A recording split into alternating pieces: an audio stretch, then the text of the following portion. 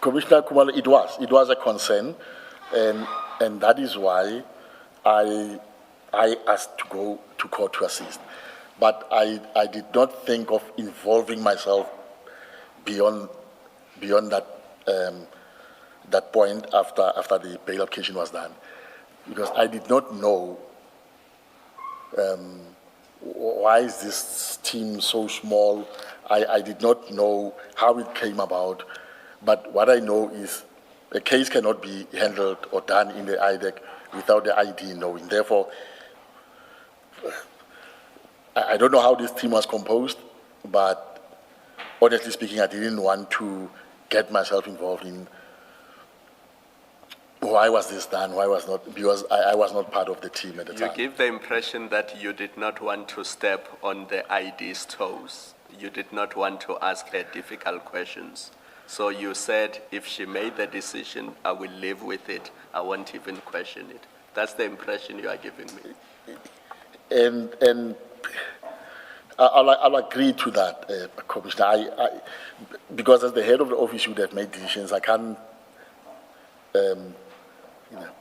ask questions on, especially questioning how this team was composed. Why not involve me, or why not involving Advocate Polo, who was overseeing this? I at the time I didn't ask myself many questions on the composition of the team, but it didn't look right to me that a case of this magnitude was on the day of the arrest handled by a junior.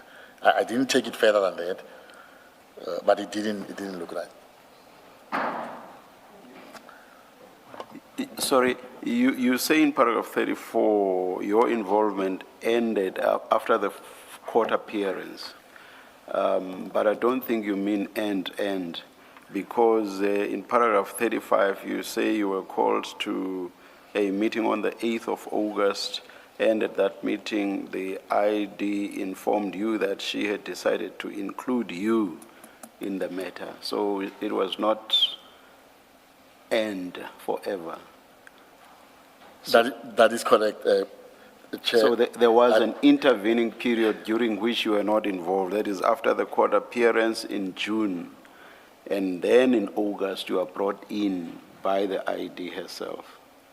That is correct, Chair.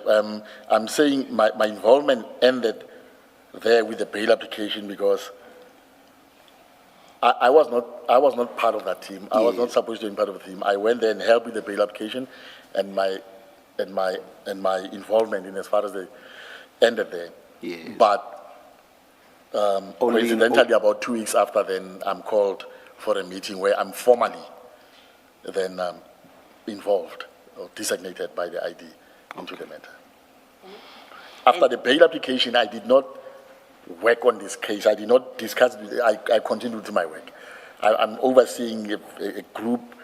I'm also having my own cases. I'm doing it. I concentrated on my work. I forgot about this case until on the 8th, when I was called to a meeting by the ID. The 8th of August. On the 8th of August, and which is then on paragraph 35. On or about 8 August. Maybe before you discuss, you go to paragraph 8. Let me ask my question, and again, it goes back to wanting to understand the reporting and role of Mr. Sissoko. You have this experience now on the 27th of June, and you note all these wrong things about it.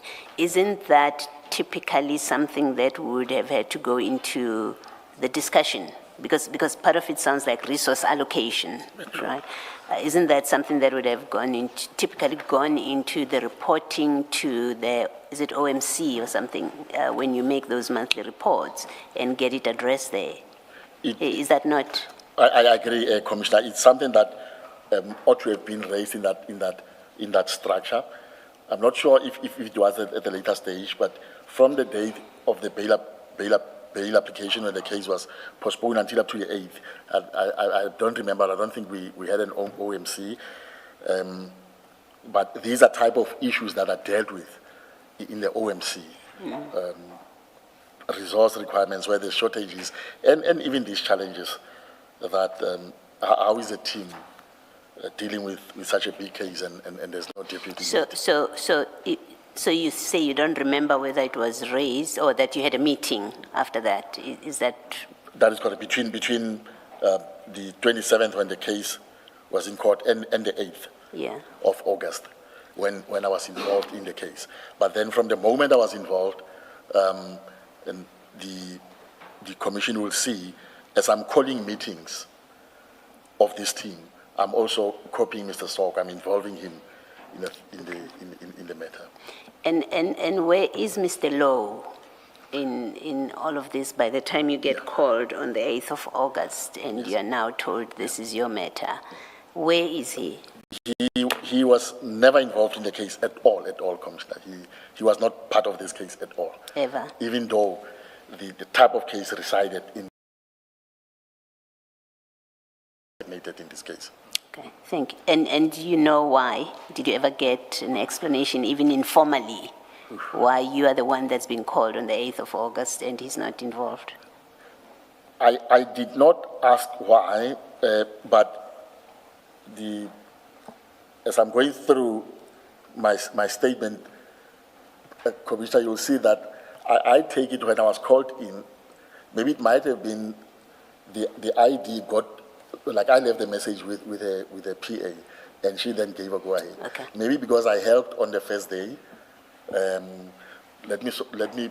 I nearly said Somar. Let me proceed with Serunye because he helped on that day. I think You could have said Somar. We've had worse. Yes. So I believe she involved me and not him because I went to help on the first day. And because when she called me on the 8th, she said, I've decided to involve a DDPP in the case, and I want you to be part of it. Okay, thank you. All right. Just to correct you on the intervening period, you said that after the court appearance, you were not involved until the 8th of August 2025, when you were called to a meeting and told that you would be included in the matter. The court appearance was on 27 June. 27 June. Yes, 2025. I'm very sorry, You said, Commissioner. you said the intervening period was 2 weeks, so it was over a month. It was over a month. Yeah. I'm thinking the appearance was on the 27th of July. It was actually on the 27th of June. Yes, all Yes, right. that is correct. And just to add an important fact, it may or may not be relevant. Between the court appearance and the 8th of August, 6 July happened.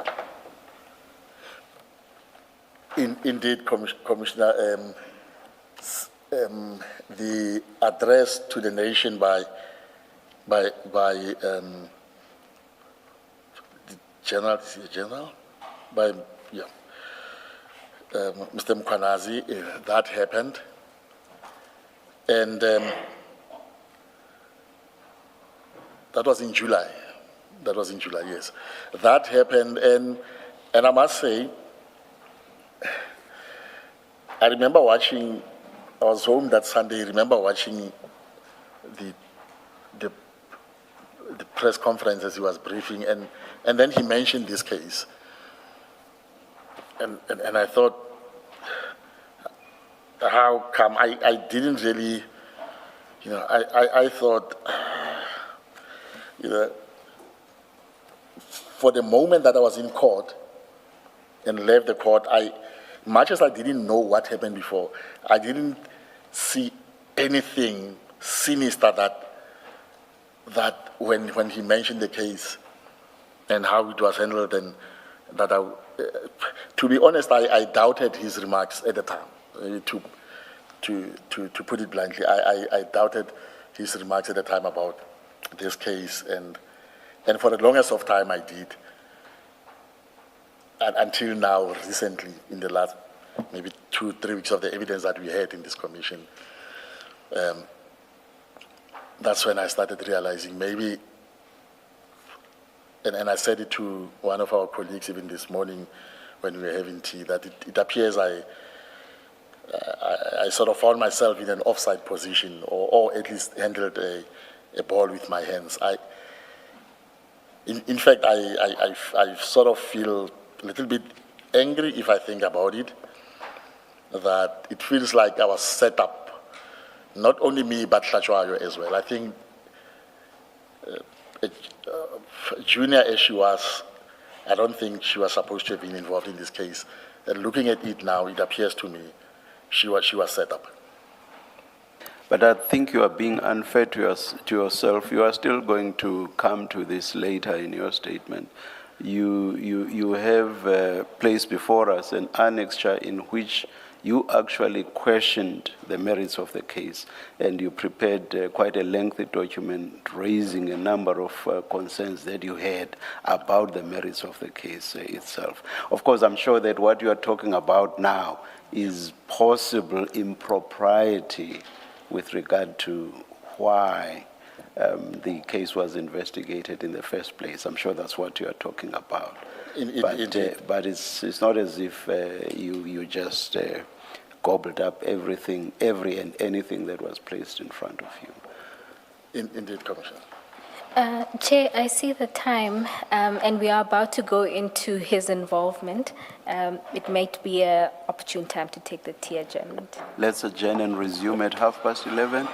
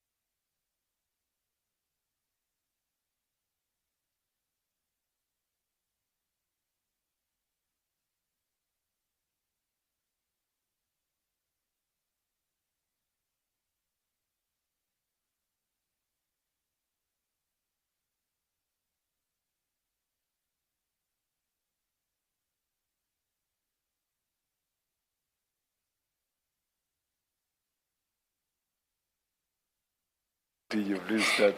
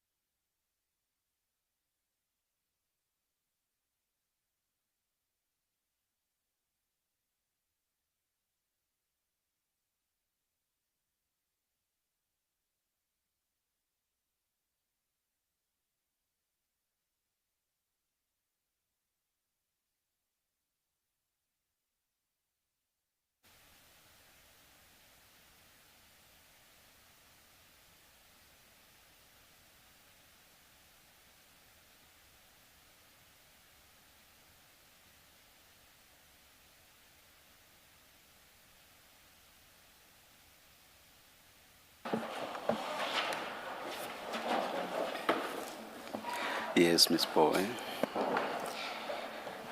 Thank you, Chair. Chair, for the next couple of paragraphs, the witness goes into their involvement in the two matters, and you will note that there's a few annexures where he would have emailed the team or the ID regarding challenges that he had in relation to the matters. We do go into some detail on those at a later part in the statement. So he will read through those paragraphs and we'll go into detail on the content of those concerns a little later, not much later, a little later in the statement. Advocate Serunye, we are now at the 8th of August 2025 when you were called into a meeting with the ID to get involved formally into the matter. Thank you. Yes. On 8th of August 2025, the investigating director convened a short meeting and informed me that she had decided to include me in the matter. And that meeting was attended by myself and Advocate Drew Ramsemi and the ID. It was only the three of us.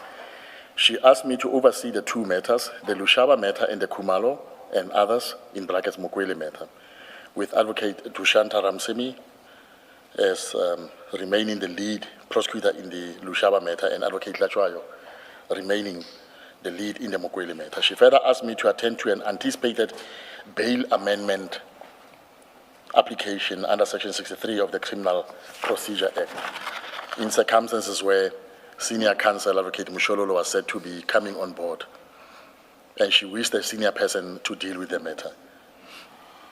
Yes. Is Advocate Mshololo senior counsel? Or do you mean a senior junior? No, yes. I don't know if she's a senior counsel, but in the words of Advocate Johnson, she said, Serunye, I've heard that Advocate Mshololo is coming on board to represent the accused in the Section 63 bail amendment application.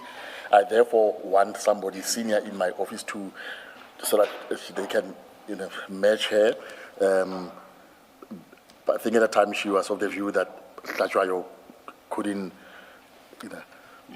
No, I'm raising it because senior counsel is a term of art, and where defense, senior defense. Yeah, and I think even though I don't really follow the proceedings in the case where she's appearing, I think her robes are the robes of junior counsel.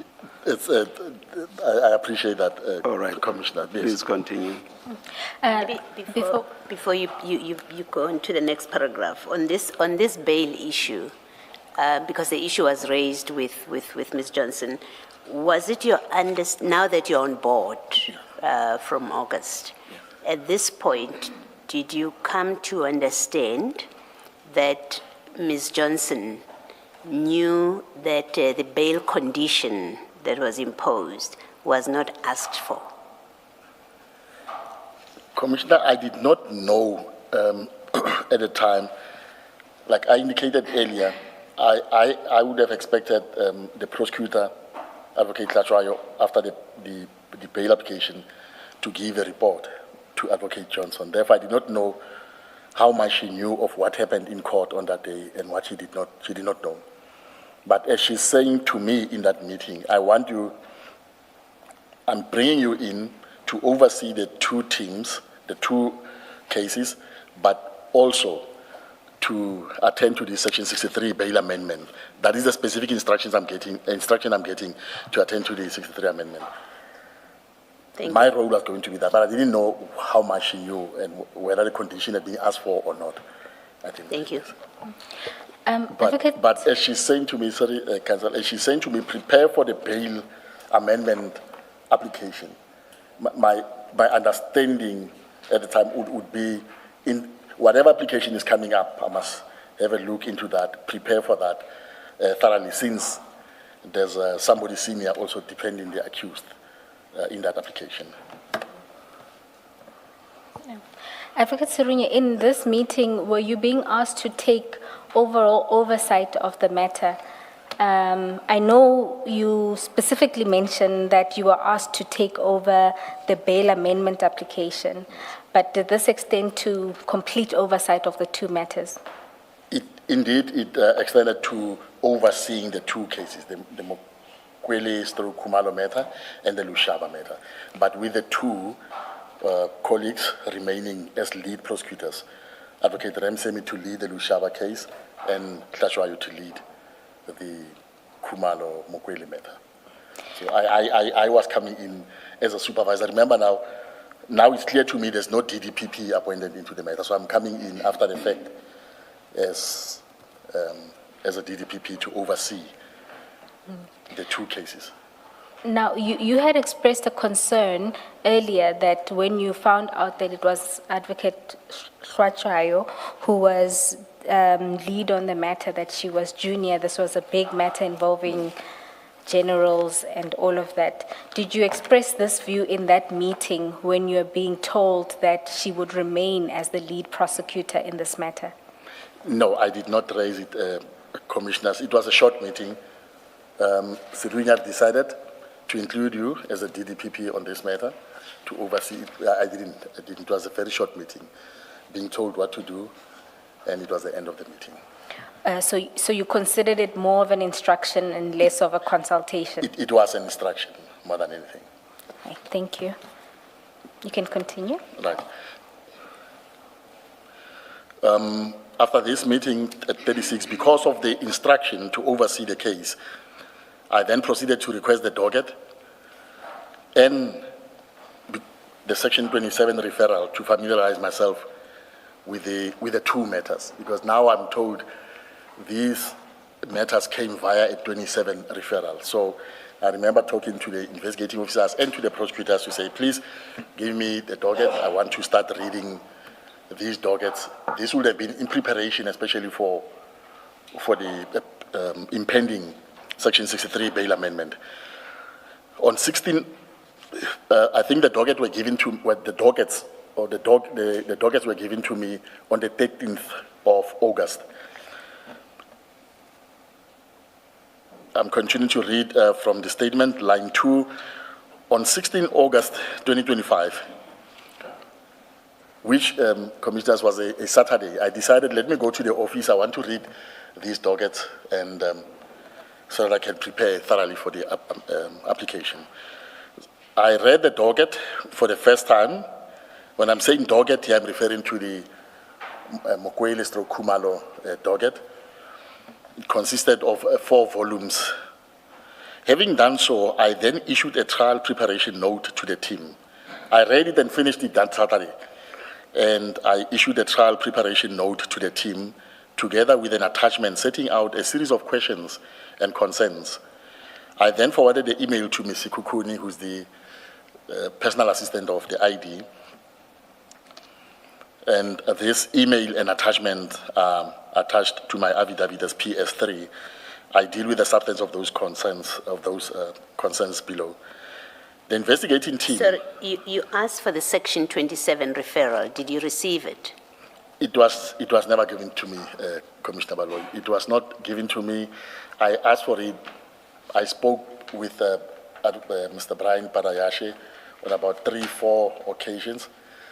And every time when I was asking for that, he couldn't give it to me. I don't think he had it, because he would say, okay, Advocate Peter, I'll come back to you about it.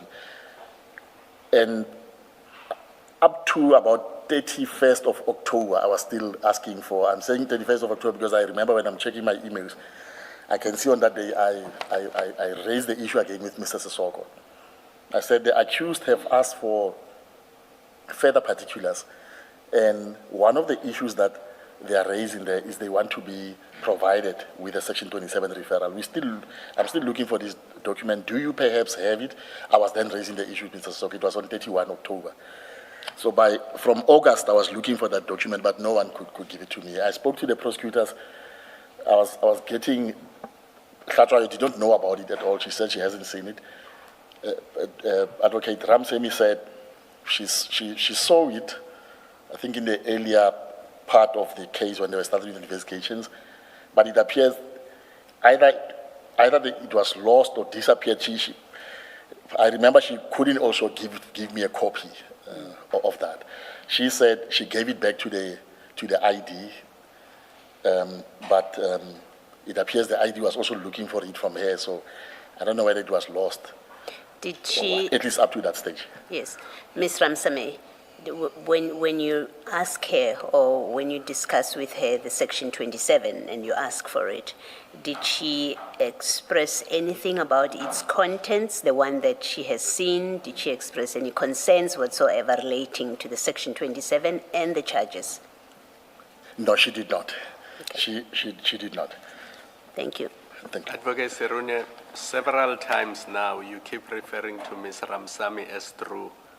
When we read the transcript 2 months from now, we're going to have a problem. So I'm going to suggest that you use the surname. I know you are used to Yes. how you speak to her in the office, but just for our benefit. I'm very sorry about that, Commissioner. Yes. Just before you continue, for completeness, Commissioner Baloyi, the email in referenced is at page 101, and that would have been sent on the 31st of October to Mr. Sissoko, where Mr. Advocate Serunye was indicating that one of the accused is seeking further particulars and needed to see the Section 27 referral. Is that what you're referring to? Indeed. It's on which annexure? It's annexure 10.1 at page 101 of the annexures. Indeed, Commissioners, on annexure 10.1, on the 31st of October at 12:20, I sent an email to Mr. Sissoko. I copied the project manager, Mr. Tsepo Tlale, Advocate Ramsemi, Advocate Tlachwayo, Mr. Padayashe, and Chief Daylan Perumal, with the subject Kumal and others. Good afternoon, Mr. Soko. We are in the process of answering the request for further particulars received from General Lushaba, accused 2. The defense wants to know how the IDEC got involved in the investigation of this matter, whether it was a Section 28 or 27 or 28 referral, and who referred it to the IDEC. In brackets, proof of such referral is needed. Do we have a Section 27 referral in this matter? And if so, where do we get a copy of same? Was it by way of a letter, as we hear from the evidence presented at the ad hoc committee, or by way of an affidavit? And I must say, Commissioners, I did not receive a response to this email from Mr. Soko and or from any of the colleagues who are copied on the email. This is October, but you say you asked for it immediately after you had been brought on board, so this would have been in August already. From the moment I was brought in on 8 August, I started asking for these documents and the docket, and by 31 October, I'm still looking for that Section 27. Did you ever ask for it from the ID, Advocate Johnson, directly? I did not ask it from the ID chair, but what happened is, as I was asking the investigating officers, I think somebody informed her that I'm asking this many questions about the Section 27, and I think I'm dealing with it on the affidavit. There's a stage where the ID called us to a meeting, me, Advocate Ramsey, and Advocate Tlachwayo. It was also a very short meeting. It was about during lunchtime. And when we got into the boardroom, she was already seated there. She looked very angry, I must say. And immediately when we sat down and she addressed me, the meeting was about her addressing me. She said, Serunye, I hear you are looking for a 27. You're asking many questions. Don't you believe my investigators? And she said, I have seen the 27. The ID has seen the 27. What more do you want? And I said, but ID, I'm the designated DDPP in the case. And I'm told this case came via referral. I want to see this document. And the accused are also asking for it as part of the disclosure or application for further particulars. And she said, no, guys, go back and work. The ID has seen this document. Okay. So that was the end of the meeting. All right. Chair, Commissioners, this is explained at paragraph 63 of the statement. Perhaps let's not go there, let's come back here. Yes. Yes. Advocate Serunye, you can proceed. Thank you. At 37, remember now, on the 16th of August, the Saturday, 16th August, I sent an email to the team members with an attachment having a number of queries that I was raising. And at 37, paragraph 37, the investigating team then responded to my questions. And I also in turn replied. My questions and their responses were in blue to my email, annexed as PS4, and my reply is on 17 August 2025, annexed as PS5. In the course of discharging my responsibilities for the matter, and in an attempt to address the difficulties with the charge sheet described below, I settled an amended charge sheet. The amended charge sheet reduced the matter to 2 counts, including a count of conspiracy under Section 21 of the Prevention and Combating of Corrupt Activities Act 12-2004, commonly referred to as PRECA, and I attached in my affidavit as PS6 the charge sheet which I settled. Before you proceed, maybe Ms. Bowe, are you planning to come back to these annexures and deal with them? I mean, I'm looking at annexure PS3. What is attached seems to be an important document that the witness is speaking to. I'm assuming the following. What's the Commissioner intention? Baloyi, at the section that deals, at page 13, you'll see there's a section that deals with the concerns regarding the Mukweli matter. It will be followed by another section dealing with the concerns raised around the charge sheet, and then concerns around the Lushaba matter. It is the contents of those annexures. Okay, thank you. Advocate Serunye, you can continue. Paragraph 39. In or about September 2025, during a postponement held in the magistrate's chambers, the accused were brought closer to the table. I must say the court building was under, there was some construction going on in the building at the time, and most of the courts were waterlogged, and therefore we couldn't sit in the courts. And Mr. Madlanga called us to his office, and that is where the matter was then postponed in his office. And on line 2, I then recognized accused number 4 on that day. I recognized accused number 4. Accused number 4 is Mr. Lekalakala. I recognized accused number 4 as a person known to me. We come from the same township and had played soccer together, a fact I had not previously appreciated. I consider that this personal association precluded my continued involvement in the matter, and I submitted a memorandum to the investigating director requesting to be recused from the matter. Commissioners, at the time when I was compiling the affidavit and signed it with the evidence leaders, I couldn't locate the said memorandum. I have, however, managed to locate it, and I gave a copy to the advocates this morning, the memo that I prepared and forwarded to the ID. I don't remember getting a signed memo from the ID, so I gave them the memo that I prepared, which I gave to one of our admin personnel to hand over to the ID. I have, however, at the time, I only annexed as PS7 an email communication, which I sent to the head of investigations and operations, which she was confirming that my memo was submitted to the ID. Maybe just to explain here, I wrote a memo, sent it to one of our PAs at the time, Ms. Dikeledi, I don't remember her surname. She then took it to Mr. Sisoko. So when I was preparing, at a later stage, about 3 days or so, I then sent an email to Mr. Soko because I was not getting any feedback from the ID. I asked if my memo asking him to be recused from the matter had been submitted to the ID. And Mr. Soko confirmed in that email, PS7, that yes, I have submitted your memo to the ID, and she's attending to an ESCO meeting. She said she'll deal with the matter when she comes back. At paragraph, yeah. Just one moment. Commissioners, the document that was just handed up is the email and the original memo prepared by Advocate Serunye. We've marked it Annexure 7.1 because it's associated with that paragraph. And the email the witness was referring to Mr. Sissoko can be found at page 74 of the annexures. It is the email at the bottom wherein he was asking, my apologies, his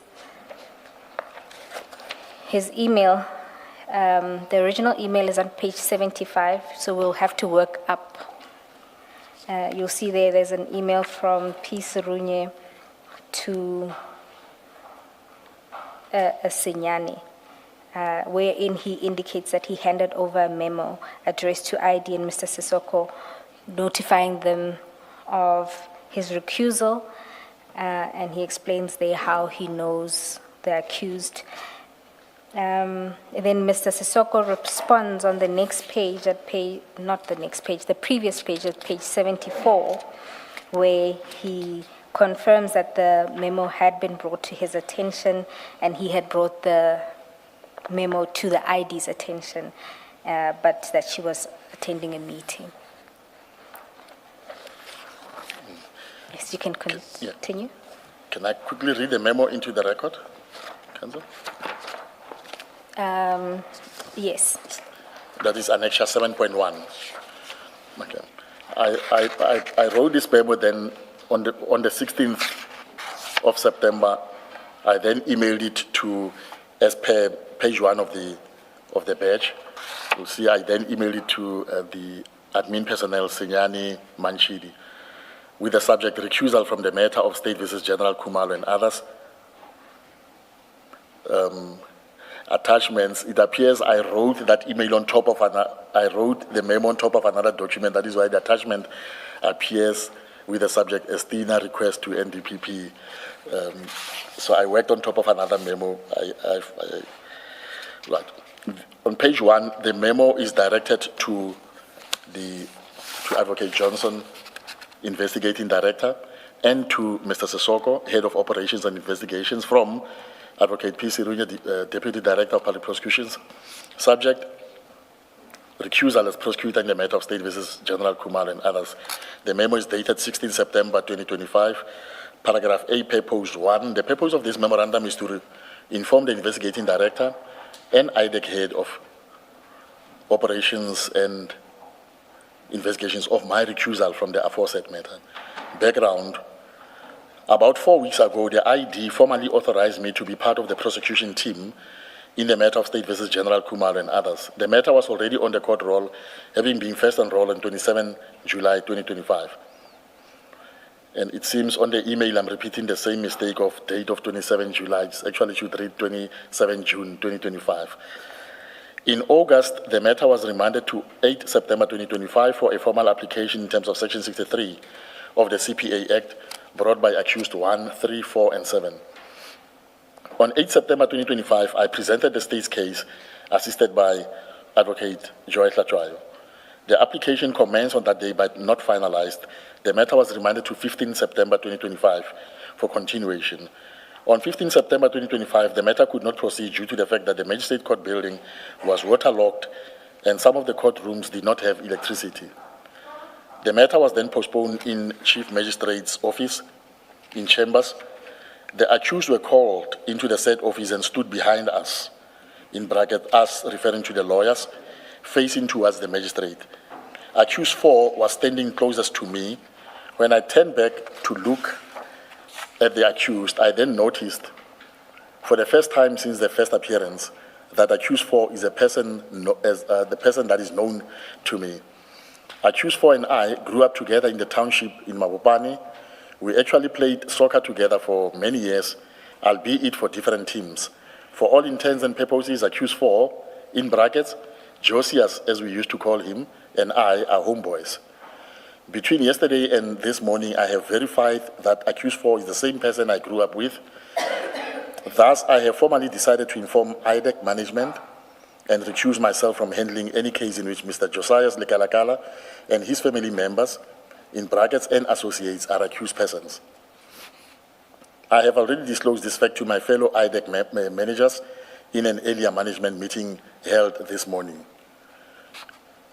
Conclusion, to avoid any negative perceptions and in the interest of justice, I'm formally recusing myself from this matter and any matter that may involve family members and or associates of Mr. J. Lekalakala. On 29 September 2025, I'm formally going to recuse myself in court before the magistrate since I was still addressing the court when the matter was adjourned on the last occasion. I did not recognize Mr. Lekalakala in court on the 3 previous occasions. Otherwise, I would not have been part of the prosecution team right from the onset.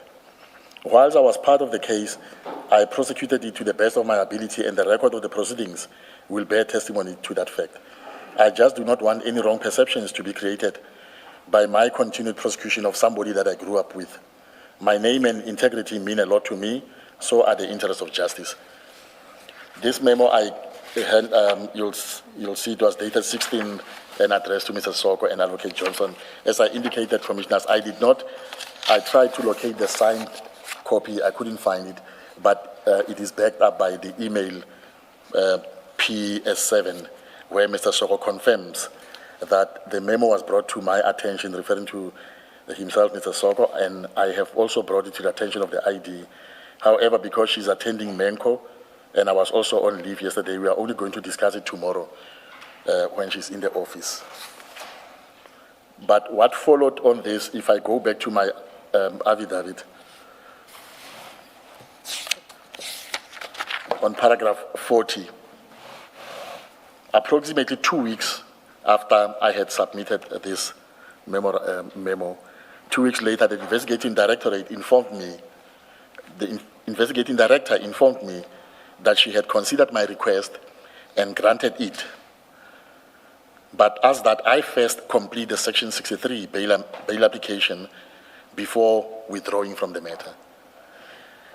I remember that it was me and the ID and Mr. Soko. I was called into her office and she said, I received your memo and it's only fair that you recuse yourself from the case because you cannot prosecute a person that you know and his colleagues and associates.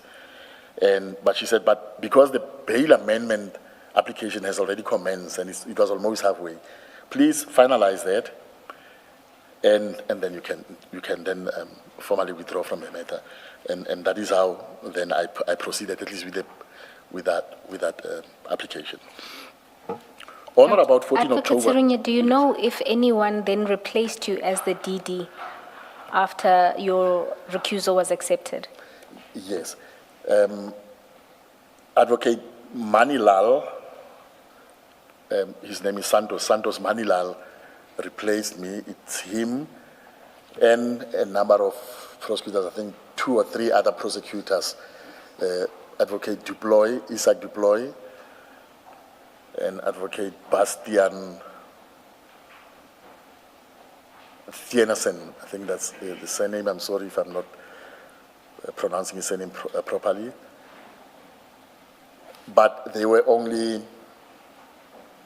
yes, they came on board. I don't know at what stage, but as that period, I proceeded to finalize the 63 hour and the bail appeal that followed later. But I know that they were later then involved with Advocate Santos Manilal being the DDPP and project owner of this case. When I ceased to be the prosecutor in the case, I think so was Advocate Ramsemi and Advocate Tlhatswayo. So the team led by Advocate Manilal took over the 2 cases. And I think they're still the prosecutors. You say the team without, it's a new team without, new, in that it now doesn't have Ramsame, Advocate Ramsame and Advocate Tlhatswayo. That is correct, Commissioners. Okay. The team of Advocate Manilal took over the two cases. And Advocate Ramsemi ceased to be the prosecutor in the Lushaba case. So did Advocate Tlhatswayo. Okay. I don't know at what stage they were told to no longer be part of the case, but I know for a fact they are no longer part of the 2 cases. All right. Maybe just correct my my assumption, or what I thought things meant, when you were setting out the 4 different streams that you have, each one of them led by a DDPP, I assumed that therefore there's only 4 DDPPs in IDEC. You now make a reference to Advocate Manilal That's correct. as a DDPP. Yes. So does that mean you have more than just the 4, and where do they fit in these different streams that you have? Commissioner Baloyi, at the time when the streams were set up, Advocate Manilal was still a senior state advocate. He was not yet a DDPP. And he was reporting to one of the DDPP's, Advocate Vetboy. And he only later became a DDPP. I think he went for interviews at some point for the position and was then appointed formally as a DDPP and became part of the DDPPs. And at that stage, then it would have been me and Advocate Manilal, Low, and Advocate Vetboy, even though Vetboy, her position was on contract, which ended last year in December 2025. And there was Advocate Annemari Friedman. So at some point we were 5 with the appointment of Advocate Manilal as a DDPP. We then became 5. So when Advocate Manilal gets appointed, you say he gets promoted, he becomes a DDPP. Yes. When he gets appointed to replace you in these matters, DDPP Low is again overlooked. He's also again not part of it. He's not the default. He's like, yeah, that is correct, even though the case fell Falls under his team, the- his stream. under his stream. Okay. Thank you. Thank you. On or about 14 October 2025, I'm reading from paragraph 41, when the matter was due to proceed, the magistrate recused himself on the basis that he had been subpoenaed by the commission. I was of the view that the reason given was not legally sound, and after consulting the team and the investigating director, it's supposed to mean we, because I was not doing it for myself, but for the team, I launched an application to review the recusal. We consulted with the ID, we informed her about the recusal, and that the magistrate, the reasons that he gave were not in line with the established principle of recusal with reference to the decided cases, and therefore the unit then decided we shouldn't leave it lying. I must say, Commissioners, that it came as a surprise to both me and Advocate Mshololo, who were defending on the day, that before we started, the magistrate just said, I want to address the 2 of you. I've been subpoenaed by the commission, and as a result, he was recusing himself from. He did not give us an opportunity to address him on what he was anticipating to do, and that's one of the reasons why we then took up his decision on review to say, in line with decided cases, at least you ought to have had us engage us, but in any event, the reasons that he was giving were falling short of the established principles, and that is why we took the matter up on review. But that same consideration that he didn't give you the opportunity to address him when he decided to recuse himself, why was that not your consideration on the bail issue? Because in the bail issue, he didn't give the accused. We later learned in the appeal that the accused were not given the opportunity to address him on that condition. Yes. I'm not probing at this stage, it's because you've touched on it, but it is a subject of interest that I would like to hear you on, not necessarily now in full. Yes. But it's something that I would like to engage you on. I understand that. Can I quickly just take out a copy of my book here just to make...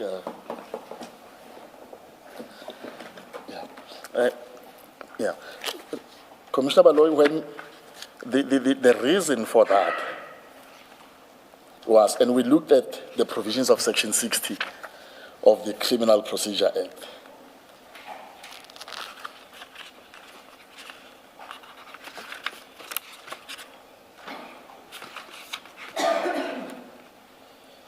Especially at 60, subsection 12, if I'm not mistaken, I want to go there.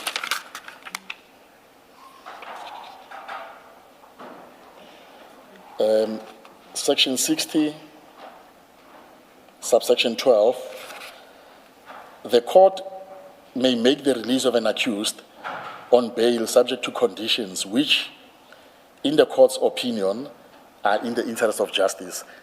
And Section 60 says the magistrate must weigh up the facts presented before him and the evidence before him. And at the time, even though neither of the parties had addressed him on this specific issue or condition, but our understanding was that he has the powers in terms of Section 60, subsection 12, to impose any conditions which, in his opinion, were in the interest of justice, allowing him to release the accused on bail. We objected to the appeal on those grounds, but when one reads the record of the matter at the High Court on appeal, and the presiding judge took me on that, and I had to concede, commissioners, that yes, much as I didn't know much about the case on the day of the bail application, I was seated there, but I remember that my fellow prosecutor, Advocate Klatshwayo, was not engaged by the magistrate, neither were the defense, before the magistrate decided on this condition. And for that, that's the first point. But secondly, the magistrate did not give reasons for imposing this condition. And I think those two factors are what swayed the decision in favor of the defense. The High Court saying, when reasons are not given, it's difficult for a party to the proceedings to know why a decision was made against them, and there's a constitutional case to that effect. And furthermore, the fact that you are not engaged to address the court on that was also wrong, and that led to the conditions being set aside. On hindsight, yes, we ought not to have opposed it on those bases, but at the time you're looking at the act, it says there's nothing wrong that the magistrate did. He has the powers in terms of 60-12 to impose any conditions. Had he given reasons, had he engaged us to address him, that condition would have stood. Okay. We'll come back to it, Mr. Serunye, and because Ms. Johnson did testify to this, specific questions were asked of her about this, and she had certain answers and explanations. So I would like to hear your views about it, but we'll get to it. Thanks, Commissioner. Thanks, Ms. Paul. Thank you. Thank you. Paragraph 42, the accused thereafter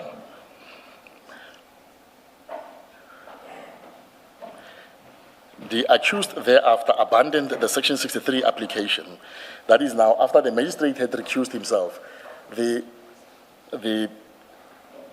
chief magistrate was trying to arrange another magistrate to take over the 63 application.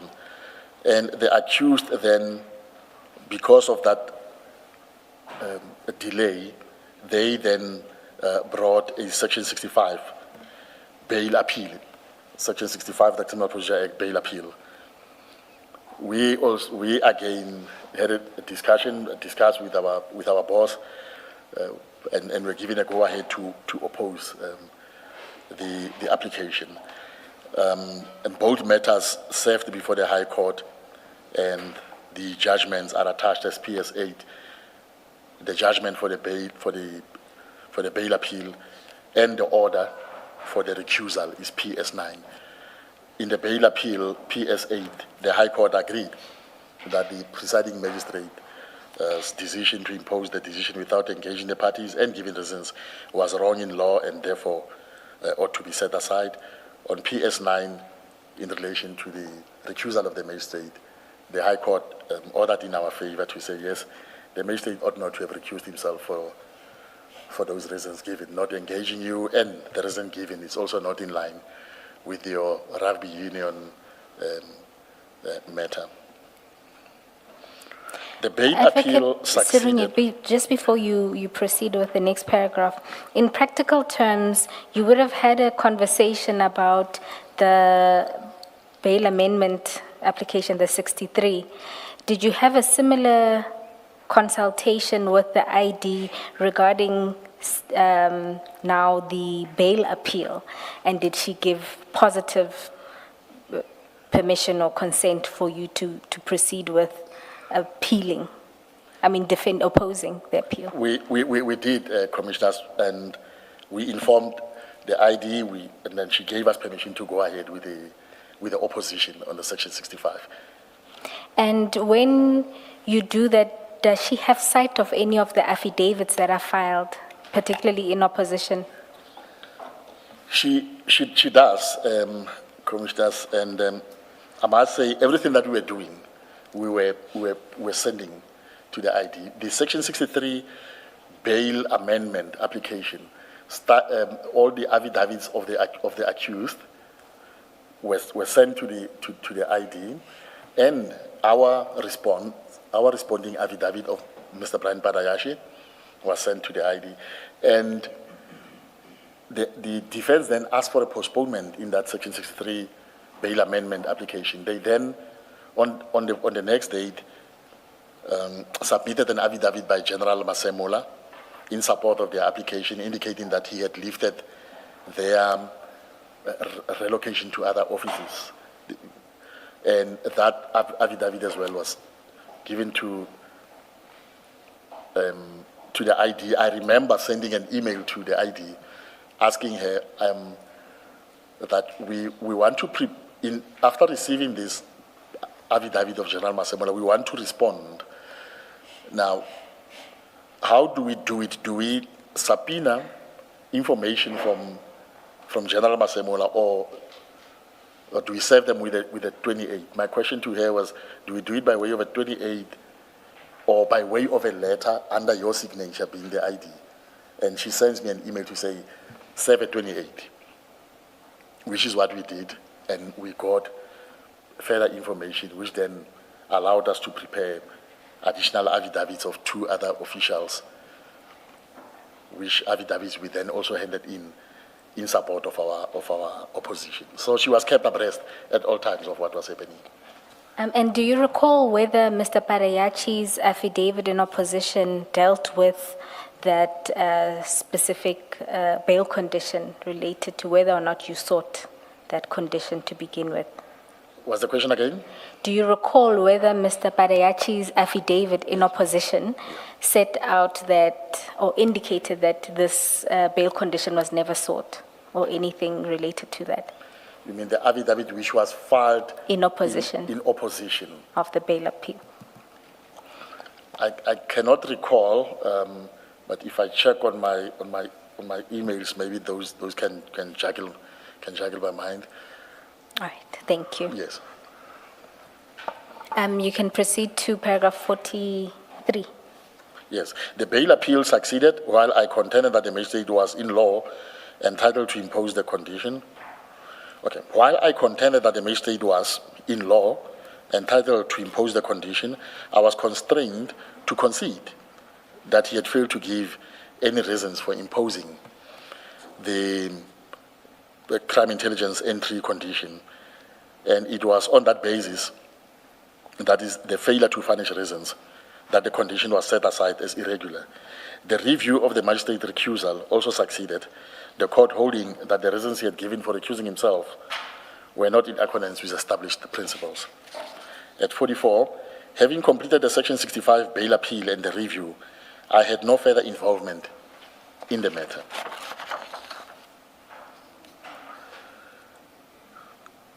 Paragraph reading my concerns regarding the Mokwele matter.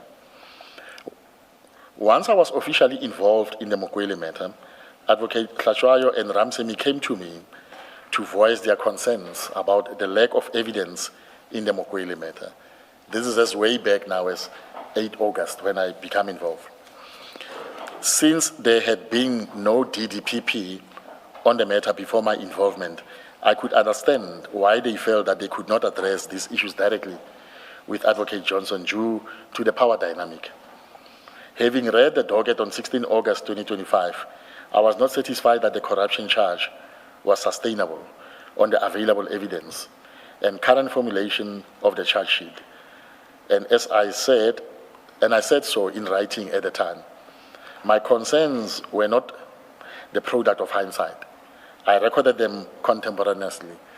At the time, 16 August, that Saturday, I produced those queries, and I raised a number of questions. I remember one of my questions to them is, why were these generals arrested? I couldn't understand. Or why are they charged with corruption? Before we deal with your specific concerns, just one aspect here where you say that since there had been no DDPP on this matter before my involvement, I could understand why they felt they could not address these issues directly with Advocate Johnson due to power dynamics. What do you mean by power dynamics? Yeah. Look, the two colleagues are juniors, and it's not easy for it would not have been easy for them to go straight to the ID to raise issues. I'm talking about issues that they were raising with me. They had a lot of complaints that the investigators were not listening to them. They were not carrying out the instructions that as they were delivering to them. It appeared to me, in fact, the relationship was not that good between the investigators, especially Brian Parayashi and Advocate Ramsemi. They were not in speaking terms when I came into the team. So I tried to put them together. In some of my emails, I'm saying to them, look, we're playing for the same team. Let's have meetings. Let's talk. Let's iron out whatever problems that we're having. So they couldn't. The two juniors couldn't approach Advocate Johnson, and that is why maybe they felt at ease to come to me and make all those complaints, relate them to me. Not that it was easy for me as well to approach Advocate Johnson. I respect her a lot. I've known her for many years, and I view her as my senior, and therefore I couldn't just barge into her office and say, but what's happening here? Why did you arrest these people? Why this? Why? That is why I put it in an email. I raised all my queries in an email, and I forwarded it to my colleagues. Then I forwarded to her via her PA, and it was not only this one email. You'll see, I think I sent about 2 or 3 where I was saying there's a problem with this case. The way it was investigated, it was rushed. I remember I sent an email directly to her, and I said, it appears this case was rushed. If anything, there might be a case of fraud or there, but the way the investigations were done were just not on with me. Just before you continue to your specific concerns, when you say that it was difficult to approach Advocate Johnson, was it purely because of her seniority, or was there something in her management style that made it difficult to approach her? Yeah. Look, I don't want to sound otherwise now, but yes, management style as well as in, she could be unpredictable at times, you know, and you know, she's a very good manager, make no mistake. For as long as she was in the IDEC, that organization, and even now, I mean, we headless as it is for the last week. She resigned last week, Monday, but the organization it's continues running itself. It's like a steam train which is on the track. It's all because of the good work that she's put in. You know, the discipline is there amongst the colleagues. So she's done so much work that even when we're not having an acting head or permanent head, the organization can continue to run itself with the help of, obviously, the the CEO, Mr. Sissoko, and the three deputies that are there. So I think it was more because of fear that how is she going to react, you know, when we take these issues to her, which was also the same, I mean, for me, at the level of a DDPP. Not that I couldn't raise issues with her, but you don't know how it's going to end. I referred earlier to a meeting where she was angry with me for raising the issue of a Section 27. So she told me straight in front of the two juniors, why are you making an issue about this? Go and work. Why? I've seen the document. Why do you keep on questioning or second guessing your investigators? So that is what I refer to here. So in a sense that she, on the one hand, like you said, she's a good manager, but on the other, if you were raising concerns and questioning her decisions, she didn't take kindly. But she didn't take kindly to that, and yes, and she'll tell you straight. You know. So Were there many instances of this, or was this the only instance? The one instance relating to the Section 27 referral? To me, Chair, it was only that one instance of the 27. Like I said, I've known Advocate Johnson for many years, and we've had, even though we never worked in the same office, but we've always had a very cordial and good relationship when we met in conferences and so on. And I've known her to be a very good prosecutor, hard worker, and when she came in as a manager at IDEC, the management was, for me, of a very high level. Thank you. Yes. Thank you.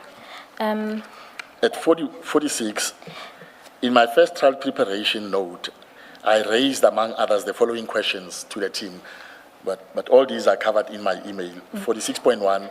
Perhaps, as opposed to reading the summary, we can go to the actual annexure. If we can go to PS3,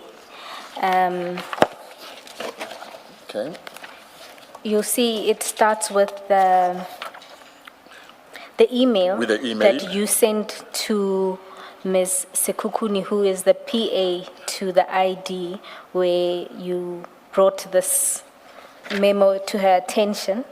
And then below that would have been the email you sent to the team members, wherein you gave them Saturday homework while you went and watched a nice game, I see. And then the next page, on page 25, would be where you deal with your concerns. Can we go there? Yes, Council, you'll see, I agree. You'll see at page 24, it's my email. Actually, the first email will be the last one. Yes. You'll see I sent it at 2:51 on the Saturday to the team members, Advocate Tlajwayo, Advocate Ramsemi, Mr. Brian Padayashe,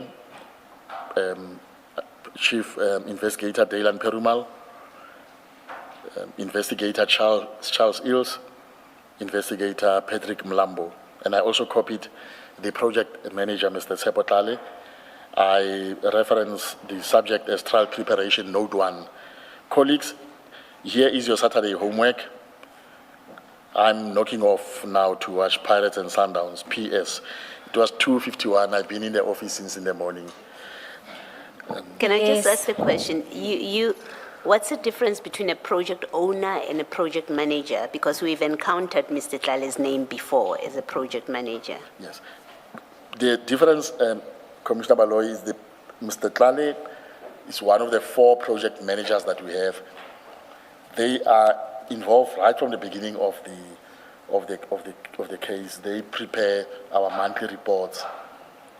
They are also a link between us and HR in terms of where we need resources, and they also prepare some documents, some 28 when I prepare a memo or an application, and once it's settled, they are the ones that forward same to the office of the ID, and when we receive a report back, they do a lot of work in the team. They help with the preparing for the budget of the team. When we're traveling, they are the ones who prepare memos for traveling, and when we need resources like computers and memory sticks.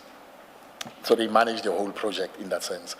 So we're in a, I think we've encountered Mr. Tlale and we've had a discussion about him where his name appears in, I think in a summons, and it says inquiries. Yes. My direct question to you is, does he make the decision, I want a summons, and then he prepares the application, or his is an administrative No, function? it's more of an administrative function. Okay.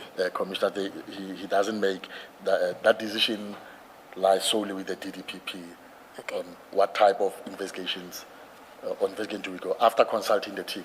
Yes. Whether we go at 2813 or 2818. Project managers do not make those Thank you. decisions. Yes. Thank you. I'm copying him because he must know what we're busy with, what we're doing. He keeps the file of this matter. So that is why I wanted him also to know that investigations are still outstanding in this matter. And when we're doing a case plan, he must file those. Everything that we do, the project manager must know. So I sent them this email, and the email had an attachment containing queries, and later the very same day at 3:58, I forwarded it to Ms. Innocent Sikukuni. You'll see the message to Ms. Sikukuni has an attachment document 1.docs. The email, the document, that is my document, is now on page 25 with the heading, Dear Team, 1. I have just finished reading the first dog at Brook Lane Cars in Bracket, General Kumalo and others. 2, starting from Monday, I want to sit with the prosecutors, Drew and Joy, to start working on refining the charge sheet, to have it ready for the bail condition amendment application on 22 August and for disclosure. 3, as part of our preparation for the case, the response to the application for further particulars in bracket, which I'm sure we are going to be served with in due course, and preparation for the trial, I want to know the following, in brackets, the questions are directed to all the team members, I was saying. 3.1, why were the accused charged with corruption? 3.2, who corrupted whom? 3, do we have evidence in the docket to prove allegations of corruption against any of the accused? If so, what evidence is that?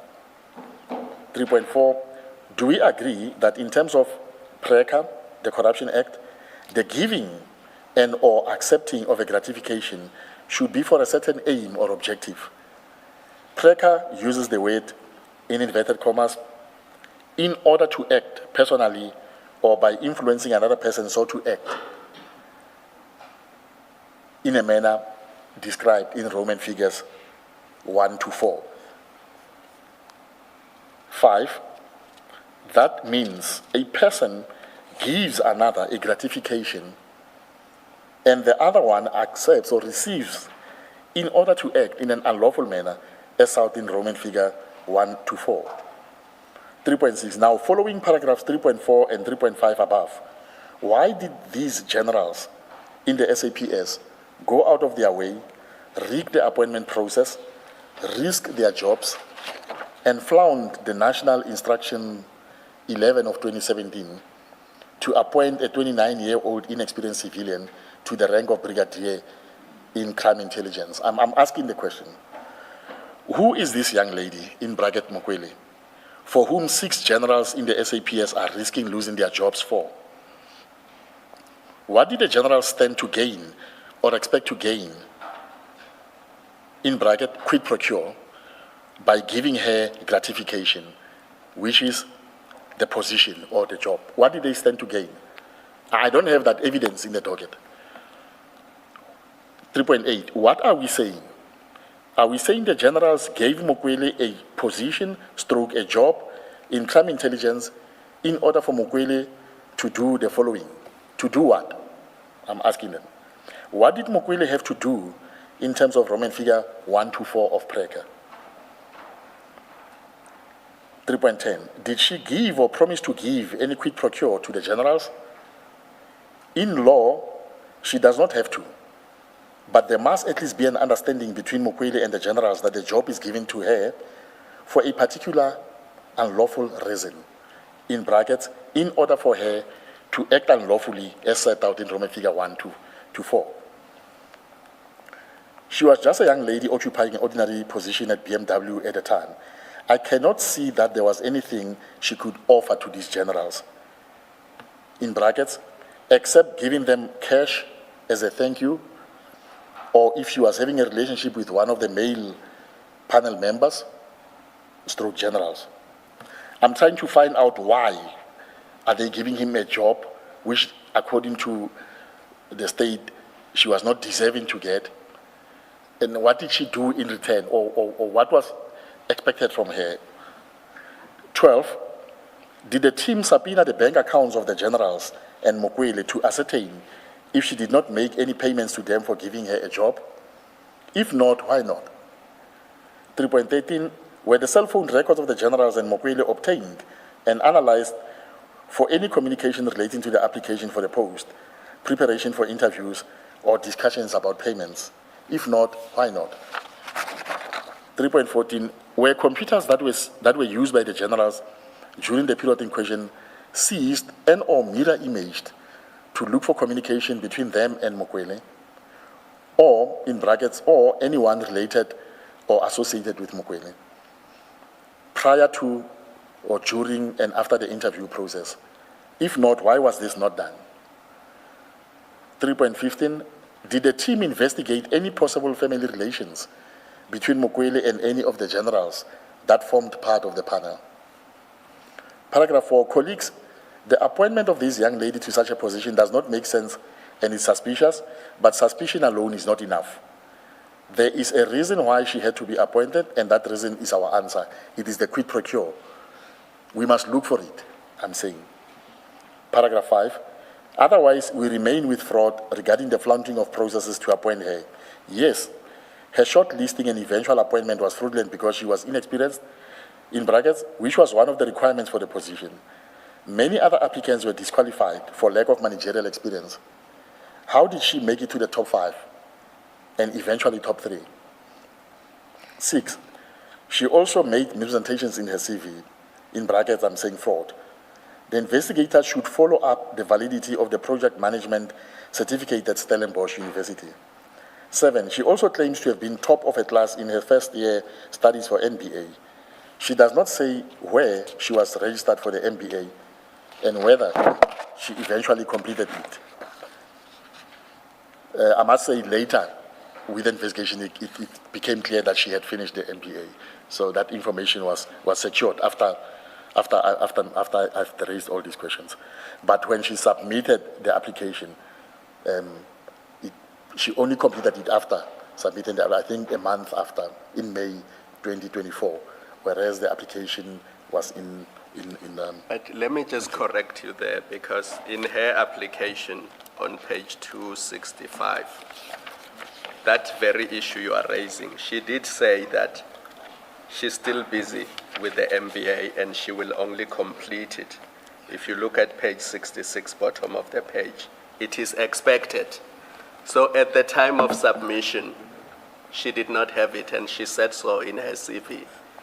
In fact, in her job application on page 263, the only 3 qualifications she lists as being relevant to her application. In other words, she says, I have this many other qualifications, but they are not necessary for this application, because what the job requirements, what the job description requires is these 3. And then she lists all 3 of them on page 263 of file 2. She says BTech industrial engineering, and then she says the national diploma in mechatronics engineering, mechatronics. So she was saying to subs, for the purposes of my application, you need only look at these 2, because that's what the advert requires. I have these other things, but they are not relevant to the application. So she made that very clear. There should have been no reason to go look for things that she's not relying on for the purposes of the application. They are mentioned only in her CV because she gives a full description of what she's doing and what she's all about. I agree, Commissioner Kumalo, and I can say that those were later clarified. The fact that she has a project management certificate It was clarified, and affidavit was obtained from Stellenbosch University to that effect, There confirming wasn't that she does. even a need to do that because she was not relying on that qualification to apply for this position. Yes, It's a by the way that is mentioned in the CV to say, by the way, I've done these other things, but for the purposes of my application for this position, I am only relying on my BTEC and my diploma. That's all. I agree, Commissioner. It's just that when the markings were done for the interview, one of the and I think it also comes up in the email where I'm saying, but also she was given more scores by the panel for educational qualifications compared to Van Vieren and Bapela. And SACA only confirms her matric, diploma, and degree in engineering. I'll wait for your input. SEPO arrange a meeting. Indeed, for purposes of the of this position, those qualifications were not even relevant. But the fact that when the panel members are scoring, they consider and the educational qualifications of applicants comparing one to another, we needed to satisfy ourselves that she has those, in case they were taken into consideration when the panel was marking. Yes, but you can't say then she committed fraud. I mean, if the panel takes additional things into consideration, the applicant can be accused of fraud. No, Because she what the can't. applicant has put forward is what is required, and those have been verified. True, I agree with what the Commissioner is saying, and I don't think there was any misrepresentation that was alleged in the charge sheet regarding the project management and the MBA, because as Commissioner is saying, indeed, in her application, she says that the MBA is going to be finalized in future. In fact, it was only finalized a month after the application was submitted. And this thing here in paragraph 6, that she also made misrepresentations in her CV, I mean, that is not correct.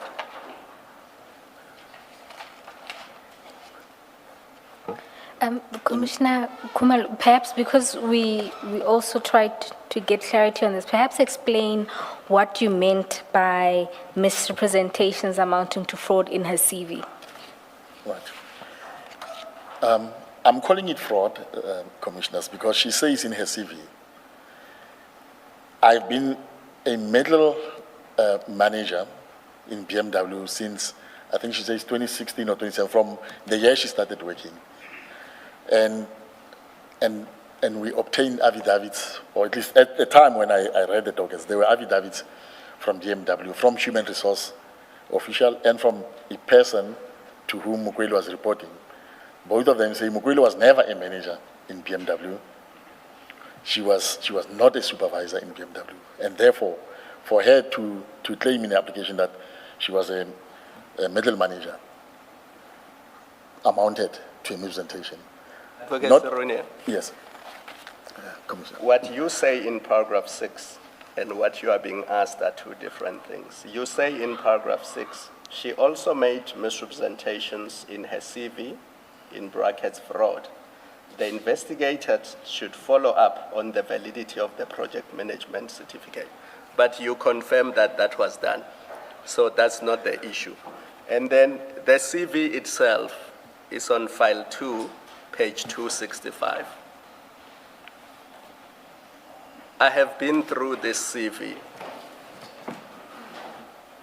And what you are saying is simply not in this CV, unless you can point to me Get me the thing. where that misrepresentation, which amounts to fraud, is set out there.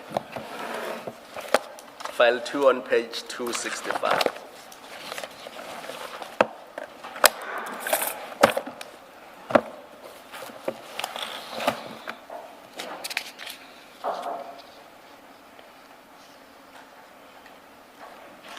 And it's a short CV, it's only 3 pages, so it's not very long.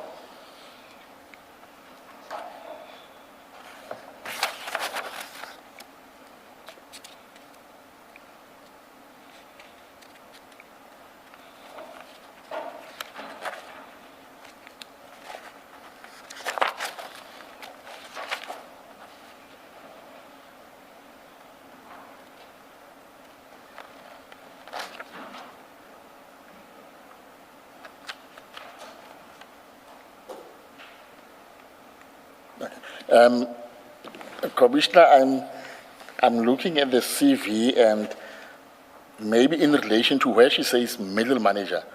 It's not coming out of the CV, but out of the application itself. Yes. But what she says on the CV, which is a mispresentation, is on page 267, on the last page of the CV, under accomplishment, where she says that she saved over 1 million in IT security project cost by training and equipping the internal maintenance team to carry out some of the project work.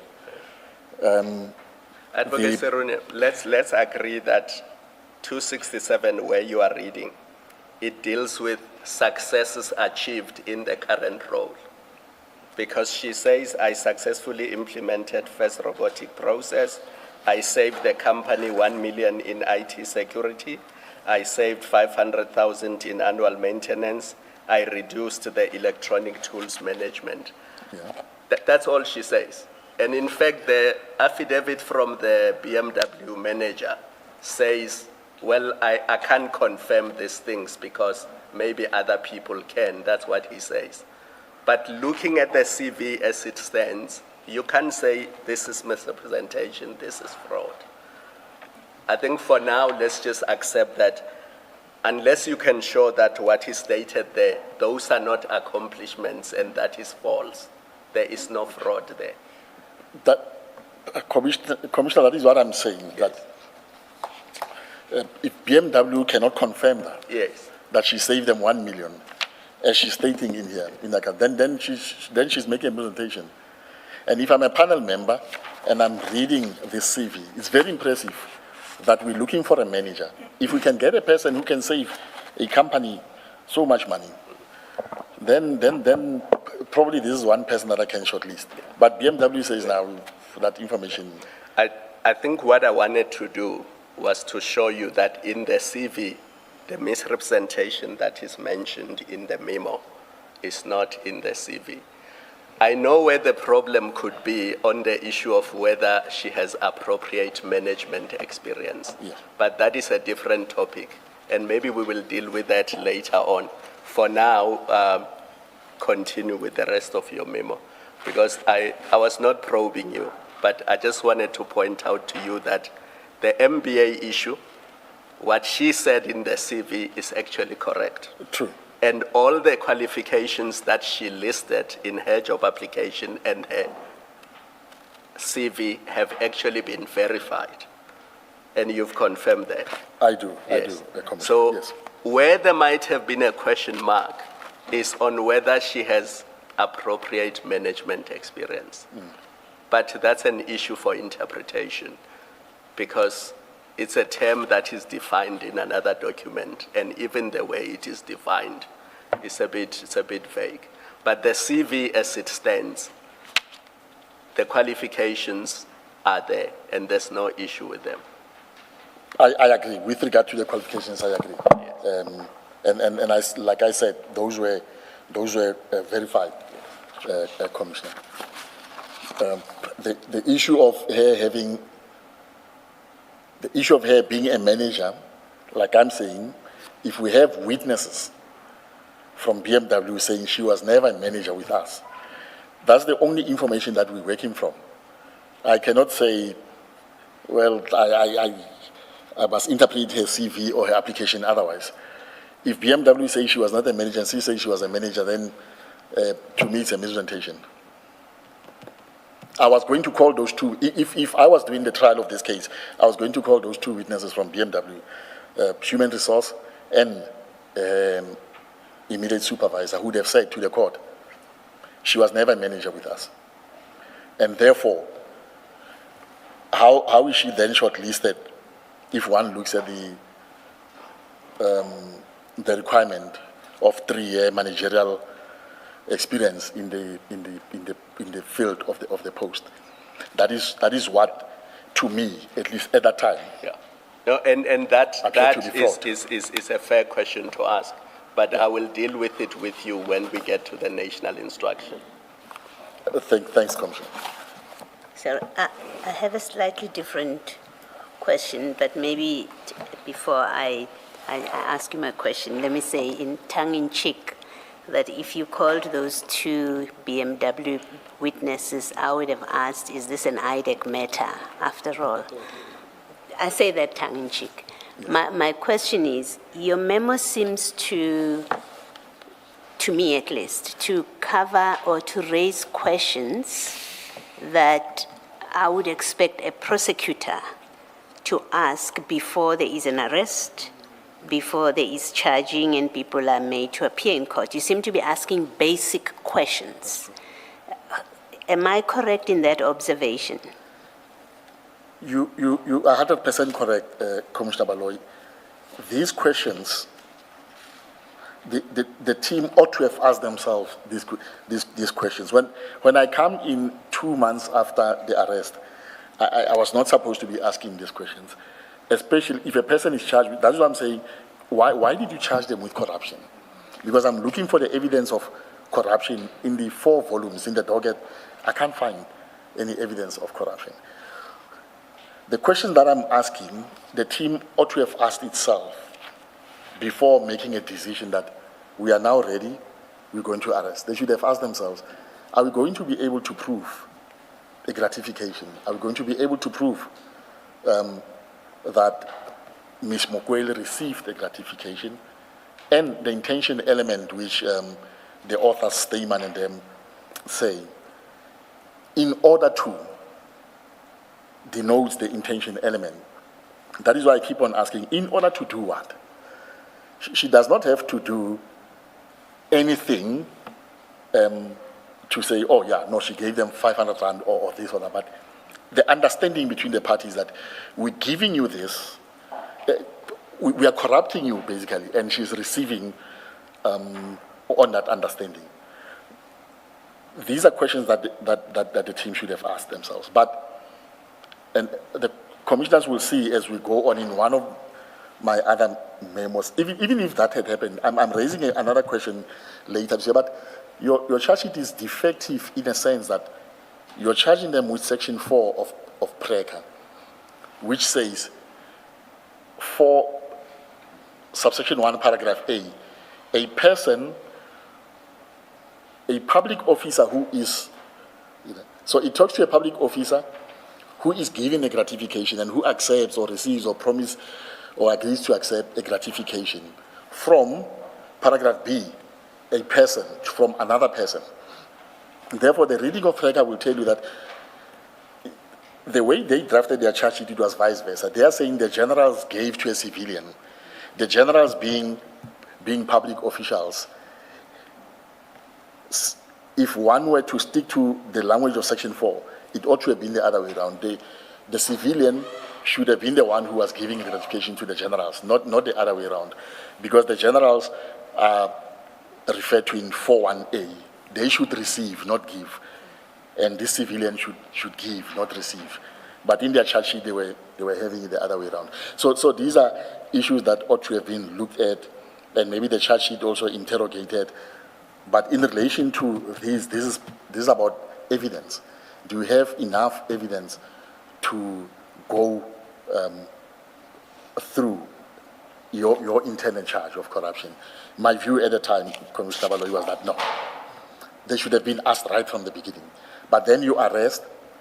After arrest, it's only when you start investigating. Now, somebody can say, okay, what if Serunye did not come in on 8 August? I wouldn't have asked these questions. Were you going to go on with that evidence that you had at the time? Was that sufficient? Would you have convinced the court that you have a prima facie case of corruption? Colonel Parachi thought so, that there was enough to persuade a court that she would have committed a crime in the future, therefore she's guilty of an offense, an unknown crime. So someone in your office thought that there was a good case here, including of state capture. Yeah. No, I don't agree with that. Definitely, it shows, if you read this as an independent person who comes after the fact, it tells you immediately there was a lot of investigation still outstanding, and you couldn't have arrested go through the processes, bail application stuff, and then only do the investigations after. Especially, commissioners, that we're dealing with a high-profile case, or at least a case that involves the high-ranking officials in government. You don't just arrest people, put them into the court system, only to postpone for investigations. And these cases, we prepare them over a period of time. It's like in the lower courts where we receive decision dockets. I must prepare it in such a way that there's at least a prima facie case. When I put it on the court roll, the one thing that I must do is to postpone to seek a trial date. If the defense says, give us copies of the docket, to postpone for disclosure. But not to put a case on the court roll, which we have worked on. This case, I understand, started in December or November of 2024. And by June of 2025, they put it on the roll. For that 6 months, these issues ought to have been covered. You don't put it on the roll only to postpone it for investigation. Is it fair to say that your memorandum, the questions that you're raising, suggests that your view at this point was that you don't even have a prima facie case yet, at this point? Clearly, there isn't a prima facie case. When I asked them, for the first question, why are the accused charged with corruption? Who corrupted who? I can't see it. There's no corruption. Who corrupted who here? So there's no prima facie case, not even on the lowest standard of corruption. There isn't. Did the ID engage you about this memorandum where you're saying we don't even seem to have a prima facie case? Did she come back to you and tell you, no, you're wrong, we do, and these are the reasons? But now, Commissioner, I was never engaged by the ID on this memo. At least the investigating officers tried to respond to some of my questions. Yes. But what they did basically was just to recite what the Act says, and not to deal with the questions. Thank you. You were actually playing devil's advocate because this is engagement between you and your colleagues. It wasn't you forming a conclusion one way or the other. You were simply saying to them, let's cover all the tracks. Let's make sure we've investigated this, we've investigated that. And I think all your questions, to be honest, are fair questions to ask if you are given a docket for the first time and you look at it. And then you say something very important somewhere in your statement, because you say even the arrest warrant should not have been issued on these facts. Indeed, Commissioners, on these facts, there was no case. It couldn't have been. And maybe on the issue of the warrant, Commissioner Kumalo, when I first read the docket, because the statement applying for the warrant forms part of the docket, I remember having a discussion with Advocate Lachwa and asking her how did the magistrate authorize this? And I remember she told me on the first occasion when Brian Barayashi went to court to ask for a warrant, the magistrate turned him away, saying a statement. So the one that was issued was the second one? It was the second one to try. There was one where the magistrate refused to grant the warrant. There's one where, there must be one where the magistrate refused to issue a warrant because the magistrate was not convinced that there was a case. The magistrate who sits and does this. So the magistrate sent him back, and he went and compiled another one, went back, succeeded with the second one. But still, when I looked at the second one, But why do you say it looks more like heads of argument than an affidavit?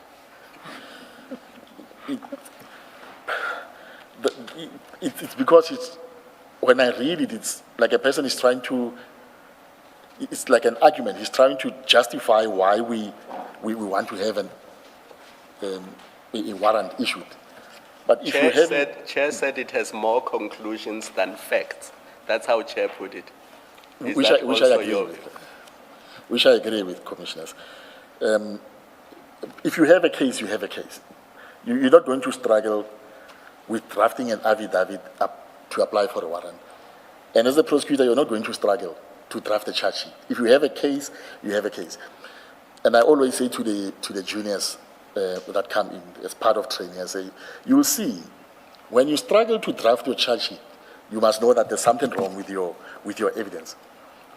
If a person stole an item at OK on the 4th of August 2026, your charge sheet reads theft on such and such a day at or near OK Central, this person stole this item, you even describe it worth so much. But if you're struggling to put it into words, what did the person steal, where, when, then it tells you have a problem, which is what I was encountering as I was writing this email. Who corrupted who, how? There was no evidence to support all that. After your recusal, you may not necessarily have details, but I'm interested to know whether your questions, I know there was a response, but whether the substance of the issues that you were raising, to your knowledge as we sit here now, was the substance of your questions ever answered cogently? Chair, they were not. And maybe that is why I wrote a second, or at least in the third trial preparation note. They were not. And I was saying to the evidence leaders as we were preparing this affidavit, and I said, well, I recused myself at least a month and a half after getting it, but if I had gone on and those questions were not answered, I would have withdrawn this case. I would not have prosecuted this case on the basis of the evidence available at the time, unless if all of these questions were answered. I would not have proved a case in any event, even if I went on trial, at least with the available evidence. So I asked questions and I made a follow-up, and I think I sent a third trial note where I got the response was confirmation of Ms. Mukwele's qualifications and one or two other things, but by and large, my questions remained unanswered. Yes. I'll make a comment that I've made repeatedly during the testimony of the IDEC witnesses. We are not asking these questions so as to pronounce on whether the generals or the subs officers are guilty or not. But we are asking questions that may touch on whether there was a case at all, because for us at issue is whether charging the generals at all was improper. So questions of whether there was a case to start off with may be relevant to that question, which is relevant to what we are about. No, I thought I should just again, for those who may be asking themselves, but are they a court that's going to answer the question of guilt or not? So I thought I should just again repeat that comment. It's probably for the third time that I'm making that comment. Let me ask another question. When you sent your email with your several queries on the 16th of August 2025, just before you went to watch Pirates and Sundowns, you also copied the Advocate Johnson's PA, or you sent her separately. And your cover email to which you attach the queries, you say FYI, which means for your information. Here's what I want to understand.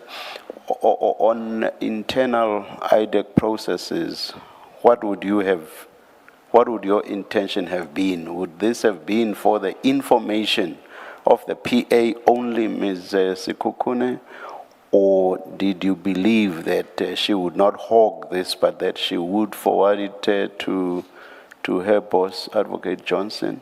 And if your response is the latter, why did you not say this is for the information of Advocate Johnson? Then that way there would be no question that this would end at Advocate Johnson's desk.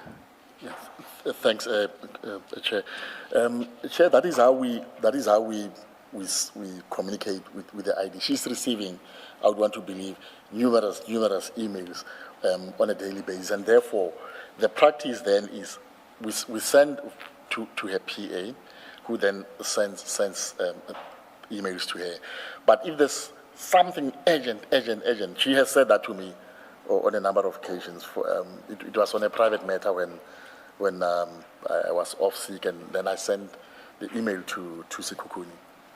They said, no, Peter, when it's that urgent in the morning and you're not feeling well, please send it directly to me. You can copy Ino, but also send it to me. So if it's urgent, then you even call her, say, ID, I've sent you an email, please check. But when I send it to Ms. Sekhukhune, I'm sending it to her to forward it to the ID. That was the practice, or that is the practice in the office, and I'm sure that she gave her this email. I did not receive any response from the ID on this one, but on the other emails where I did something similar, the ID would have responded to me to show that Ms. Sekhukhune forwarded to her. All right. That was going to be my next question as to what your experience is with regard to feedback. Would you get feedback that would indicate that Advocate Johnson would have received something that was sent to the PA saying for your information and saying this to the PA? You've answered my question. Thank you. Before you move on, Yes. the role of the prosecutor, and you can clarify for me which prosecutor, because there's a junior, you've got a senior, you've got you, the DD, Yes. but then there's also the prosecutor at the NPA, as we've understood, they get to approve something. When it comes to the warrant, applying for a warrant of arrest, what are the approvals level? Who finally says something that enables, let's say, a Colonel Pariachi to go to a magistrate and eventually get their J50? Commissioner Baloyi, what happens is when the team that's working on a case comes to a point where they have the view that they are ready to enroll, they make a presentation to the ID, and with the CEO, head of operations, Mr. Soko, sitting in. So it is at that level where decisions are taken to apply for a warrant. I must be honest, I don't expect, and I've never seen the ID reading to a point of reading the IO statement. I don't expect her to do that. But in these memorandums that are sent to her, prosecutors would have summarized the evidence in the docket. This is 820, it is the affidavit of Brian Parayashi, which says the following in brief. Therefore, but in the actual engagements with the ID, they must say to her, we are ready, these are the charges that we want to proceed on. Our application for a warrant is ready. Here it is, ID. Our bail statement is ready in case you're going to oppose bail or not, but we've drafted that, and those decisions are then taken. Go ahead or no. I'm of the view that you still have to do 1, 2, 3. So it's the internal, the IDEC internal prosecutors that look at this application and the affidavits before Mr. Pariachi takes it to court.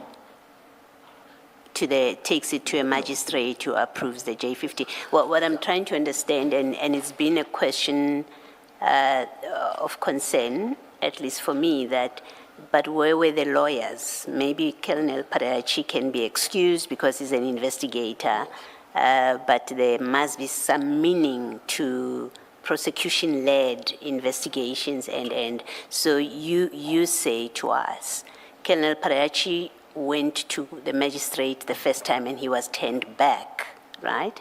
Then the question is, well, does it mean the lawyers in there, the prosecutors, had never looked at his work before he went to the magistrate? So I asked the question to try and understand how it works, because it is an important question. What is the role of the prosecutors in what turned out to be a big mess in process.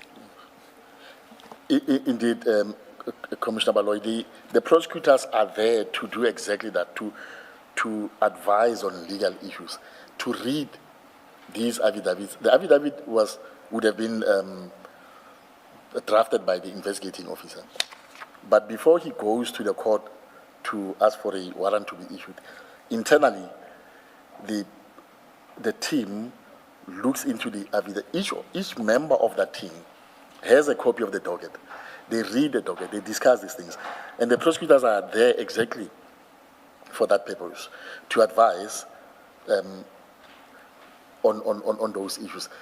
And the other thing is, once they agree that you are going to arrest, then the investigative officer Padayashe would have drafted a warrant, a J50 warrant. That warrant is first authorized by the internal prosecutor to. In this case, the internal prosecutor, you were not there at the time. In this case, the internal prosecutors would have been either or both Ms. Tlachuayo and Ms. Ramsamy. And Ms. Ramsamy. Yes. One of them would have then authorized that warrant. And for one to authorize the warrant, you therefore have to read first this affidavit. Yes. And to say, yes, we have a case, I agree with this.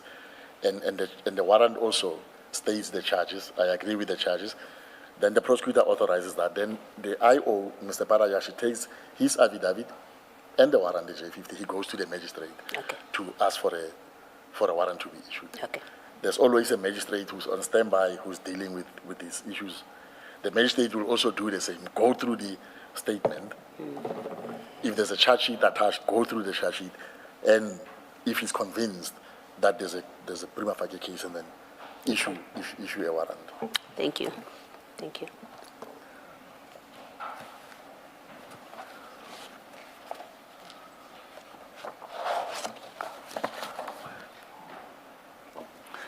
Let us take the lunch adjournment. Let's adjourn and resume at 2:10.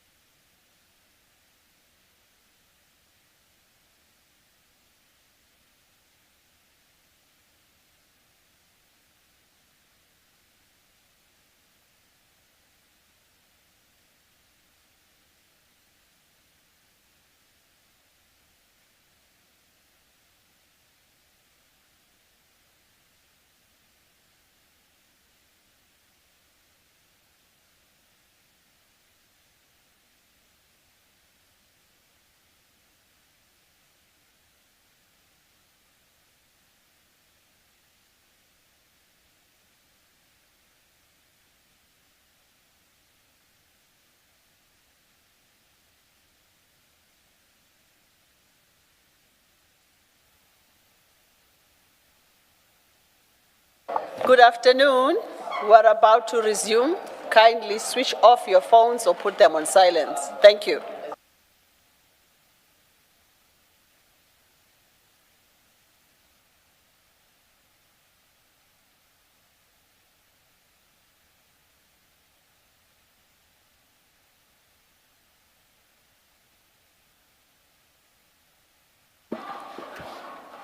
Yes, Ms. Bowe. Thank you, Chair. Commissioners, the engagement before we took the lunch adjournment, most of the answers are covered in aspects of the statement, and so I'm not sure if we should rehash those. Paragraph 47 in particular, you'll see the witness dealt with why he was sending that and even confirms that he wanted that this verification and outstanding investigations ought to have been done before the arrest and not after. At paragraph 48, he explains why the charges of corruption didn't make sense, in particular that to contend that a future corrupt act would be purely speculation, as observed by the Commission, would be fortune telling. So all of that was covered in the engagement prior to the break. Paragraph 49 is where he deals with the investigation team's response, and this is where I propose we start so that we can note the response that was given and then take it from there. Thank you. Advocate Serunye, I'm sure you agree with it, that we skip and go on to paragraph 49. Is that fine? It is in order, Commissioners. I agree. Thank you. Chair. Thank you. 49 then. Thanks very much. And from paragraph 49, now after they've responded to my email now, I'm saying a number of the assertions advanced by the investigating team in response to my questions did not appear in the docket. By way of example, the responses referred to Ms. Mokwele's father, said to be a suspended brigadier in the Directorate for Priority Crime Investigation, who had attempted to corrupt investigators, and to a theory concerning the capture of a sensitive intelligence resource. I could find no evidential foundation for these assertions in the docket, and their relevance to the charges was not apparent. Advocate Serunye, can you just stop there for a second? Commissioners, the response that we're referring to there is at page 29. It's annexure PS4.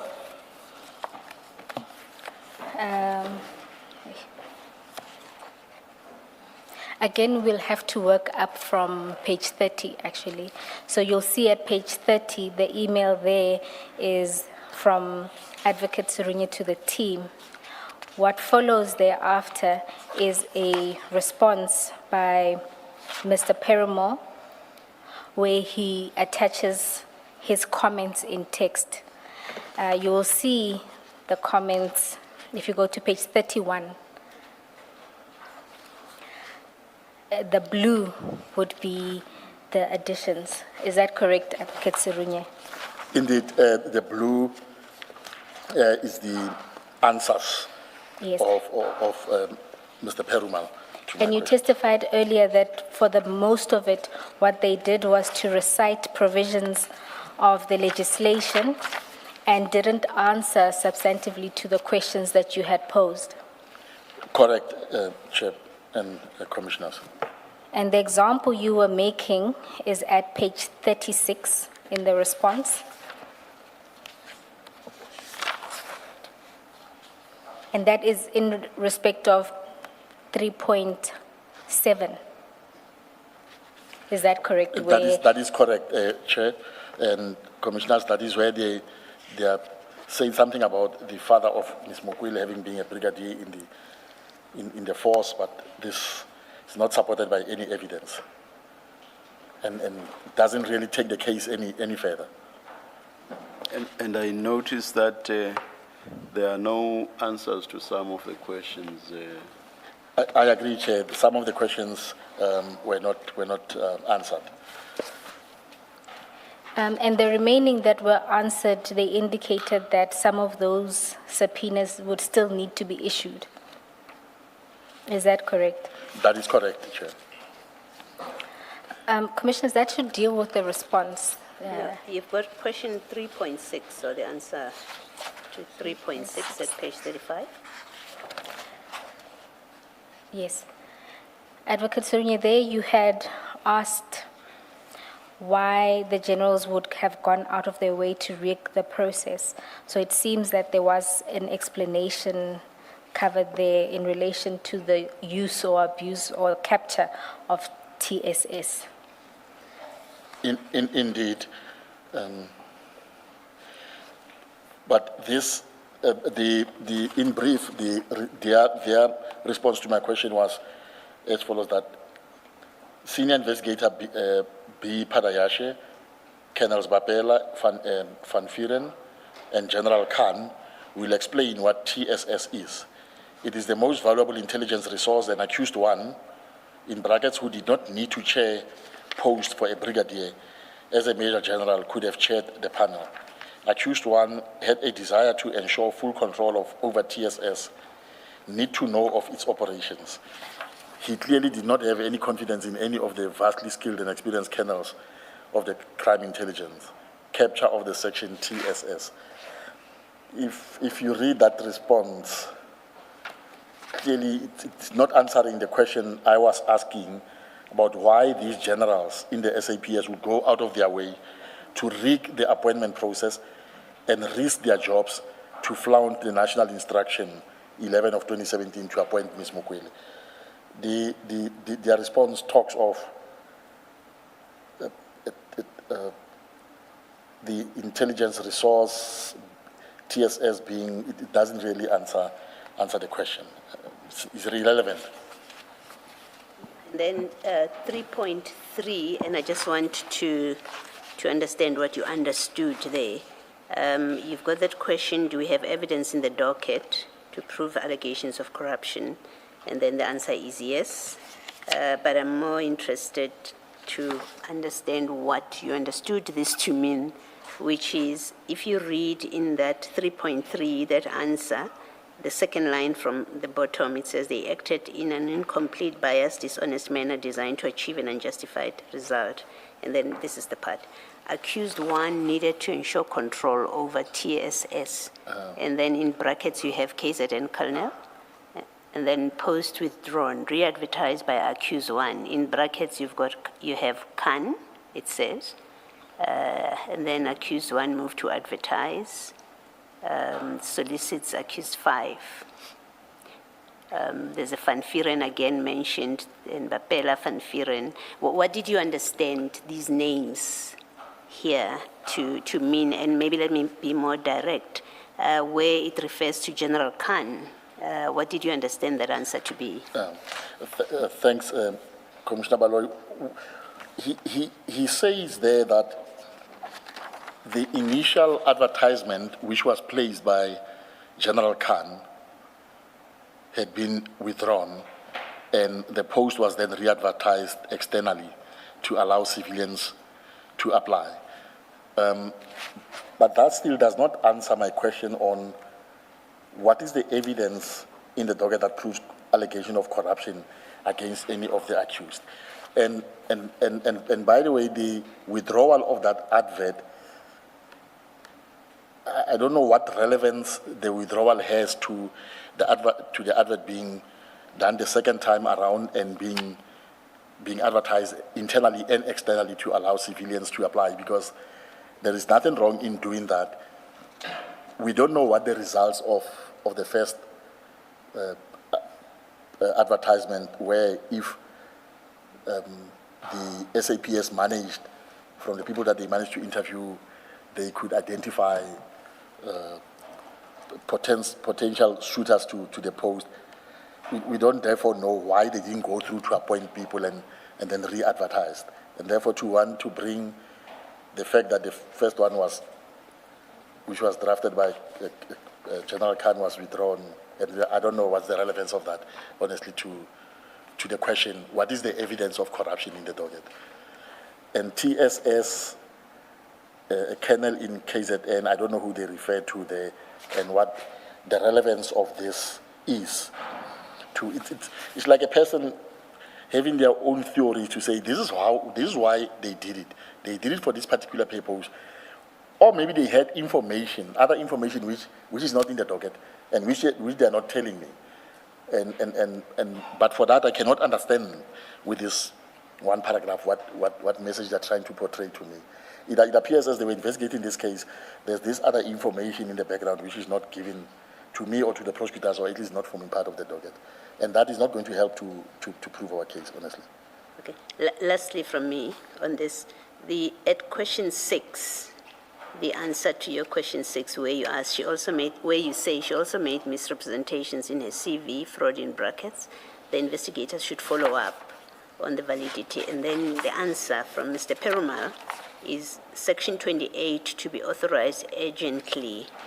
NB concluded on 26 December, and then he goes on to say Boxing Day, and he underlines it. What were you made to understand was the urgency here, was urgent about this matter? That's the first question. The second question is, did you consider it an urgent matter that needed to be brought to trial very quickly? Commissioner Baloyi, I don't know what the agency was about, and like I said, my impression after reading all these documents was that the matter was rushed to court, and it was done so when it was not ready to be enrolled. I don't know why it had to be done the way it was done. We talk about these things in the office. We have training, we have a manual that guides us on how to do our work. Like I said earlier, we don't arrest people only to place the matter on the roll and postpone for further investigations, which is what happened here.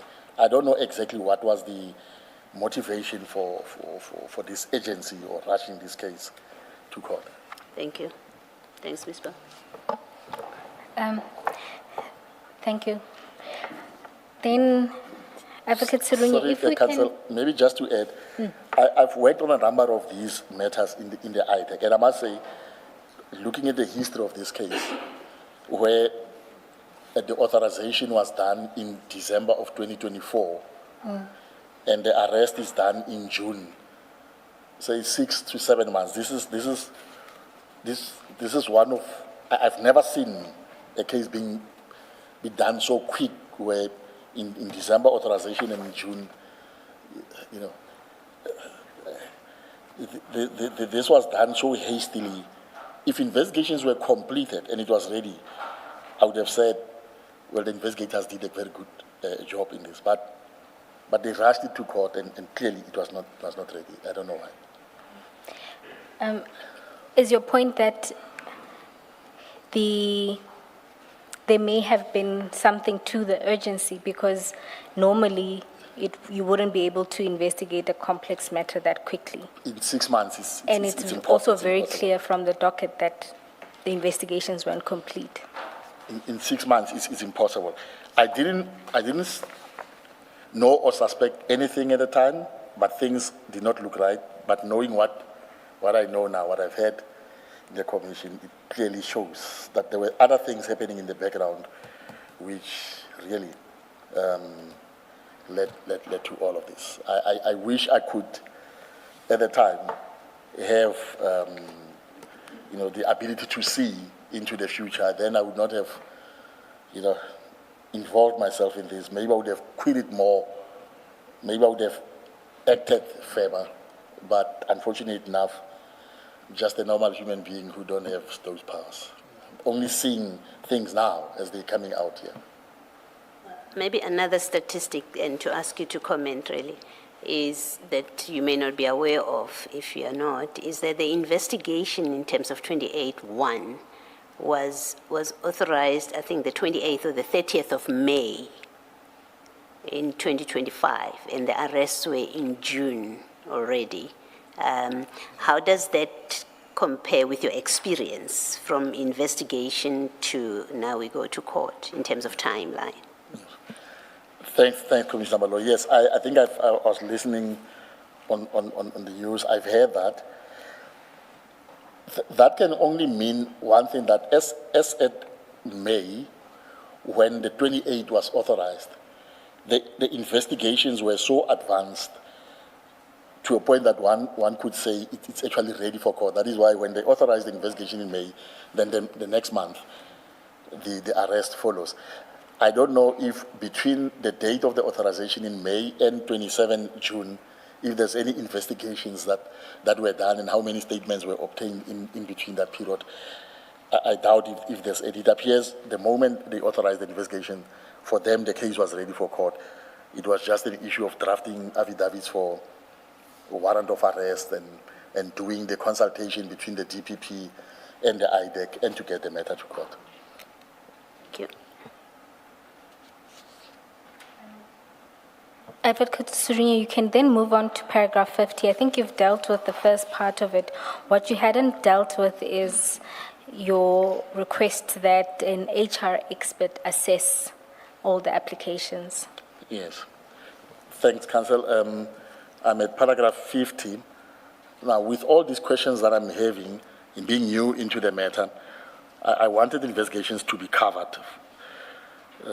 And my affidavit reads, as regards the qualifications relied upon, SAQA confirmed only Ms. Mokwele's matric, diploma, and engineering degree.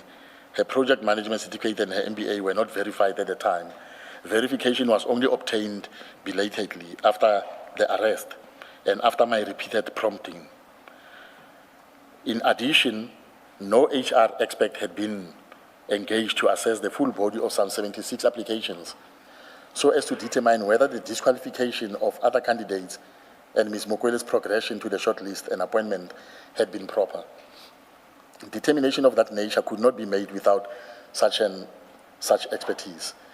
I raised this in one of the queries that please take all the 76 applications that you received, appoint an HR expert. You are not HR experts. You cannot say this one was favored over this one. This one received more scores compared to, you don't know how the scores were done, why a particular candidate would have been given, especially now the last three candidates. Only an expert, HR expert in that field can be able to do that investigation for you and compile a proper report. And from there on, we know we have, if the HR picks up, if the expert picks up mistakes or favoritism, he will say so. But you as investigators do not have that capability to say this one was favored over that one. You don't know why they scored 68, 69%, and Van Vuren got 48%. Advocate Serunye, I think you've dealt with this earlier, but just maybe clarify which qualifications were verified before and which ones were verified belatedly, as you say in paragraph 50. Yes, thanks, Commissioner. The affidavit we got from SAQA confirmed the matric and the diploma and I think it's an engineering degree. Yes.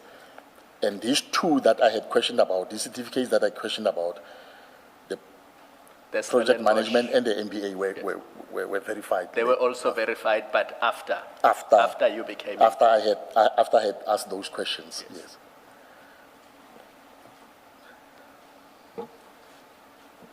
On that email of mine, I'm saying please verify, because I can see that in her CV or application, she's raising the issue of an MBA and a project management. MBA, one of those, like we dealt with it earlier, she clearly states, I'm still in the process of finalizing this. I think it was only finalized a month after her application was in April and it was finalized in May. But on her CV, she states it. And the importance of that is that would have been before the interviews, even before the appointment. That's true, She Commissioner. would have had the MBA before the October appointment. That is correct, Commissioner, yes. When she said for interviews already, the MBA was completed. She had already obtained MBA when she sat for interviews and when she was appointed. That is correct. Yes. Commissioner, yes. And Advocate Serunye, was an HR expert ever appointed or engaged as you suggested, to It your was- knowledge? It was not done, Council. The appointment, or at least efforts to appoint an HR were not followed up, were not made. I'm not sure now as the matter stands now, because I'm no longer part of it, but this was not done. Now, Ordinarily, would you prepare a charge sheet which contains a charge on such an issue, this HR aspect, let's say, even before you consult with an HR expert? I would not, Commissioner Baloyi, because what I'm going to allege in that charge sheet would be information that is not verified. So at least if I have an affidavit and a report of an expert and I consult with them and I'm satisfied that the expert gives me more information, then I can allege those issues on the charge sheet. But before that, I can't. Otherwise, I'm just speculating and information comes afterwards that, no, there was nothing wrong with what you are alleging, like it happened with some of these things. Thank you. It's like if I were to give an example about, say, in a murder case where allegations are that the deceased was shot with a fire, or the deceased was shot with a firearm, people find the body lying there, and they assume the person has been killed by being shot with a firearm, but still. The post-mortem has to be done. Experts have to check, is this wound consistent with an injury that can be caused by a bullet, and then make their report and say, this injury is consistent with a bullet wound. And only then can I, as a prosecutor, with certainty say, this body, the person was killed with a firearm. But otherwise, I can make a mistake. We can assume that the injury was caused by a firearm, only to find that. So these experts are important in that sense. Advocate Serunye, at paragraph 51, you deal with your response. I just wanted to note on the 17th of August, you responded twice. The first response is at page 29, PS4 at the top.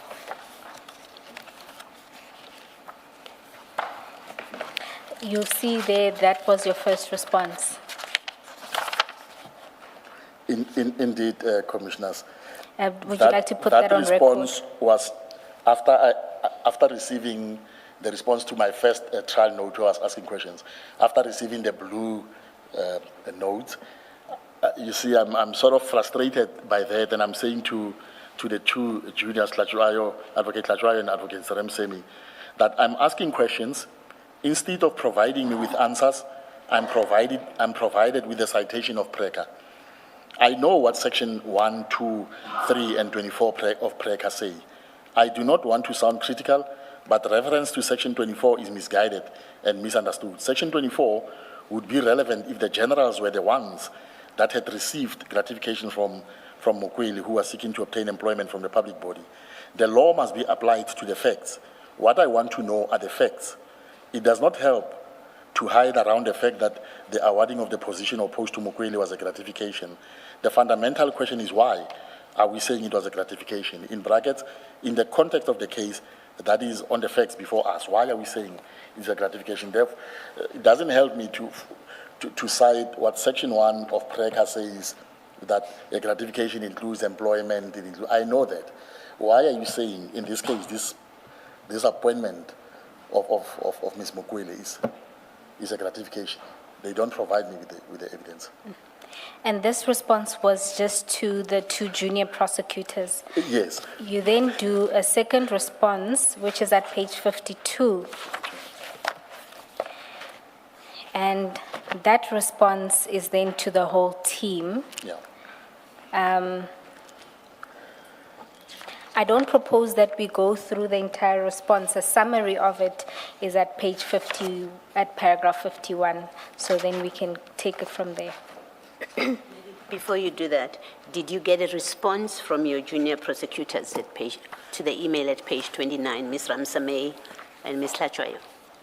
I did not get any response, Commissioner Malodi. Thank you.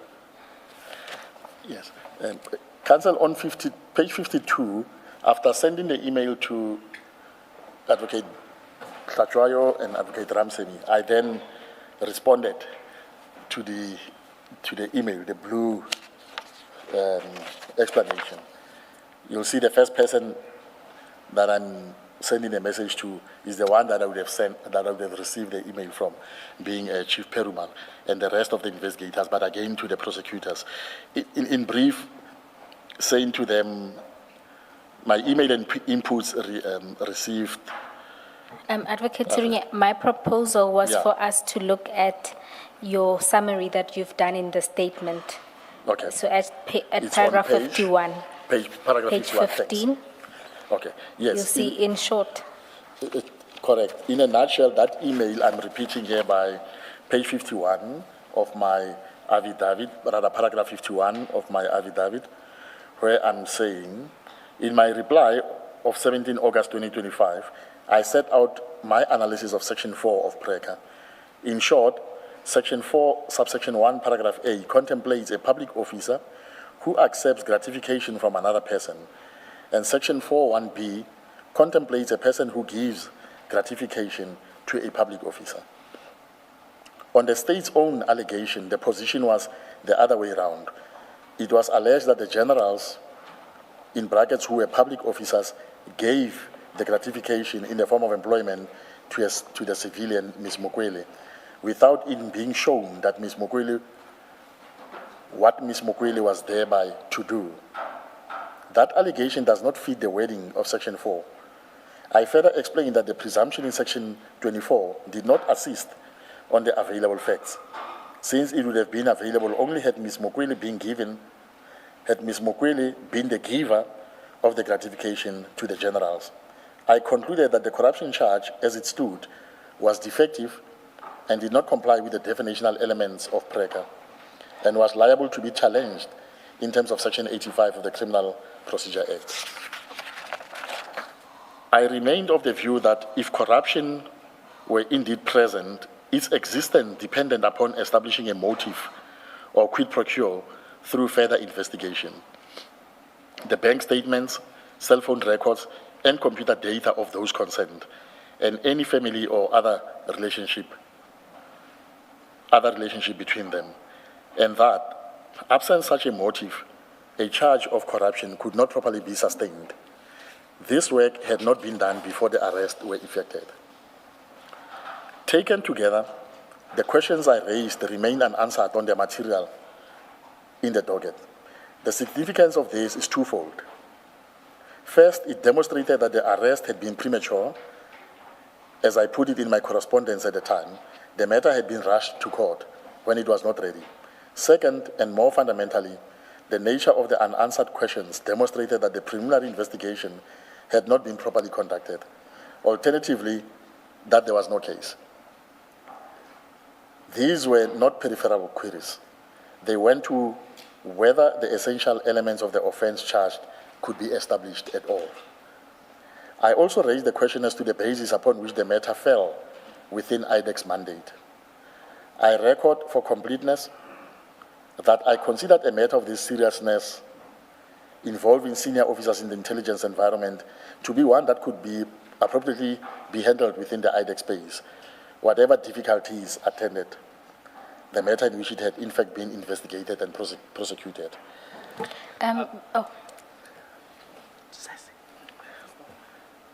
I want you to go to PS 11 on page 102.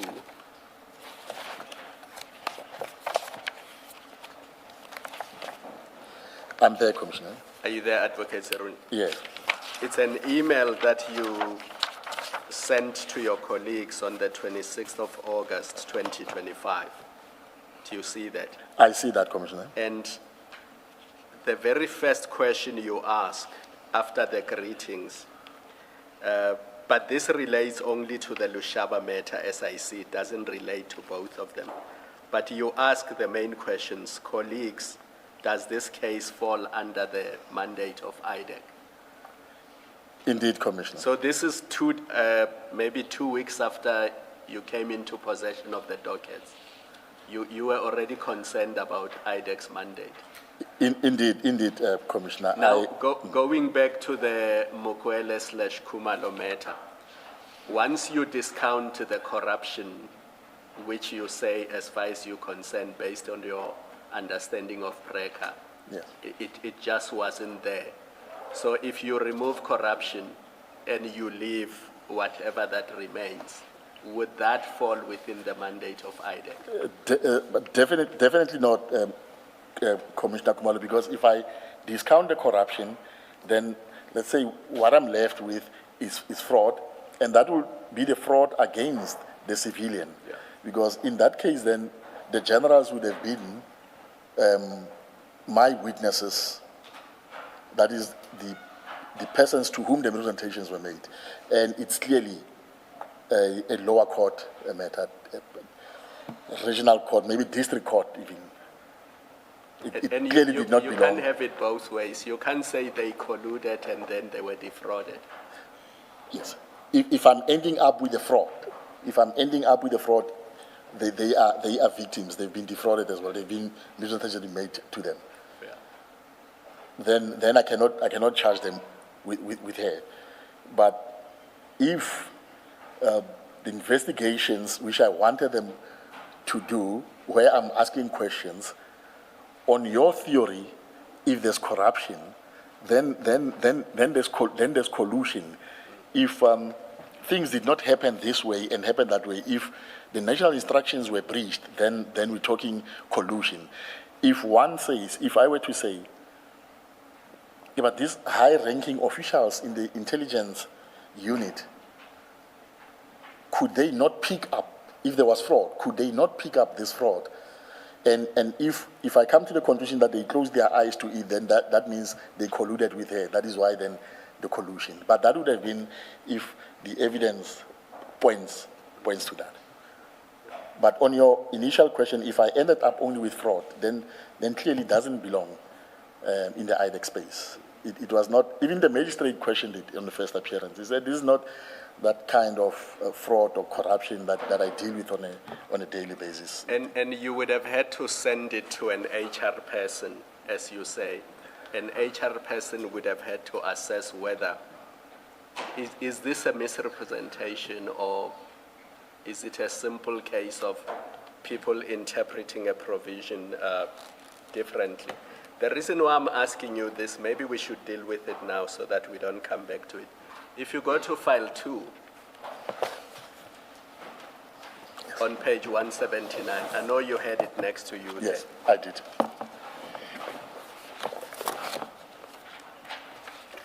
On page 179. 179.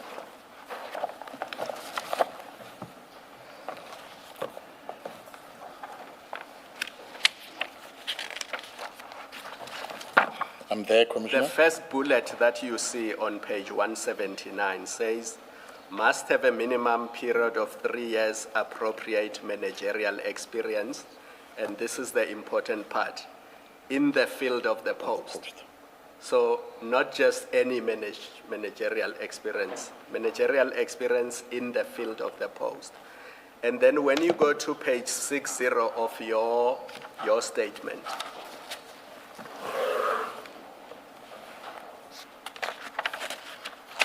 your annexures on page 60. Is that paragraph 60? Paragraph 17. 70. 60, page 60. Okay. It is PS6. Yes, I'm going there. And then paragraph 17. I'm looking at 17, Yes. Commissioner. So the definition of appropriate managerial experience, it comes from clause 2 of the National Instruction 11 of 2017. True. And it defines that as experience at a level higher than the supervisor. That's all it says. It doesn't say you must have been a manager at your job. Because if you were a manager at your job, then you would have to say, at my employment, I was a manager.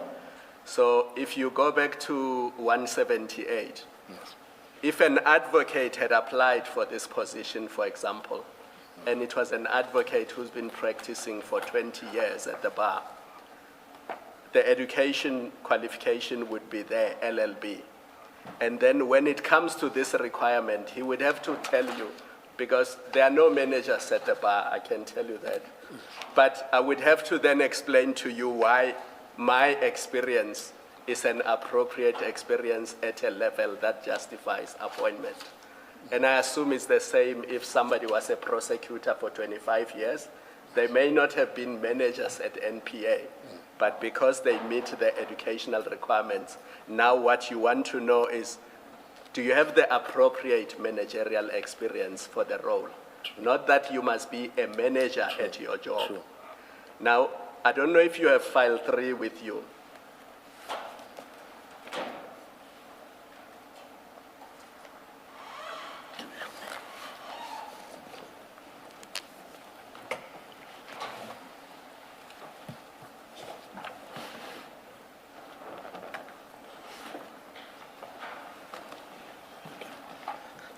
I have it. On page 908.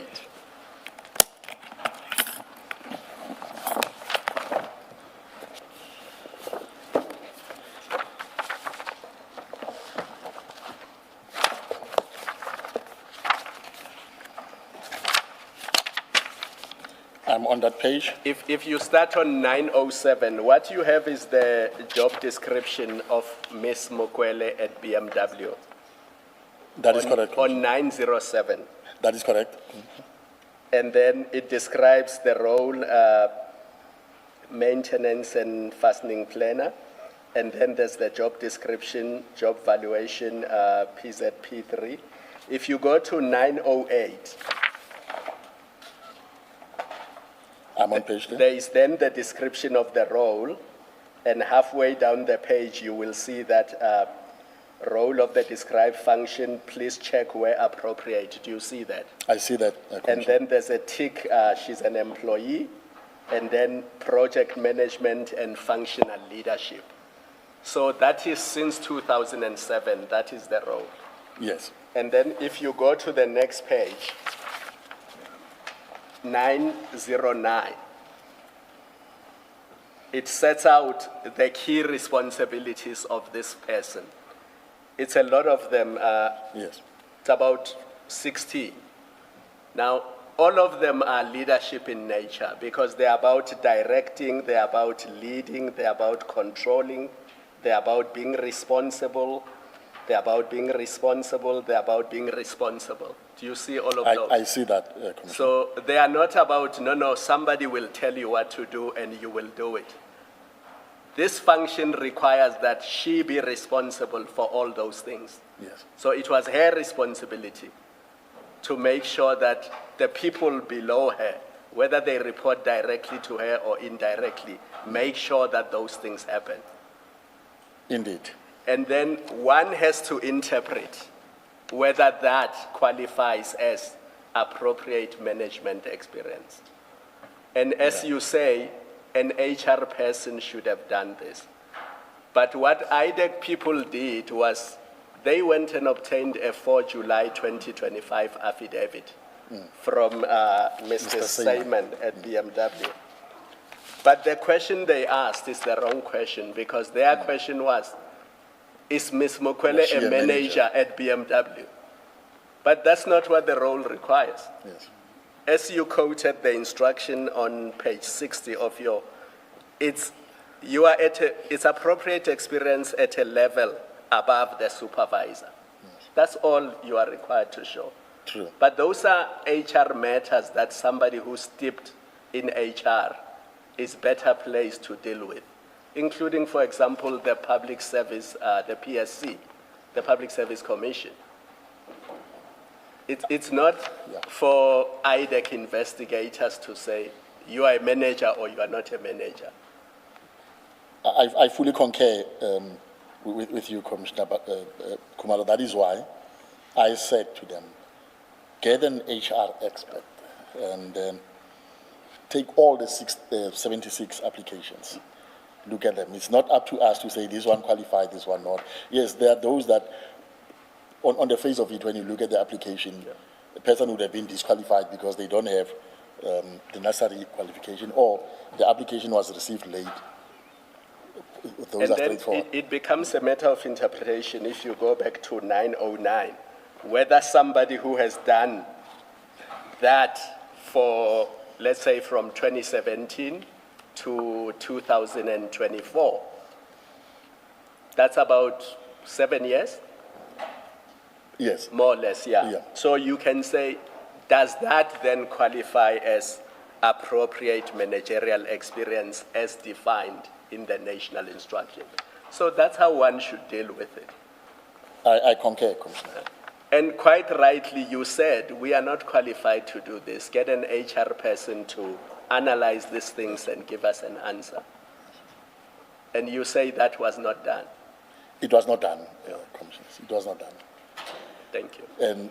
And I agree with what you're saying, Commissioner, that looking at the functions, it's a question of interpretation. Some of these responsible for valuation of statistical data, and these are not Chair, functions that you can give. Chair has just directed me on 909.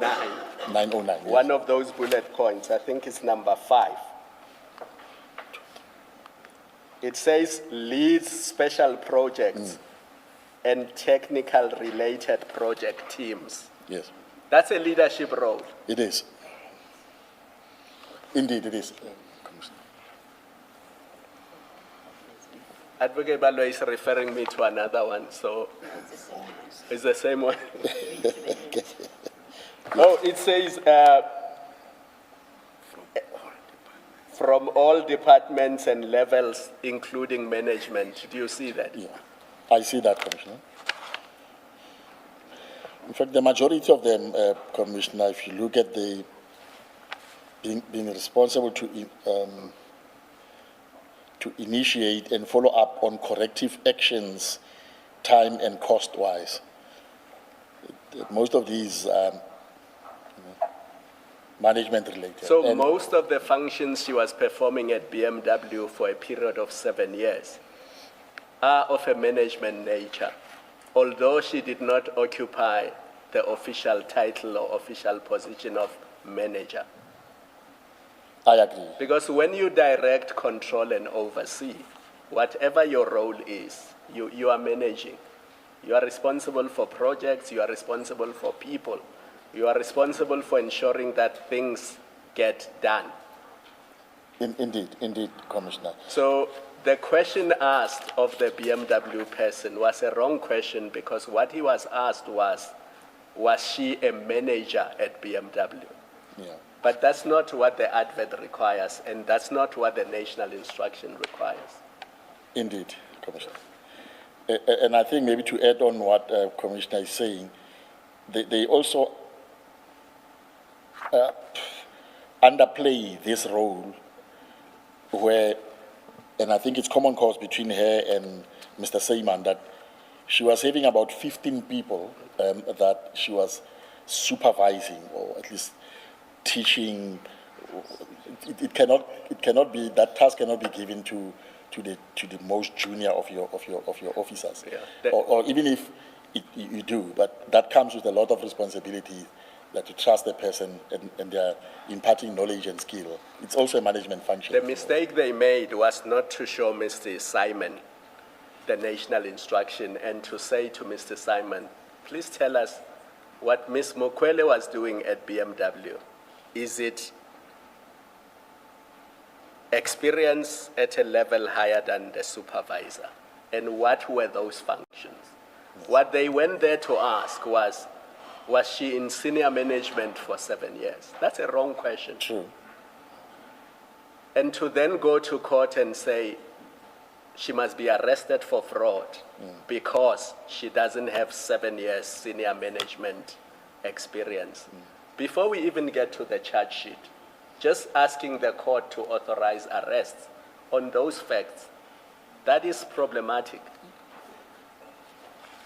I concur, Commissioner Kumali. These are things that it goes back to my earlier position that the investigation was rushed, or at least the arrest was rushed. These are issues that ought to have been dealt with and determined before arresting. And to your credit, once you saw the docket, you asked these questions.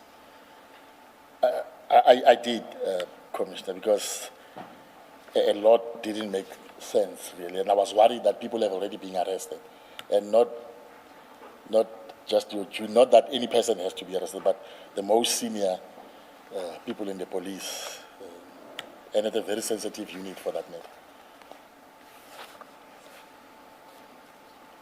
Mrs. Serunye, you may well have answered in your way you started in this discussion with Commissioner Kumalo, but I just want to be clear about the position that you express in paragraph 54 of the statement. You raised a question on whether this matter fell within IDEC's mandate. But then you go on to say that you considered a matter of this seriousness involving senior officers in the intelligence environment to be one that can be appropriately handled within the IDEC space. That's a bit confusing for me.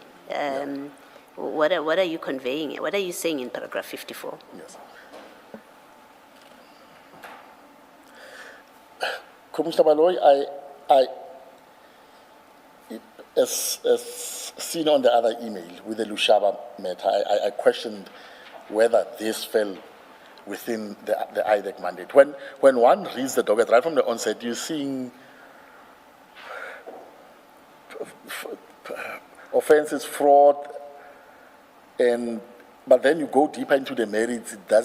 You don't have evidence. But that is why the first question is, does this really belong here?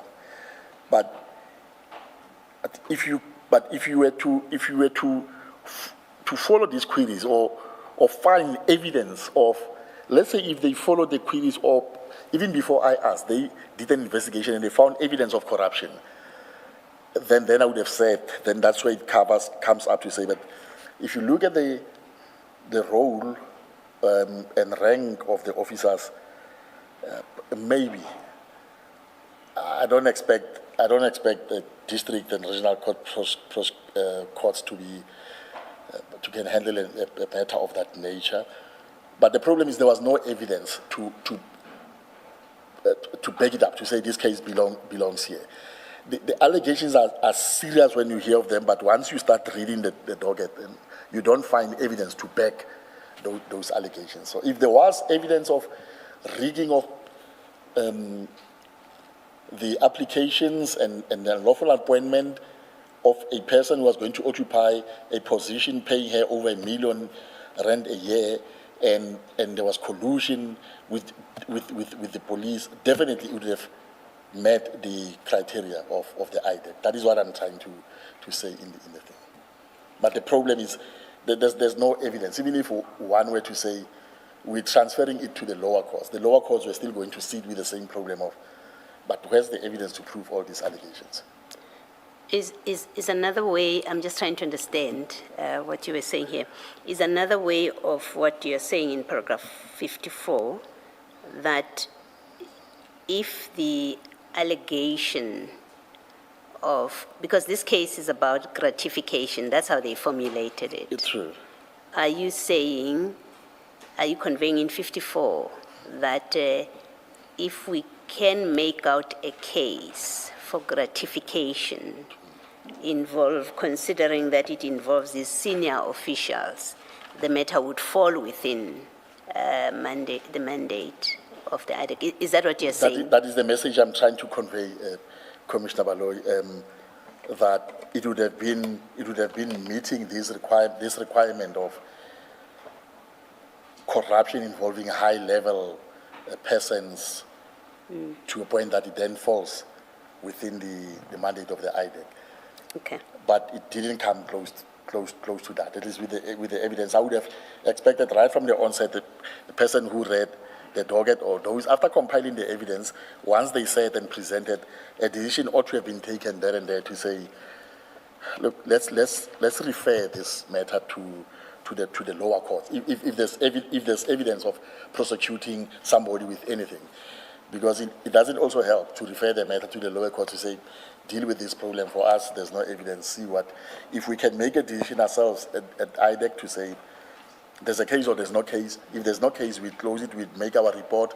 Why are we saying there's no case, and we file the documents. If there is a case, then we prosecute. But there was, for me, there was no evidence backing up those allegations. Now, Ms. Johnson was asked more than once whether the way things developed Yes. up to the point where these generals and brigadiers are arrested and then presented to court, and they're getting these postponements, ongoing postponements, whether no one in the office of the lawyers, an office which has many lawyers, whether no one ever raised concerns about the strength, whether this matter falls within ADEC's mandate, but two, the problems that we were discussing with her. You've discussed some of them with Commissioner Kumalo. What is gratification? Ms. Mukwele seems to have met the requirements. How do you have a charge of corruption under PRECA gratification when you say that she would have done something in the future which is unknown? All of those were discussed with her. And then she was asked more than once, does this mean no one in your office ever raised concerns about this case, the merits of this case and the mandate of IDEC? And she firmly said, no, no one ever did, none of the lawyers. What do you say to that? With respect to Advocate Johnson, I did. I raised, I think earlier we read one of my emails where I referred these queries to her. And it was not only that one email, but there's two, maybe even three others that I referred to her, where even with the Lushaba case. The Lushaba case is worse. That's why I'm saying. So I did. I don't know if maybe So she was not being truthful. Maybe she did not have my email communications to her, but I did. I raised my. Do you have reason to doubt? Do you have reason to doubt that she received your emails and your memos? Is No, there a she reason that received them. She received That them. I can confirm, because once I send an email, Innocence, and there's one email, for example, where she responds to me, when I'm asking her, should we serve at 28, or is this office, referring to her office, going to write a letter to the National Commissioner? I send it to Innocentia, but the ID then responds to me, says serve at 28. So, and when I send an email, and this is the practice in the office, to the PA, if you see that you're not getting a response, you make a follow-up with the PA. Did you give my email to the ID? Sometimes you go straight to the ID's office, or call, or send the So email to her. in short, she did become aware, she was made aware of concerns about this case, the Lushaba and the Mukwele matters. She was. I did that personally. And I made her aware. she was not truthful to us if she did say to us, as I say she did, Yes. that no one in the office raised concerns about this. She wasn't being truthful. Commissioner, if that is what she said to this commission, Then she was not being truthful. I don't agree with that. She was not being truthful. She was not being truthful. Thank And I'm you. saying that with the utmost respect. I appreciate, for her. I understand that. Thank you. Advocate Serunye, I want us to put away file 2, but before we do that, there is a standalone allegation that a young woman has been parachuted to the rank of brigadier. And I think Mr. O'Sullivan, when he was here, made that allegation, and it's one of the things he wants us to look at. So on 178 still,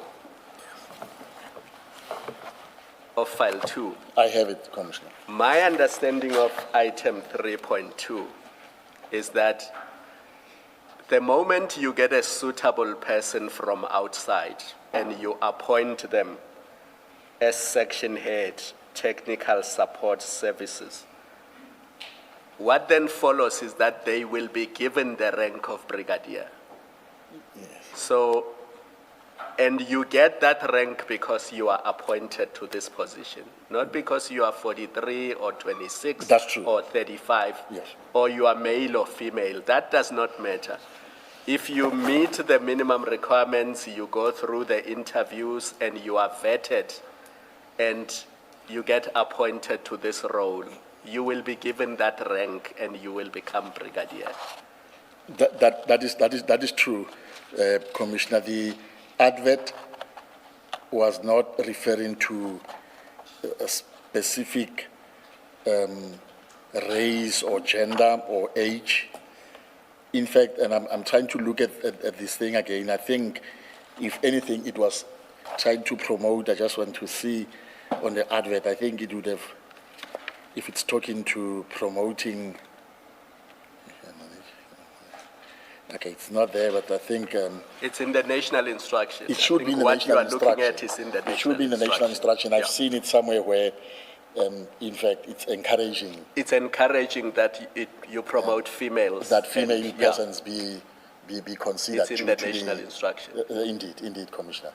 But the fact that she was of a certain age, female, it's not So amongst the these. point is simply this: if you meet the requirements and you are appointed to the role, it cannot be a fraud or corruption that you are given this rank of brigadier. It follows as a matter of course, once you have been offered this job and you have accepted it, that you will be given the rank of brigadier. Indeed, Commissioner. And maybe to add on, the fact that she was competing with experienced colonels and members of the police who have been in the same environment doesn't mean if she performs better than them and she scored higher than them, then that means there's something wrong. We don't know what questions were asked, technical questions were asked, and she might have performed, or she performed. On paper, she performed better than them. Therefore, it doesn't. Between you and me, and you would know because you are an advocate, there are 30-year-olds who sometimes perform better than me. Indeed, Commissioner. Indeed. And I'm sure you've been in matters where somebody a lot less experienced, less junior in terms of years, on the day performs better than you. It happens. That's the nature of interviews, Commissioner. It's how prepared a person is for the interview. How much do they prepare and how you perform. A person can freeze on the day and another one performs better. It doesn't mean we were supposed to take the cadre because the advertisement was for both internal and external people. Therefore, the fact that a civilian was appointed, there's nothing wrong with that. I think we can put 3 and 2 away now because we've covered file 2 and 3. Indeed. So, thanks, Commissioner. Advocate Serunye, just before we move to the next section on the charge sheet, just to understand, did anyone in the team then respond to your email of the 17th of August? Now, this is the one that was sent to the whole team. Yes, I think I did get responses from either Mr. Brian Parayashi or one, I remember Mr. Pat Mlamba who would have said, thanks for the advice, we'll do as you raise. The issues that you're raising will follow up on those. And I think he said something along the lines that we're taking one on the chin, Prapita, but then I said, it's not like we're not fighting or anything. It's not in bad faith, but we have to be ready, prepare this matter for court. So yes, I did get a response from promising that investigations are going to be done as I was raising issues. Okay. And then just to understand your approach in this regard, so at this point, you would have seen the docket, the complete docket. You would have also then given feedback to your team about matters for investigation. The investigators would have also then responded to you, in part not answering, and in other respects trying to give you a better explanation. So you are now at a slightly better position. Ordinarily, when do you call it? When do you say, I've looked at the docket, I've given direction on investigations, I've received feedback, this is not getting better? When in the process do you call, assuming that this is an anomaly? Ordinarily you wouldn't be here. Yeah.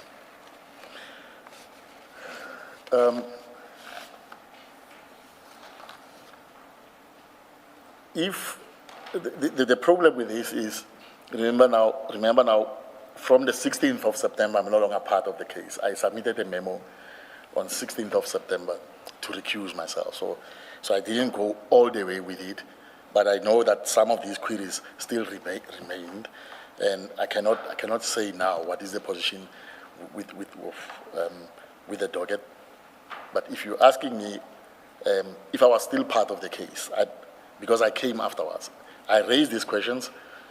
I'm not getting positive answers. I raised questions again on the second trial note and maybe on the third. I wouldn't have proceeded with the trial of this matter when there's so much still outstanding. Otherwise, it's going to be an acquittal. You're not even going to jump the 174 stage.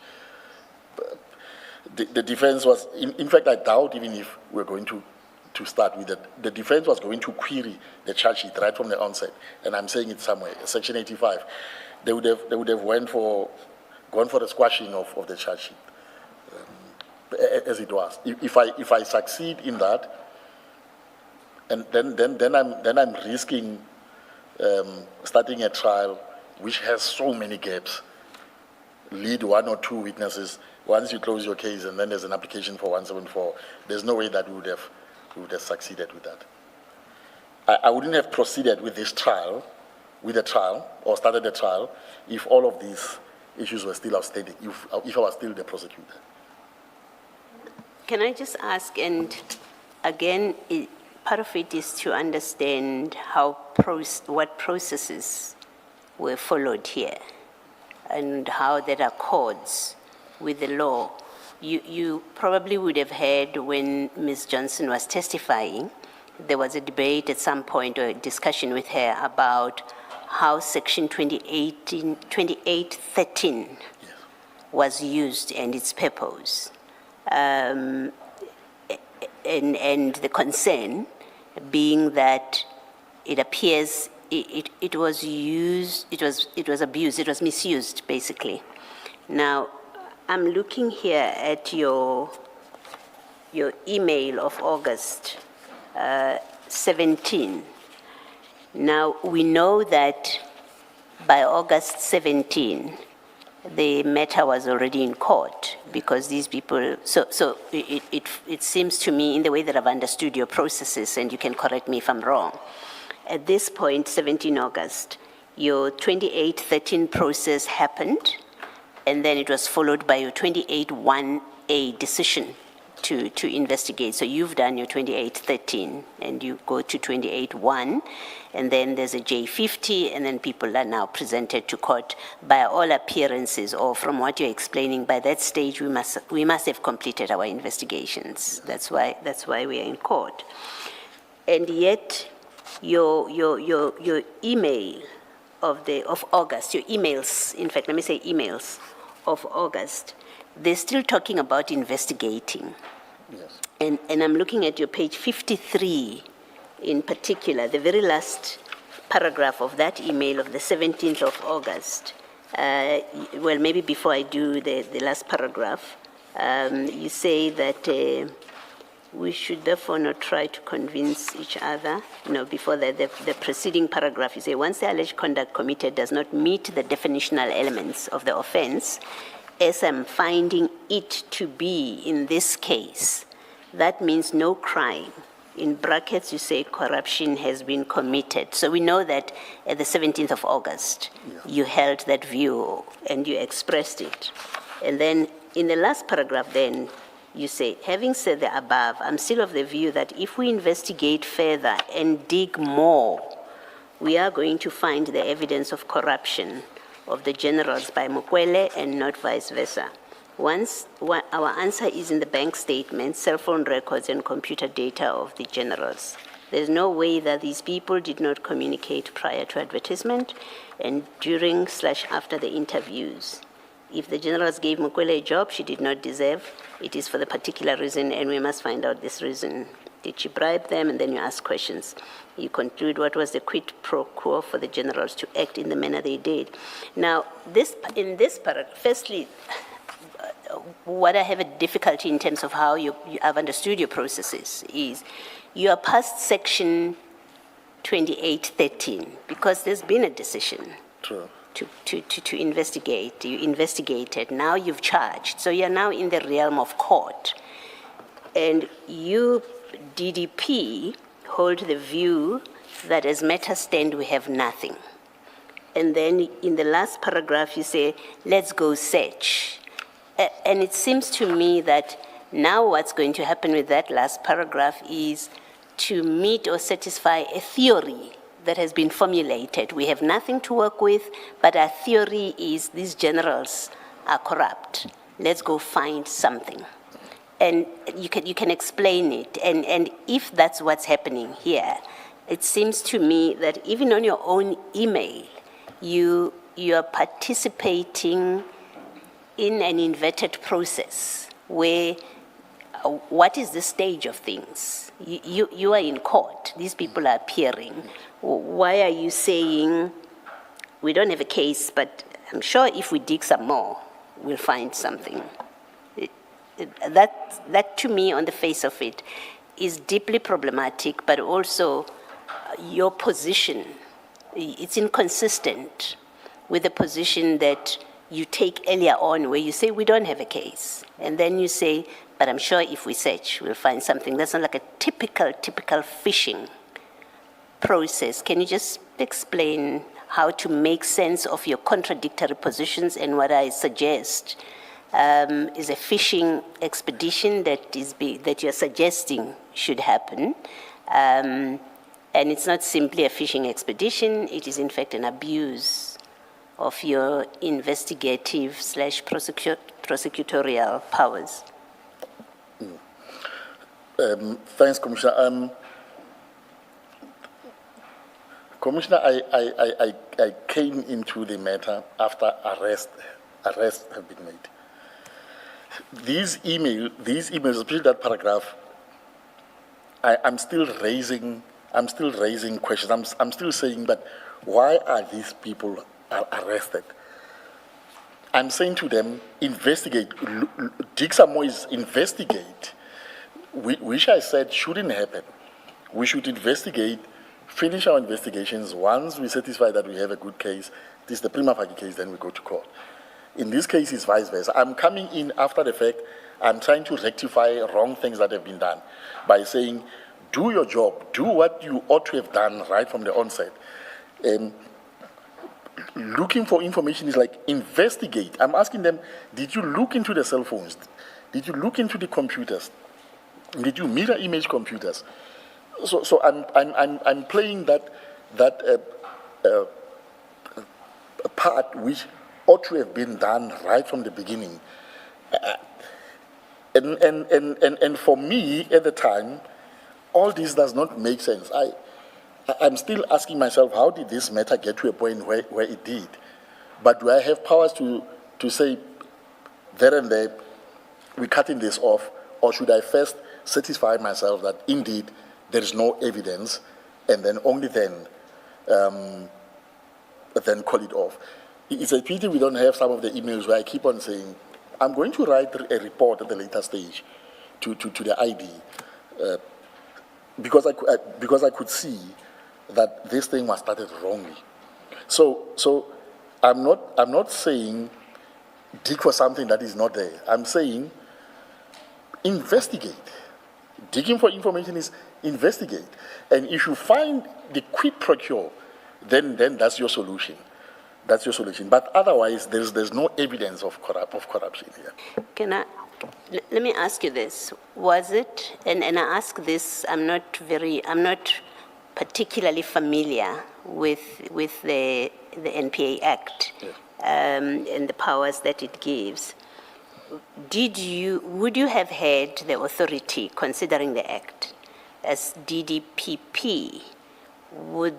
You may not have exercised the option if you had it, but is it one of the options that ordinarily are available or within your powers, where if you came in the way you did, you came in late, things had moved along, and you have formed the view that you express, where you say we don't have a case as matters stand, is it within your powers to say, let's stop and go back to the drawing board? I know you say people must go investigate, but I'm asking a bigger question, as in, you have people who are under bail conditions, who have been told they may not go to their offices anywhere in the country. You have people who are appearing in court, being postponed. So there's a disruption to some people's lives. Is it something within your powers that you could have come in and said, hold off, let's stop what we are doing, let's go back to basics and start from scratch, and we are not going to court, whatever we have in court, we are going to, I've heard of,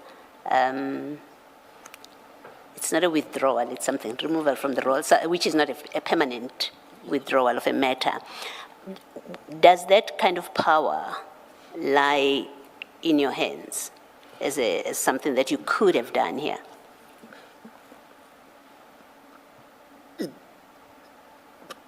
Yes, Commissioner, and that is why I was asking, we should remember this is maybe 9 days after I've become part of this is actually the second document that I'm writing to them to say, do the following. But like I earlier said to Advocate Bowe, if this had persisted up to a point, if I was still the prosecutor up to a point where the case, I would not have prosecuted this case. At some stage, I was going to call it off. Unfortunately enough, just a month after, I then got off the case.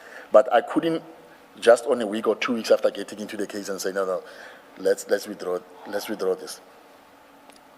But it is after testing what was the basis of starting this whole thing, and I realized there's no evidence. There was no basis for this. I should have done that maybe after consulting with the ID, sit down with her and say, look, this is the position, this is the evidence, I've read this, these are queries I raised, they are still unanswered, there's no evidence. At some point, I was going to get to that point. That's what maybe one is in management for, to raise these issues with the... So Advocate Manilal, who succeeded you in this position and who has overseen this matter after you recused yourself, and on the assumption that up to when Ms. Johnson was testifying, Advocate Manilal was responsible for this matter as the DDPP. What you're saying is he's got that power. He could at any point, after your many notes and his own observations, he actually does have the power to say, let's stop this, even if it means let's go and redo the work. But let's stop what we have put in motion. He has the statutory power to do that. He does. Just like I have those powers. He does. But like I said earlier, I don't know at what stage he was appointed.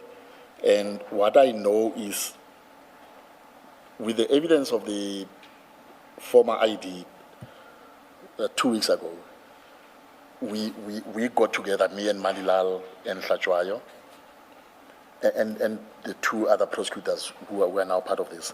And our decision was, based on what came out after the evidence of the ID, there's no way that this case can be saved or resuscitated. And we then asked for a meeting with one of the deputy directors, national deputy directors, we met with her and we said to her, we know now that the matters are seized with the NDPP, but this is our proposal. And I forgot her name now. I think it's Advocate Bell. And I know that Manilal thereafter penned a memo to them based on those discussions with Advocate Bell, setting out our views. And then we were overtaken by events where I heard that the NDPP has decided that the cases must be provisionally withdrawn. Yes. Thank you. Thank you, Ms. Bell.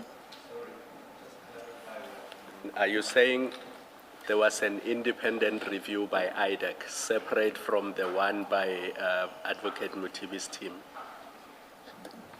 There was by the old and the new team in IDEC. We did meet The IDEC team, separate the from... IDEC team. Yes, Okay. that's correct, Yeah. Commissioner. No, you don't have to go into the details. Yes. I just wanted to be clear that There was it a two separate team, processes. my team and the team of Manilal. We met and we agreed that it appears we're flocking a dead horse.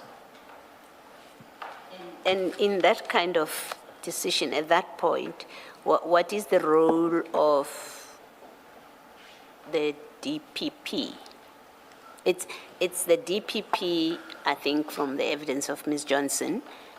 She submitted the charge sheet to the DPP. DPP says, I agree with your decision to prosecute. There was that kind of discussion.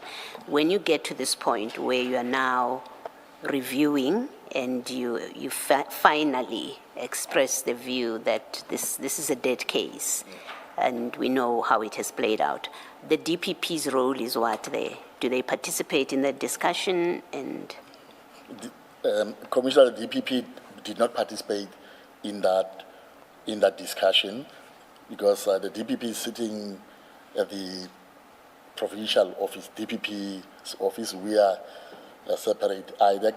I'm not sure if our communication, the memo that was penned down by Advocate Manilal after our discussion, which was forwarded to the NDPP, if the provincial DPP Gauteng has been copied, but the DPP was not part of these discussions. thank you. The DPP's role would have, I believe, ended when they were doing consultation with the ID, and because the ID wants to prosecute in the DPP's space, there must be that consultation, and I believe it happened in this case, and the DPP would have agreed, but the role of the DPP ended there. And on the question of now, we are reviewing and we are, if it is a withdrawal, forgive my use of the word withdrawal, I don't use it in its technical sense, but where the decision is made to remove the matter from court, you're saying the DPP, as far as you know, doesn't get to play a role in that. And I ask because from the evidence, once the ID, and you know this better than me, once the ID has made the decision to prosecute or to prefer the charges, that charge sheet was sent to the DPP, and the DPP wrote back and said, yes, I concur, or something to that effect. So that's why I'm asking about, now that you're changing course, does the DPP get to look at this and say, yes, I agree that we really are bad, or they just hear from the client being IDEC? Yeah. In this case, we did not involve the DPP commissioner, because from what we gathered, the matter was now already in the office of the NDPP. That is why we wrote directly to the NDPP asking for a meeting with them. And we were then allocated Advocate Bell to meet with us, and the discussions took place between us and Advocate Bell, who was representing the office of the NDPP. But I understand what Commissioner Balo is saying. Yes. Ideally, the DPP, in a way, ought to have been at least informed. That DPP in 2025. May or June, we consulted you on this matter, and we informed you we're prosecuting. You agreed with us, and we have since taken another decision. I'm going to believe that ought to have been done. But we went straight to the head office. Yes. And the ID in that kind of situation that you end up finding yourselves, where you, Mr. Manilal, and somebody else are now looking again at this case, what is the role of the ID, if any? Yeah. Commissioner should be remembered by that stage, that's when the ID was testifying. I think our meeting with the NDPP's office took place either on the Friday or the very first, or last week Monday, when we heard that the ID has resigned. Okay. I think that, yeah, so she was no longer, she couldn't take part in those, because in any event she was still testifying in the commission. Oh, well, I guess my question still remains, ordinarily, would the ID have to approve your decision, or this is a purely prosecutor's decision that are seized with the matter, and they make their decision? No, if she was still there, she would have to approve it. We were supposed to sit with her, pitch it to her, show her reasons why, and once she gives that approval, then it can be done. No prosecutor can withdraw the case in the ID on my own, going to court and just withdraw. Even if something happens and I'm in court, say the court maybe is refusing me a postponement, I must let them know. I'm having these challenges. There's nothing I can do. The matter is struck off. But, Okay. but it must be authorized. All right. Thank you. Advocate Serunye, let's then go back to your statement. You are now dealing with the charge sheet and your efforts to amend that at paragraph 55. Okay. At 55, yeah, like I said earlier, the charge sheet as it stood at the time I became involved did not make, in my view, make sense. My principal difficulties with it were the following. First, the corruption counts inverted the giver and the receiver. One count agreed or accepted the gratification in the form of an appointment. A further count charged the generals with corruption on the basis that they had given or agreed to give that same gratification, being the appointment, to her. On the ordinary structure of Section 4 of PRECA, the public officer is the party who accepts and the private person is the party who gives.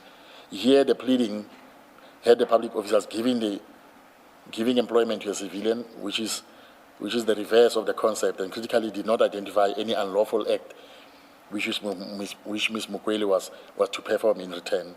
Secondly, a further corruption count appeared to be a repetition of the count against accused number 7 being directed against her in respect of the same gratification.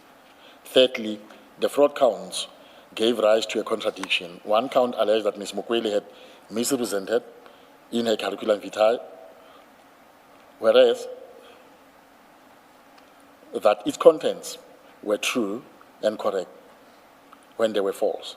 A further count alleged a like misrepresentation in her SAPS application form.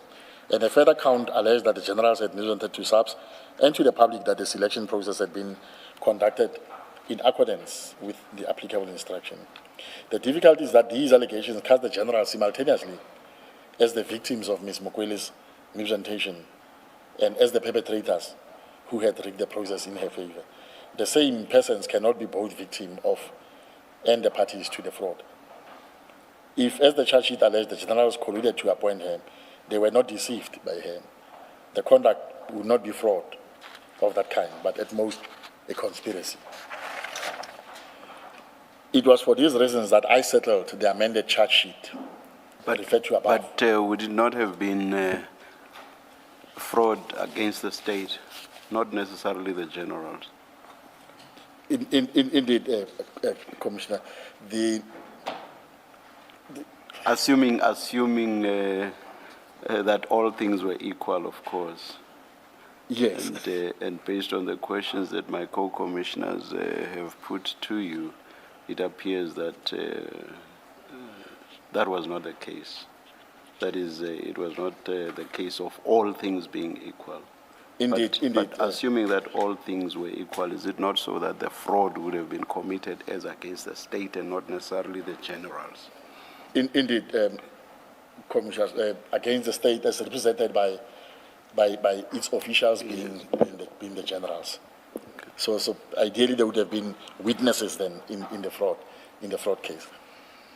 My view that the matter was rushed was communicated. I'm reading from paragraph 60.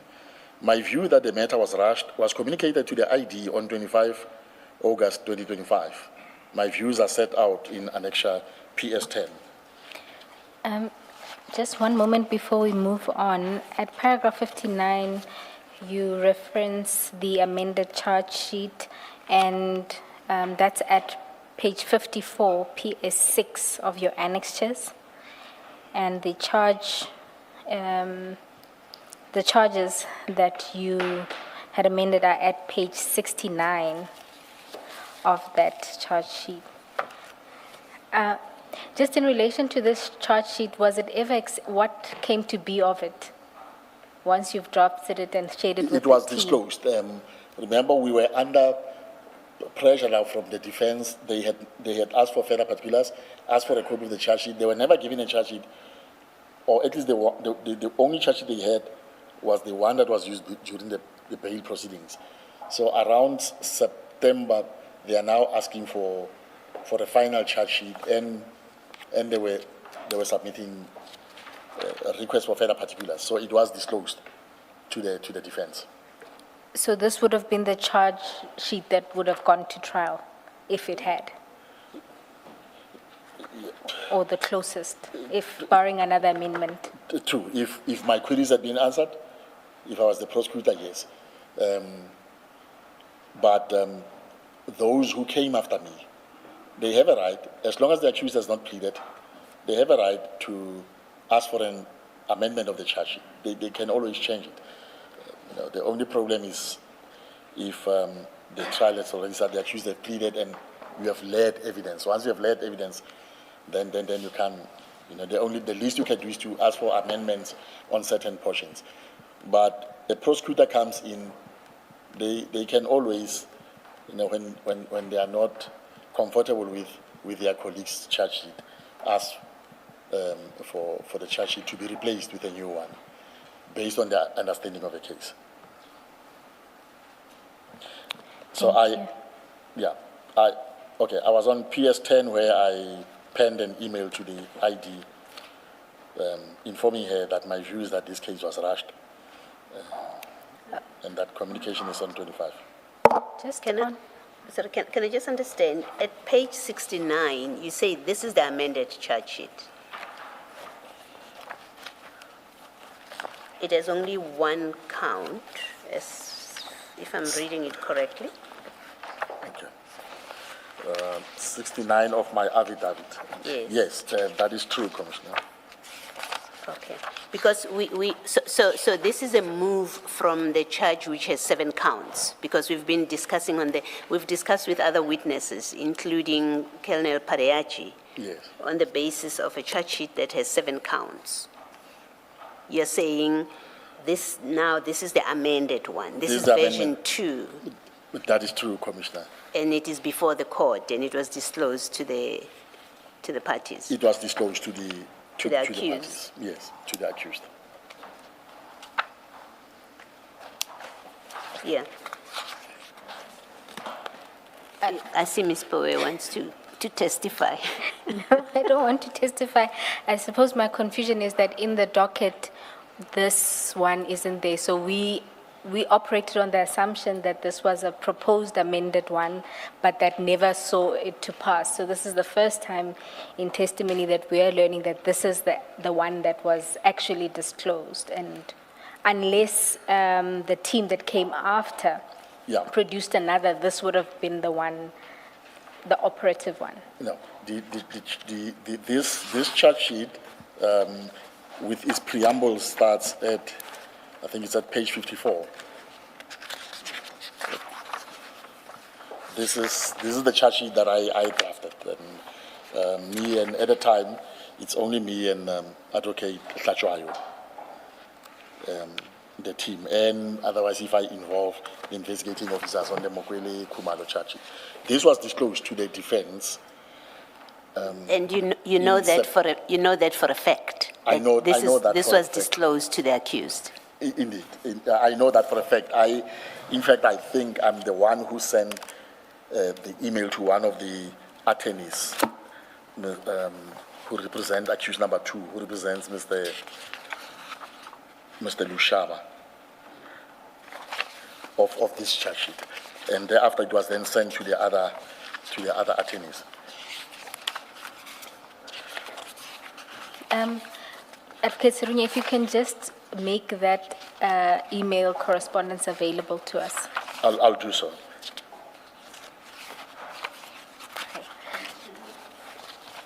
Let me ask then about this one, that you say in that first paragraph, you set out what is supposed to have been done by the accused, and you say, acting in furtherance of a common purpose, did conspire with one another to give or offer to give gratification to accused 7, for the benefit of accused 7. I'm battling to understand, given your position, your correct position, I thought, that you have taken that, but the way that they are formulating the charges, they formulated the charges is they've inverted the position. It would have been for 7 to give gratification to these other officers, but you seem to have gone ahead anyway unless I don't understand this, you've gone ahead to formulate a charge that says they gave her gratification. Yeah. Yes. What? Commissioner And Baloyi. I'm not asking about the merits of this. I'm asking about, because you would have heard from evidence that, rather, when we were engaging with Ms. Johnson, that there was a question of, but why was this done? This which looks so obviously wrong, why was it happening? Commissioner Kumalo went so far as to say there's a third, either he said there's a third hand or a hidden hand, it looks like, because things don't make sense. How this team of investigators and lawyers would do something so obviously wrong on the face of it, and that doesn't make sense. If I read paragraph 1 or understand it correctly, you're repeating that which you've criticized. You can correct me if I'm wrong, but you seem to have repeated that which you criticized by saying they granted gratification to Brigadier Mukwele. And I'm trying to understand, why would you craft a charge like that? Yes. Okay. If your position, as I understand it, Yes. was that is nonsense to charge her with gratification, or her or them with gratification. Okay. True. Okay. Thanks, Commissioner. It's not a repetition of this section 4, which they were alleging, and which, in my statement, I'm saying is defective. I drafted this.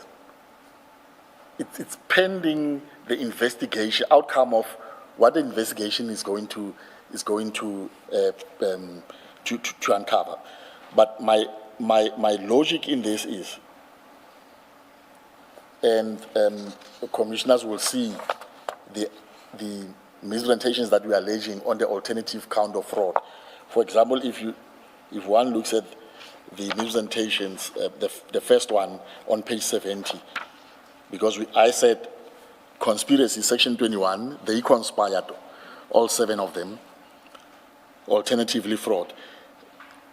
Our understanding at the time is, if the evidence that we are alleging, that the application of accused number 7, Mukwele, was submitted late, because we were going to call a witness who was going to say, this application was received on the 26th.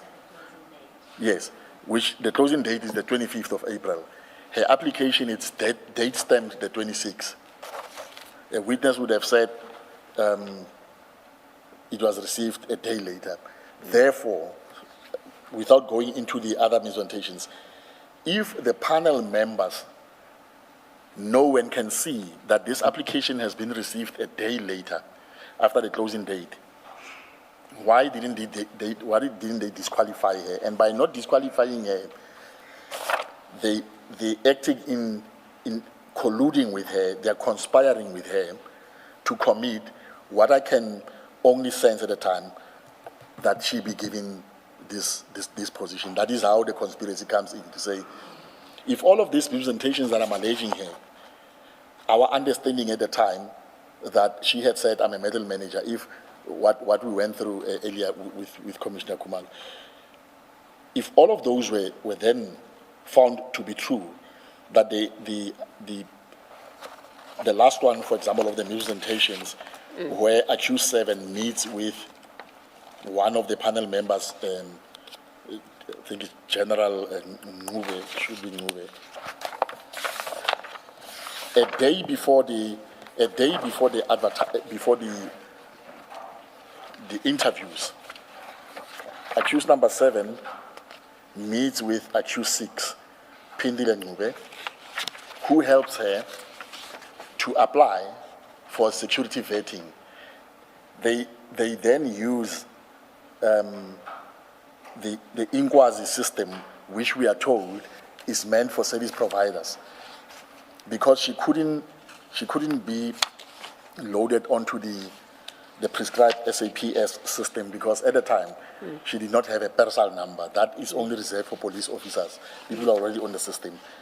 Now, accused 7 and Ngube then decide, they register her on a thing. So that in itself, a day before the interviews, there is this collusion, and her advertisement, according to us, is received late, and according to us, she does not meet this managerial experience. Well, we can drop that now, but at the time, she was not. Therefore, if you look at all those things and you're asking, how could this panel of generals in the intelligence service not pick up all of those things? And even the fact that one of them was with the applicant a day before, the only thing that one could argue before a court was they were colluding with her to commit an offense under Section 21. Yeah, I can see, without commenting on the merit of it, I can see how you would list all of those things under your alternative count of fraud. So that's not my issue. My issue is the preca, the main charge, and it gives me a sense that, and I'm seeing this amended charge sheet for the first time, keep that in mind, but it gives me a sense that you have that main charge under preca because you are forcing this case to be under IDEC. It has to be a preca offense. Even if we can't prove it, we lose, but at least we have the alternative. So instead of starting with your alternative, making it the main charge, which I suspect, it much more obviously raises the question, why is this an IDEC matter? You know, why if it's a fraud and you're listing HR matters, because it is HR matters, about meeting the requirements for the position, So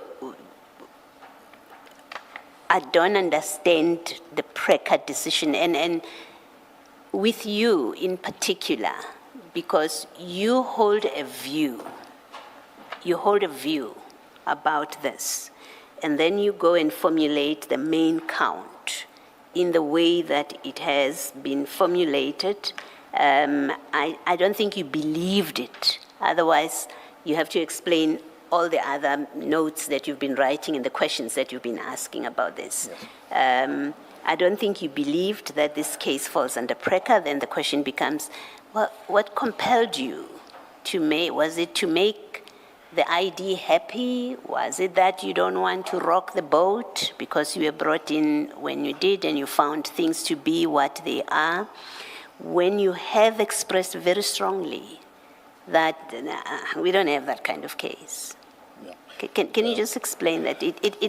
I appreciate that you came in, tried to be the voice of reason And maybe Ms. Ramsame and Ms. Tlachwayo, if she does ever appear, will come and tell us why were they not discussing these things with you once you raised them, and why did they not warn their bosses and their investigators? But you hold a view from the outset after you brought into this matter, and you're consistent about it. And then when you get the opportunity to amend the charge sheet, you could have used the alternative to be the main count. You would have a debate about, but is this an IDEC matter, which is not the debate we're having now. Yes. But why do you appear to force a PRECA count in this charge sheet? Yes. Thanks, Commissioner. I was not forcing it, Commissioner. I was not trying to please them. I speak my mind out. Everybody knows that. I was saying investigations are still outstanding. Cover these things up. But if the little that you have in the docket is believed, if indeed Mukwile's application was received on the 26th, then she ought to have been disqualified, and she was not. And if she's not disqualified, then she's being favored. By whom? By the panel, because the panel seats, they have all those 76 applications, then people are disqualified one by one for not meeting the requirement. But why is this one, which is received a day late, gets to a point where she's shortlisted to top 5 and then to top 3? That if her application was received a day late, it's collusion with the panel members. Why do you keep saying if, as if there was no evidence when you were drafting this charge? No. It was something that you still wanted to be established. No, Commissioner, it was there. I'm talking about the receiving of the thing late. Her application is date stamped the 26th. I'm saying if I were in a court, addressing the court, and the court were to believe me. But again, the one thing that was not there, one of the issues that I raised in one of my emails was, go and obtain the affidavit of the secretary of the panel, because that's the only person who can talk to when was this application received. And that was done after I had left the case, but I'm told that affidavit is there and the person confirms that the application was received on the 26th. Therefore, she ought to have been disqualified.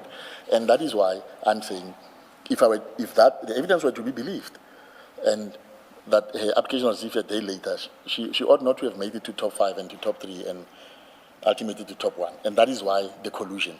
Section 21 talks of conspiracy to commit the offense of PRECA. Section 4, which was drafted earlier, talks of a public officer being given a gratification by another person.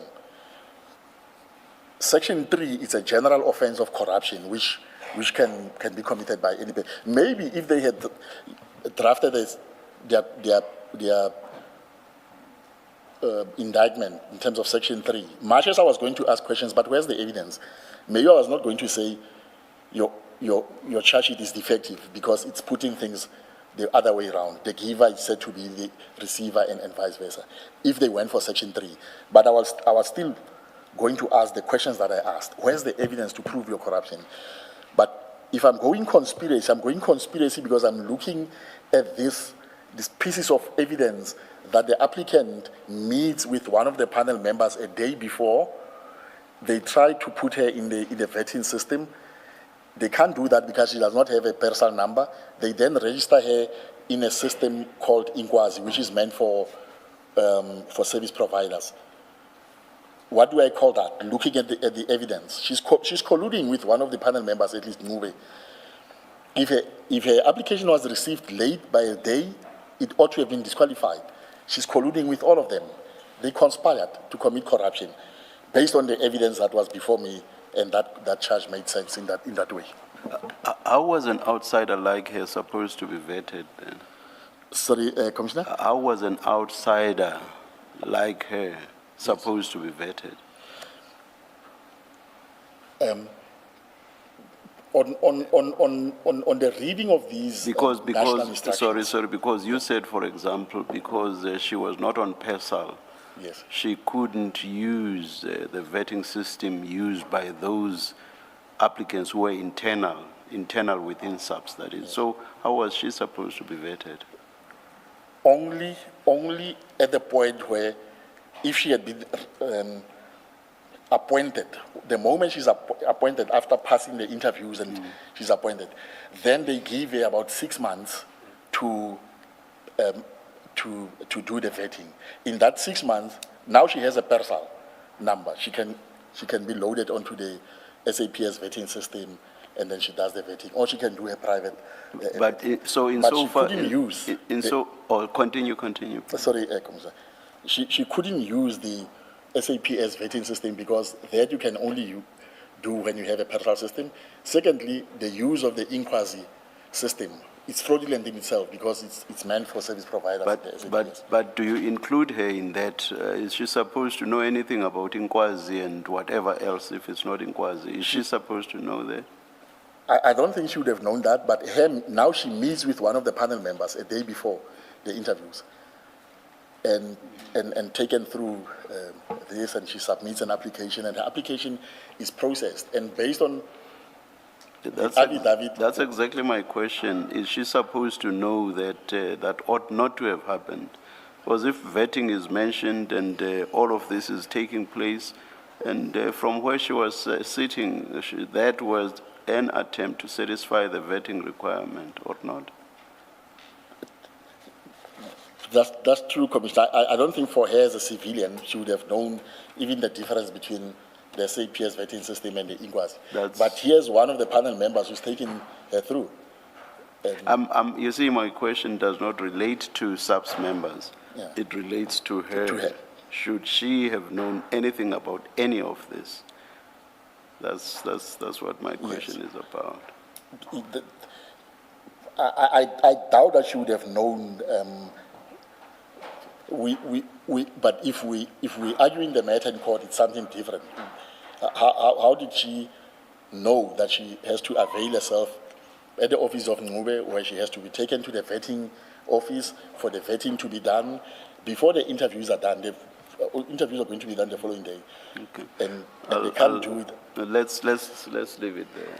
Advocate, you may not know this, but all the shortlisted candidates were given a letter to say they must make themselves available for the purposes of vetting. So they were actually being disadvantaged because the advert said you must only do that 6 months after appointment. So whoever said to them, come and do it before the interview, was not benefiting them. They were actually disadvantaging the candidates. Because the advert, it's the one on 178 file 2 that I took you to. When you do that, you're not benefiting the candidate. You are actually disadvantaging the candidate because you are subjecting them to a process that the requirements do not provide for. And it applied to, because it's that letter that General Khan even said, well, I don't know anything about this letter and all of those. But Commissioner Baloyi's question remains. You said there is no breaker offense here because after gratification, or rather gratification must be given, and then you said in brackets or in inverted commas, in order to.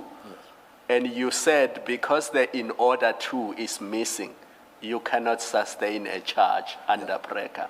Now, Commissioner Baloyi says, if that was your position, why do you then draft a charge sheet that still includes gratification? Because even if you go to Section 21, all Section 21 says is that you conspire to commit the breaker offenses. So it takes you back to the offenses, which means your gratification must still have that condition that it is in order to do something.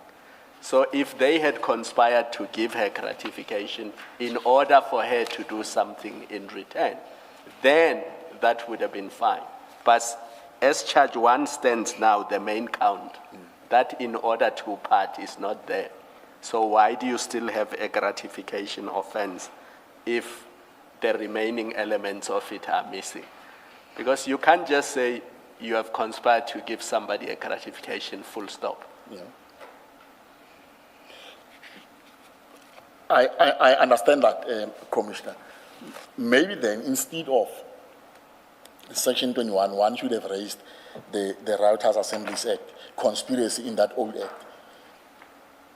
But I'm saying we're coming to the conclusion of conspiracy based on these pieces of evidence that things were not done properly.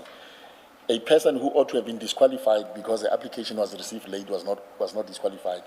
But that's the alternative charge. That's not the main charge. The main charge says you conspired to give a gratification, full stop. True. And Commissioner Baloy's point is, you've already said that gratification must be followed by something else. Yeah. So if your main charge does not have that something else, then it contradicts your memo where you said, absent that something else, there is no charge. I get your alternative where you say the alternative count Yes. has a potential of all these things. Yeah. But forget about the alternative for now. Look only at count 1. What is the offense in count 1? Yes, I see that, Commissioner, and what you're raising is important in that there is that debate amongst colleagues that where we're referring to 21, does it take us back, like you rightfully said, does it take us back to, because 21 says any person who A, attempts, B, conspires with any other person, Yeah. or C, Look aids, at- abets, look at the last induces, part. incites, Look at the last investigates. part. Yeah, another, to commit an offense in terms of this act Yes. is guilty of an offense. To commit an offense in terms of this act. So it takes you back to the It offense. takes you back to the act, like you're rightfully saying, maybe a question of interpretation, but the intention at the time is, so on hindsight, when one says, yeah, but Serunye, still your conspiracy does not fit in. Yeah. Because look at count 1. What is the offense in terms of this act in your count 1 on page 69? Because remember, it must be in order to commit an offense in terms of this act. Yes. Yeah, so what is the offense in terms of this act in your count 1? The act that has to be committed. Yes, the offense. Or it's contravention of Section 21. No, but 21 says you commit an offense if you conspire to commit an offense in terms of this act. So it takes you back to offenses in terms of precca. Look at the last part of Yeah, section okay, 21. okay. Yes, I see that, Commissioner, that last portion would then take you back to say if people conspire in terms of this act, they must conspire to commit an offense in terms of In this terms act. of precca, yes. Be Section 3, 4. So where, in whichever. the charge, where is that offense? Well, we didn't cite the offense because I couldn't go back to what I was criticizing. I can't say Exactly. you conspired to commit Section 3 or 4, which according to me was non-existent. And it's not as if you were not aware that there had to be this something else. Do you remember your very first query when you raised the many questions? Yes. You even said to do what? And then you have ... to show that you expect this something. You yourself, when you raise the queries, do you remember that particular query? I do. Did it not relate exactly to this? It does. It must Looking at it have. now, It must have related exactly to this. I concur. I But concur with. did you suddenly forget now when you were couching the charge about your own query? Yes. Yeah, commissioners, I agree, and I must say, there's an ongoing debate. Like I'm saying, now that it's being raised, I remember one of discussions I had with colleagues in the office, we debated this, we argued about this a lot, and maybe I was for this side, and I can see now that, maybe. Commissioner Baloyi says the reason you put it there as the main count is because you knew that if you started with the alternative count, then IDEC does not have, this does not fall within IDEC's mandate. So you had to put PRECA as the main charge to justify IDEC continuing to prosecute this case.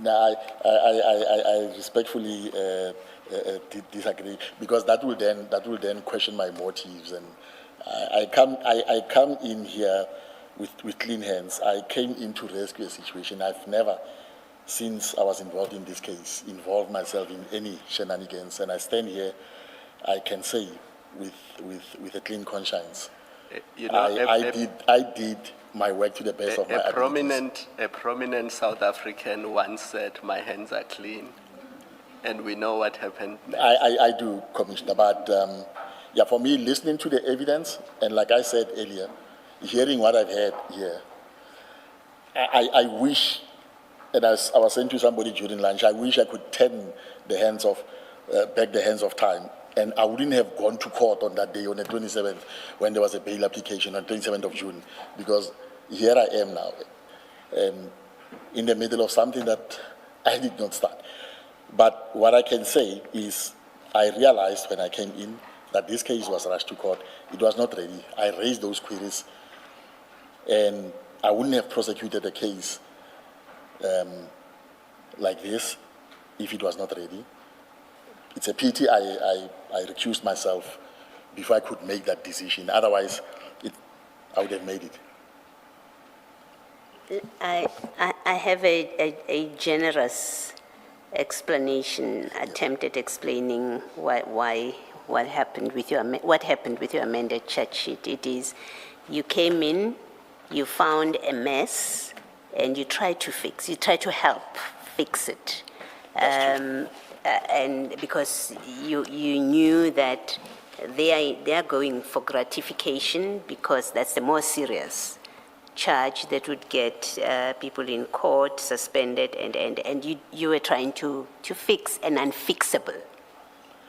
Is that? I'll take that, Commissioner. I'll take that. Thank you. Thank you, Mr. And indeed, the several questions you ask do show that whatever impropriety there might have been, you were not party to that. Because if you were, you would not have raised the many questions that you raised, and doing so more than once. I accept that, Commissioner. I quit it. I did not go along with something that was wrong, or at least something that I could see was not prepared thoroughly and ready for court. Thank you. And then, Advocate Serunye, in relation to your paragraph 60, which you read into the record prior to the engagement, just to note that you then sent an email to Advocate Johnson directly. Yes. On the 25th of August, and that's PS 10 at page 93. I indeed, Council, I sent an email to the ID. If you look at page 93, PS 10, I sent an email at 11:44 on the 25th of August to Advocate Johnson, copied her PA, Ms. Sikukuni, and Mr. Matthew Sissoko, with subject State vs. Kumalo and others, and then I put an attachment. There's an attachment to that email, trial preparation document 3. I said to the ID, the Kumalo and others matter refers, attached, please find a copy of my trial preparation note 3 addressed to the team. My view is that the enrollment was rushed. However, there's a prima facie case of fraud, in bracket, not corruption, at least not on the available evidence. Still consistent with what I've been saying all along in terms of the thing. And then the attachment is at page 95, and you raise substantially the same issues and give directions about particular further investigations and affidavits that should be obtained in order to complete the investigation. Is that so? That is indeed so, Commissioners. And was there a response to this correspondence, particularly the email that you sent directly to Advocate Johnson? I did not get any response to this email. And did you know if she received it?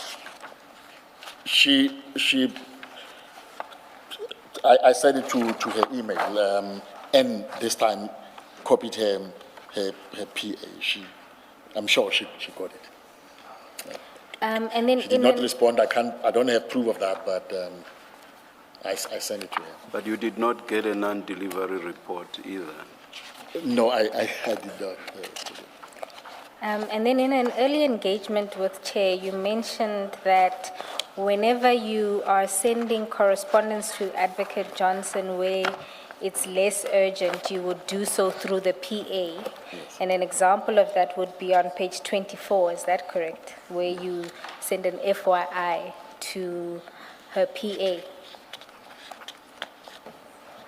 That's correct. And that then with this one where you make direct communication with the ID, are we to understand that it's because it was urgent and you wanted to draw these matters to her urgent attention? Indeed so. And it was now the third document that I'm writing where I'm raising queries.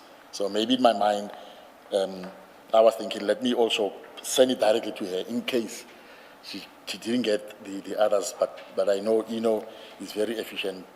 There's no way that she didn't. But this one I directed it directly to her and copied as well. You've also copied Mr. Sisoko.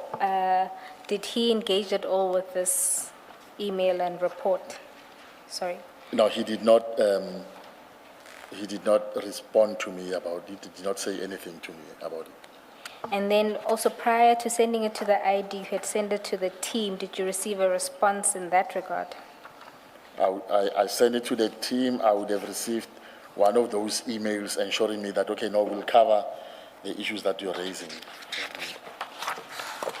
I'm sure I must have received, especially from Brian. Brian is one of those people, when you send an email, he does respond. All right, thank you. Mr. Parayashi, I must say, sorry. Then you move on to deal with the... Sorry, Council, you'll see in that preparation trial note to the ID, if you look at paragraph 16 or point 16, that's where I'm raising the issue of an HR expert. That an HR expert must be appointed to analyze the scoring of the three candidates and provide a report on whether the scoring of the three candidates was fair and or in accordance with the prescribed manner set out in paragraph 6, in brackets evaluation process of the National Instruction 3 of 2005. Okay. Yes. Also to point out that in paragraph 5, you say, after receiving input from colleagues and doing further reading on the corruption subject, my initial view still stands. And this initial view you're referring to is that there's no case for Is corruption. that there's no here. case of corruption? Indeed, Commissioner. Okay, thank you. All right. Advocate Serunye, then we can deal with the procedural irregularities that you questioned. You have dealt with the issue of the charge sheet, and the other thing that you dealt with was paragraph 62, which deals with the referral and your multiple attempts to get a copy of the referral, and that your latest one was done when one of the accused persons requested disclosures or further particulars. And there you referred us to Annexure 10.1. Can you then take it?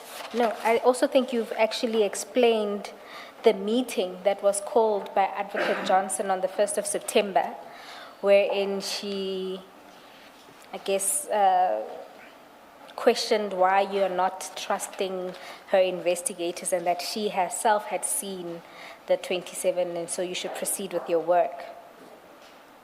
That's correct. Indeed, that's correct, Commissioners. Then I think we can take it from paragraph 64, where you deal with when you were eventually shown the section 27. Okay. Yeah, just in passing, PS 10.1 is an email which I sent to Mr. Sisoko where where I was asking about the 27. We're now in 31 October 2025. If I go back to my affidavit, the paragraph 64, some days later, that will be now after the 31st of October, following a management meeting, the chief investigator, Mr. Daniel Perumal, informed me that he had the Section 27 referral and showed me a document in his office. He showed me the document whilst holding it. It was as if he wanted me to see its existence, but not its contents. If I can what exactly do you mean by that? It was as if you wanted me to see its existence, but not the contents. How did he hold the document? Did you get to read the document? And based on what you are going to say shortly after this sentence, it seems to me that you actually did read the document, because you even estimate the number of pages, and you also suggest that you actually saw the content, because you say it resembled the complainant's statement and basically contained nothing. So you actually read it. So it's in that context that I say I don't understand when you say it was as if you wanted me to see its existence, but not the contents. We know that you actually saw the contents. So what do you mean by this sentence? Thanks. Or at least I assume that you saw the contents based on what you say about the number of pages, and also the fact that according to you, this document said nothing. Thanks, Chair. Yes. If I can demonstrate, we got into his office. I'm seated on the other side of the table, and he's sitting here. He pulled up the statement, and he didn't give it to me to read. He was holding it like closest to him. I had to bend over and read. I think he thought when I see Section 20, because it had a heading, Section 27 referral. I think the names of the person, Fadel Adams. When a person is holding a document like this for you to, but I read it. I read and I could see as I'm reading through that this affidavit, it's similar to the other affidavit of Mr. Adams, which is, there was nothing that stood out for me in that affidavit that. Did he page it as you were looking at it? Yes, we paged it through. I paged it. I even went to. Who paged it, him or you? I think I was paging, even though I was still. Then I paged it through, read through. I thought you were saying he was holding it. Yes, he was. He was. It's like holding it. Sort of. I can't take it, but I could page through, and read, and. I even saw at the last page where the deponent had signed and the commissioner of oath had signed. I could see one of them signed it in Cape Town. I think it was the deponent, but then it had a stamp, IDEX stamp of Pretoria. I can't remember who commissioned it, but I could see it was commissioned, and that is what. When I left that office, I said to Advocate Tlatrayo, I finally. So this elusive Section 27. I've read it, but there's nothing, I thought when this report or this affidavit is not given to, at least to me, because I was asking, there's things in there that people didn't want me to see. But when I read it, I thought, it's just the same as the statement of the complaint. There's nothing to me really. So if he let you page the document, how is it that you say he wanted you to see its existence but not the contents? Because he could only have allowed you to page through the document if he had no problem with you seeing and reading its contents. So I don't quite get what you are saying. Yeah. I got a sense that he was rushing me. He thought I wanted to, because I've been asking about the 27. He thought I'll just look at, there it exists, and then leave. But then I wanted to read, and the contents of this and see what this affidavit was about. I may be belaboring the point, but if you go to page 19, you even say, on perusing it. Yes. Lawyers usually use peruse when they mean that they read a document thoroughly. And you refer to perusing, and yet to suggest that you were almost not given an opportunity to read the document. No, Chair, I read the document. I read it up to the last page because I wanted to see what was in this affidavit that I've been asking for since August, and no one is giving it to me. But when I finished reading it, I couldn't understand why this thing was being hidden away from me, at least, or from the team, because it was just a normal statement by Mr. Fadel Adams, which was very similar to the one which was in the docket, where he's saying he got the documents underneath the door, and making complaints about a lot of issues that were happening in the intelligence office. All right, I interrupted you when you were about to read, right at the foot of the page, the last line. He retained the document in his hand. Yes, last line of that page, he Page retained... page 18. Yes, he retained the document in his hand, and I was not given a copy. The document comprised only of some 2 or 3 pages. It could be more. I don't remember because it's almost a year ago, and appeared to be a repetition of the complainant's statement containing nothing of substance. On perusing it, I observed what appeared to me to be an inconsistency in the commissioning of the document, in that the place at which it appeared to have been signed did not accord with the place at which it appears to have been commissioned. Like I said earlier, the deponent appeared to have signed the statement in Cape Town, but then there was a Pretoria stamp of IDEC, and then the commissioner of Oath would have signed there.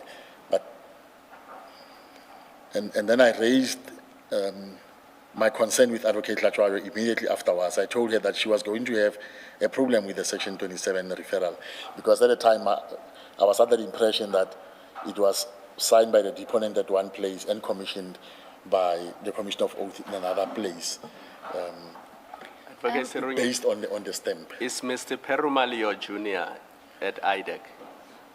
No, he's not. In terms of the structure, Yeah. He comes after us as deputies. So you are the DDPP assigned to the case, and you know that the Section 27 is missing. You know that the prosecutor assigned to the case, Ms. Latwayo, has not seen the Section 27. For the first time, Mr. Perumal says to you, it exists, here it is, and you do not insist on getting a copy of it so that you can discuss it with Ms. Latwayo, so that she is empowered when she continues with the prosecution of the case. I just don't get that. I mean, what were you scared of?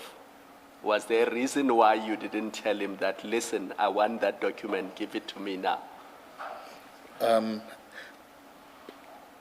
Commissioner Kubalo, I did not think of making a copy because when I read the statement, there was nothing substantial for me. It was just like the other statements I've seen. So I thought at the time, why were they dilly-dallying from giving me this?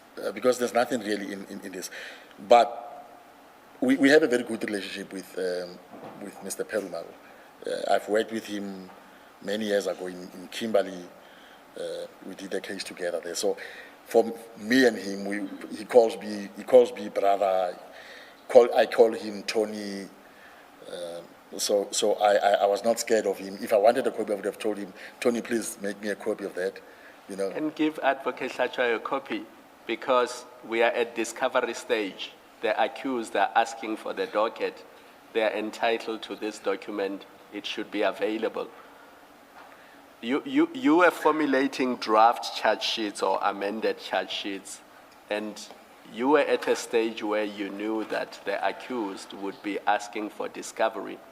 You were at a stage where you are raising a concern with Advocate Thatcher. You're saying she's going to have a problem with the Section 27 referral. Why do you not insist that it be made available to her if you know that she must look at it because there are serious issues with it?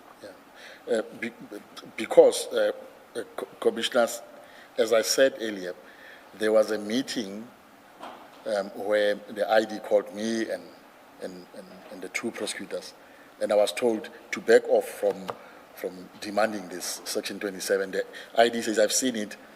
Are you not believing my investigators? So I was not going to ask for a copy of that because I got clear instructions. Stay away from this, just do your job and leave the... So you were scared of the ID. That's why you did not insist that it be made available to the prosecutor. If one, I cannot dispute that. I didn't want to upset her. She was clear. I have seen the 27. I'm satisfied that it exists. Leave this matter alone. I hear that you've been asking a lot about it. Leave this thing off. So when Mr. Perumal showed it to me that day, we were coming from a meeting, and I did not even demand a copy because I knew I don't have to deal with this document. But at least I've seen it. And again, remember, I was no longer part of the case. In fact, by then, this is now in October. I've since been recused in 16 September. So, but I related the message to Joy. And the other thing is, we were told now, when I was still part of the case, when we're getting requests for further particulars, an email which I have to provide to counsel. One of the, I think that's the attorney for accused number 2, they wanted a copy of this. They said, how did you get this referral? Was it by 28, 27? We want a copy of it as part of the request for further particulars.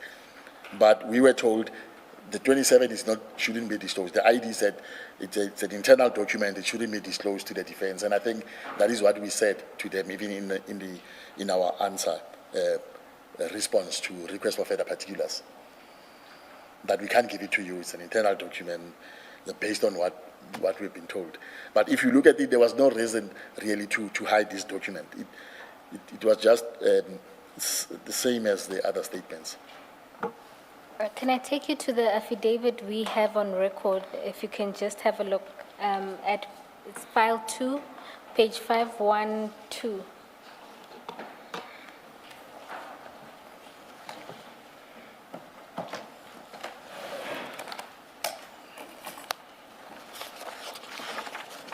If you can just look through that one to confirm if that's the affidavit you saw. Yeah, can you repeat that, please, Counsel? If you can just look through this affidavit, just to confirm if this is the one that you saw.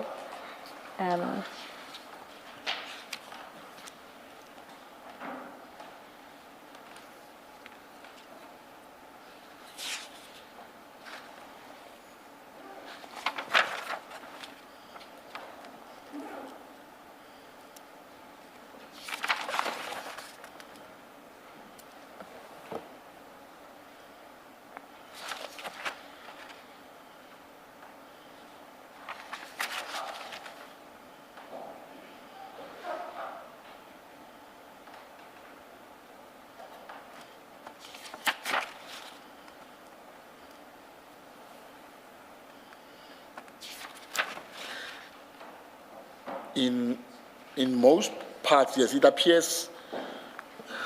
I'm looking for. No, it's not. The only marker The one I that can I see. had, the one that I saw, Okay. like I said, on the last page, the deponent had signed it. It was clear he had signed it in Cape Town, and the Commissioner of Oath had signed, but there was an IDEC stamp next to it, which was a Pretoria stamp, which is what I couldn't understand. Where was this affidavit commission? So the one I'm looking at now, seems to have been commissioned in Cape Town by one. Maybe to assist you, Felicia Solomons. maybe to assist you, I was going to suggest that you're making a mistake, it sounds like, because the one you are referring to, which is signed in Cape Town and deposed in Pretoria, that's an A1 statement. Yes. It's not a 27 referral. That is the one that was shown to me. Okay. And it's dated, I think, the 6th of January, Yes. 2025. That's the So- Pretoria. The Pretoria, one. Cape Town one. Indeed, Commissioners. That is what was shown to me. It is not this one. And even though it's almost a year ago, the one that I read, I don't remember this paragraph 5, which talks of Minister Bekele. There was no reference to that in the affidavit that I read. There was no, I don't think there was reference to that in the affidavit that I read. Please go Otherwise- to file 3, page 683.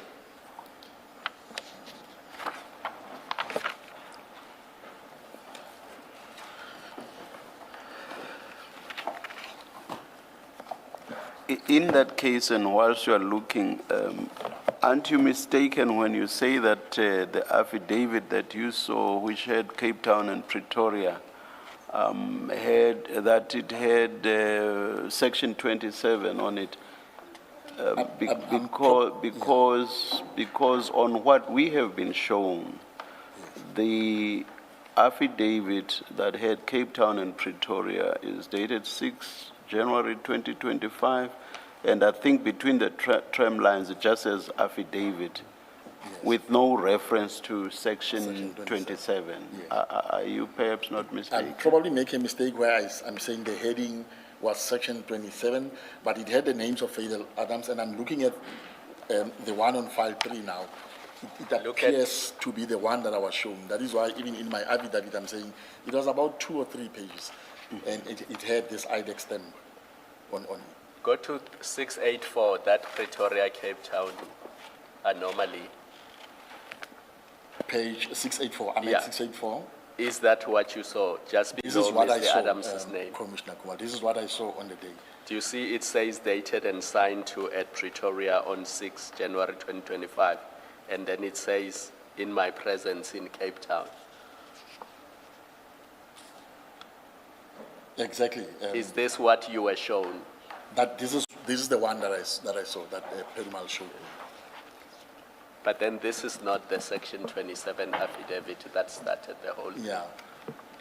And then he showed, this is what I was shown. And that is why I'm saying, after reading what was shown to me, I did not make anything of it because it was not saying much. It was like a 2-3 page statement, which really didn't say much. And I was amazed why has it not been shown to me all along? Because it's not containing, sensitive information that I was not supposed to see or anything. If they've given me this all along, I would have stopped asking for it. If Mr. Perumal showed you this document and said to you it's a Section 27 referral, he misled you He did.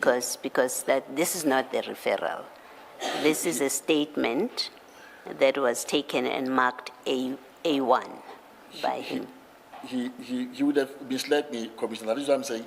After reading what he showed me, it was like I was reading one of the affidavits of Mr. Adams, which I saw in the document. It was similar. So when one says, oh, here's that 27 you've been looking for, I hear you've been asking questions about this. So that I maybe I think- should stop asking questions. Yeah, I guess the going back to the question that Commissioner Kumalo asked, that you are the DDPP at this point, because at paragraph 63 and 64, you do say that it's after the meeting of the 1st of September, and some days later, you following a meeting, you went to Perumal and said he had the Section 27 and he told you, and he showed it to you. So at this point, it seems like you're still involved with the matter. Because remember, at 63, you say it's on the 1st of September that the ID said to you, why are you asking about the Section 27? And then in 64, you say some days later, I went and I spoke to Perumal. So it suggests you were still involved in the matter, which then the question remains that if at that point you're still involved with the matter, because you're not giving us a date, you just say a few days later, unless you are exact about when you were accused, and then we are able to see that, okay, in September he was not longer involved with the matter. The question remains that as the DDPP, Mr. Perumal is not your superior. You are responsible for this matter. You're going to be making discovery to the accused. You need to prepare how it is that he trumps your request to have the document, because there's a reason you want this document. At the very least, it is so that you can make full disclosure to the accused, but for your prep. So how is it and why does he have the final say when you are now with him? Forget that this is not the 27, that he misled you. Let's assume it was the 27. How do you land at where he makes a final decision effectively that now you're not getting this copy that I have? And why is that okay with you, who is senior to him and in a different function? Yeah. Why does it end there? The only thing I can think of, Commissioner Baloyi, is that he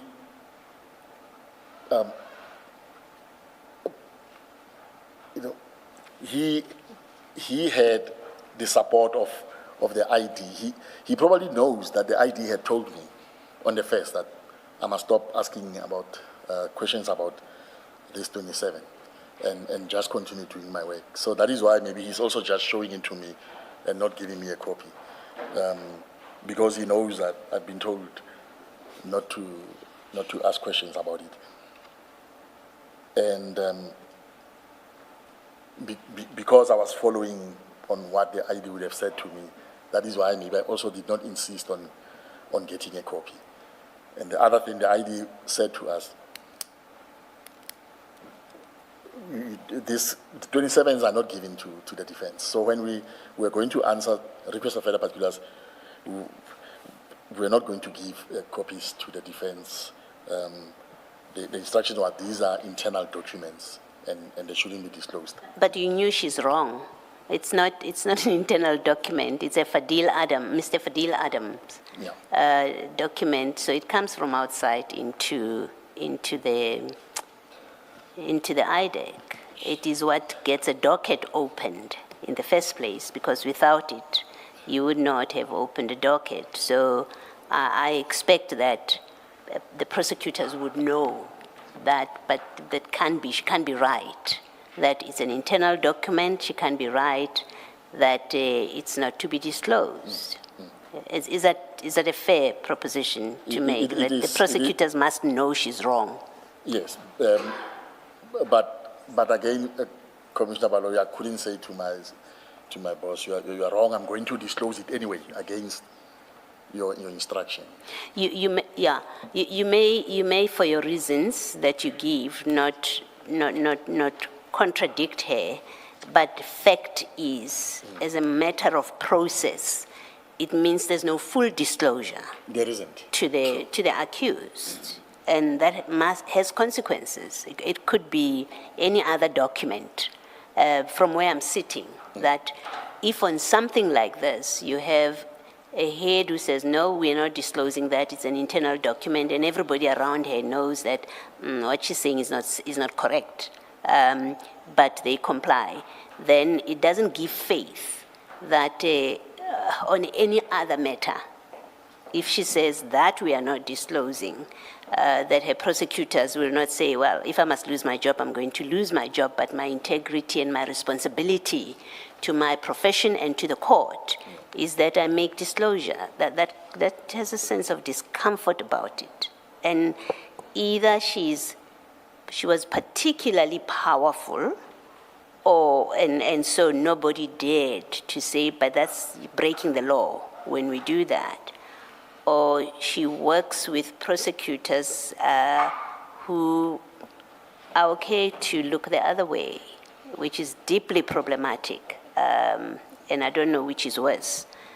But that's the sense that, that a sense of discomfort I understand that. that all of this creates. I understand that, Commissioners. Yeah, it's difficult to be in a position where I was at the time. I couldn't, I didn't have the guts to say to my boss, you are wrong, I'm going to disclose this, whether you approve it or not. I know there's going to be consequences. Can be disciplined, that can be charged, and so on. Especially that we have signed non-disclosure forms. So it was going to be, you disclose a document which we have told is an internal document, and therefore you're facing up to 15 years imprisonment for this. So it was that. But if you didn't say to me, don't disclose it, it was going to be part of the disclosure. But we were told categorically clear, it's an internal document, you don't disclose it. And it is on those bases that I wouldn't have gone against it. All right, I've heard your answer, thank you. Another process-related issue. A witness, I think it was Ms. Ramsamy, said that the Section 27 referral affidavit becomes the A1 statement, but that you may supplement it should that become necessary. Is that your understanding as well?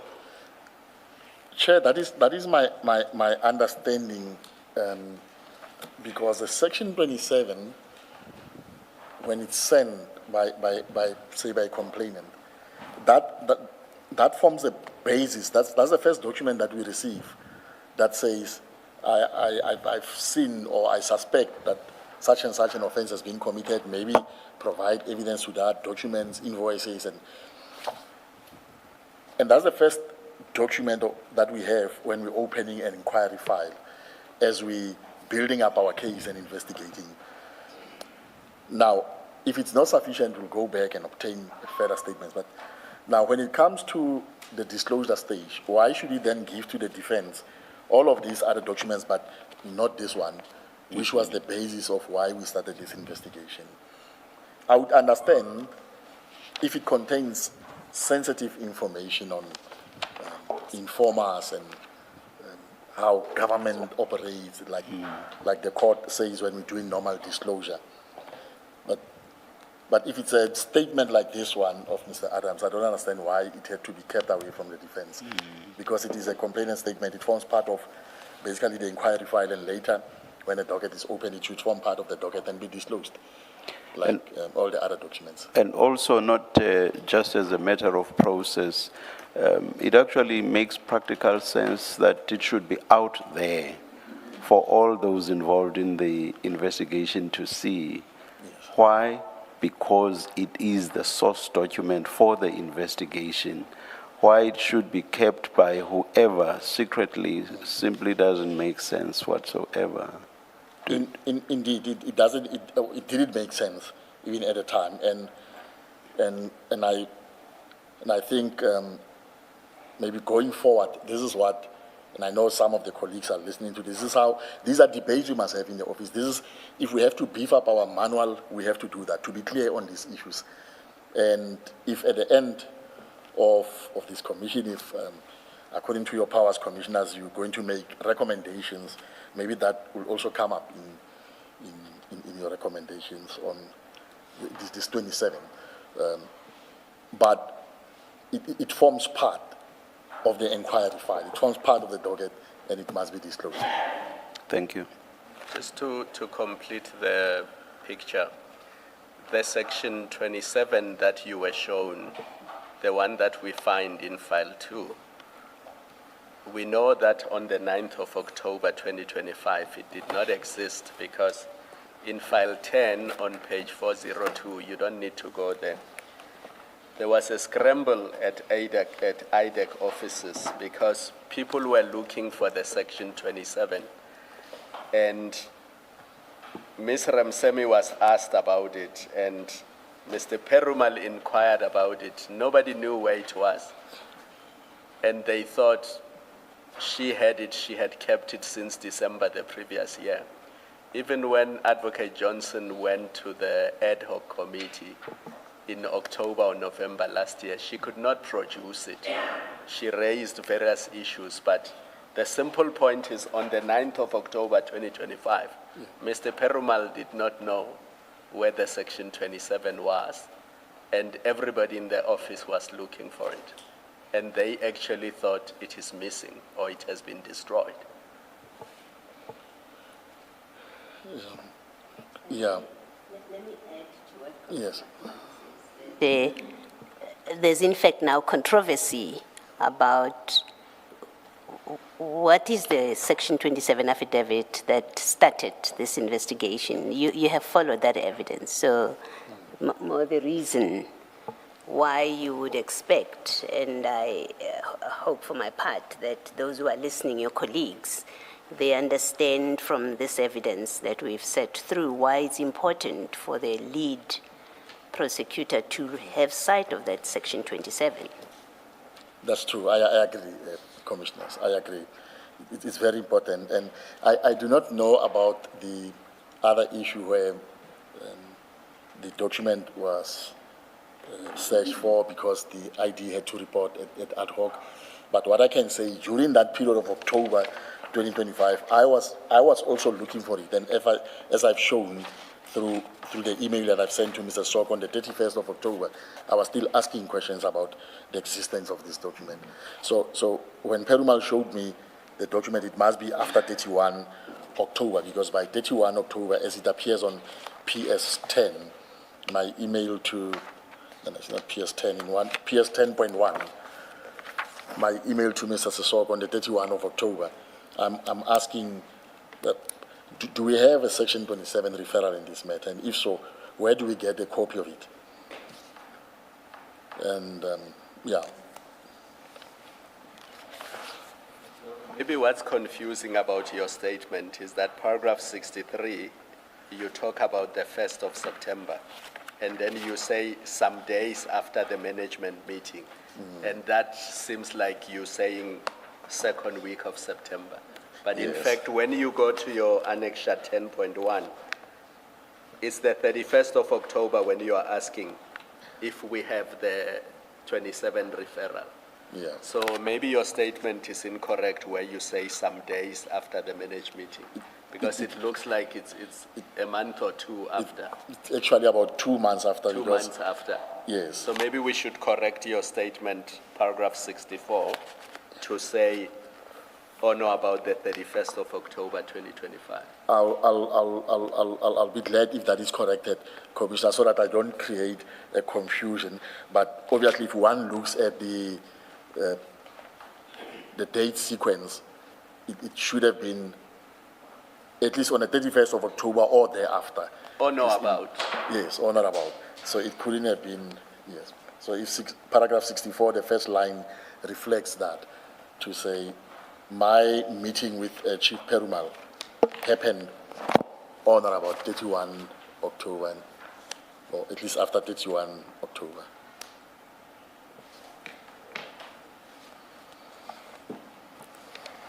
Advocate Serunye, then you were at paragraph 65.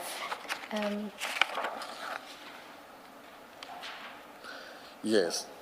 At 65, for the reasons already given, it was my view that the arrests were premature and that the matter had been brought to court before the investigation was complete.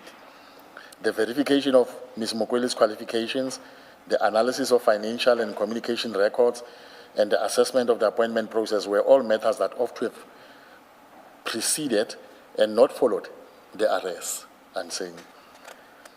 I then get to the Lushaba matter at paragraph 66. My apologies, Sorry. Advocate Serunye. Chair, may I ask for a short adjournment? I've been sent a note to request a shorter comfort break. We'll hear from you when we're ready. Let's adjourn.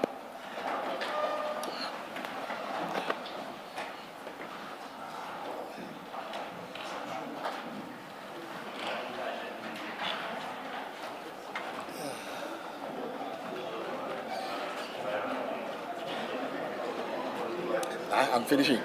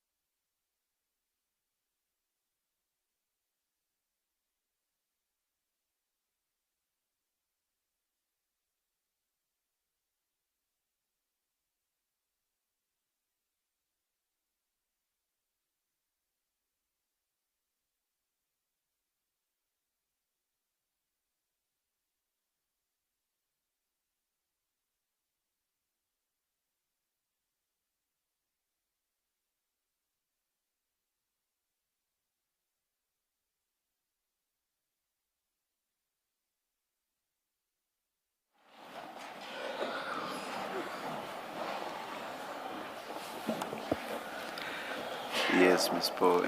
Thank you, Chair. At this stage, I've stopped being optimistic, so we are now at the second last subject, which is the Lushaba matter. Advocate Serunye, if you can proceed from paragraph 66. Thanks very much, Councillor. Under the heading Lushaba matter, on paragraph 66, as set out above, on 8 August 2025, I was also asked to oversee the Lushaba matter, in which Advocate Ramsemi was the lead prosecutor.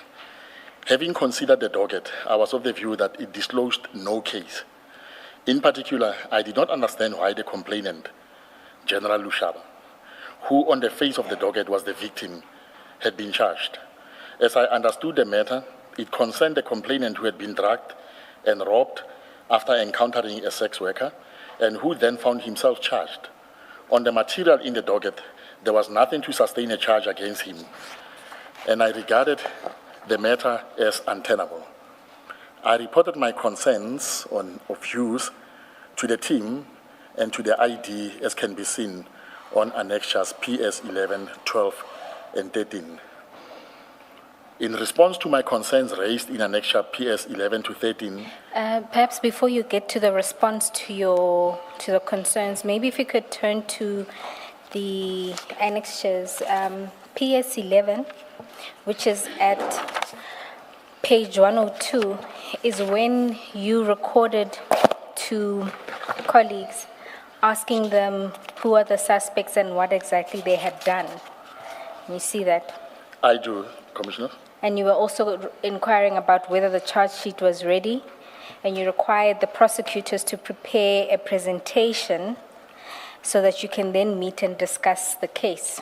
Indeed. A much more detailed, that comes after. Then PS 12.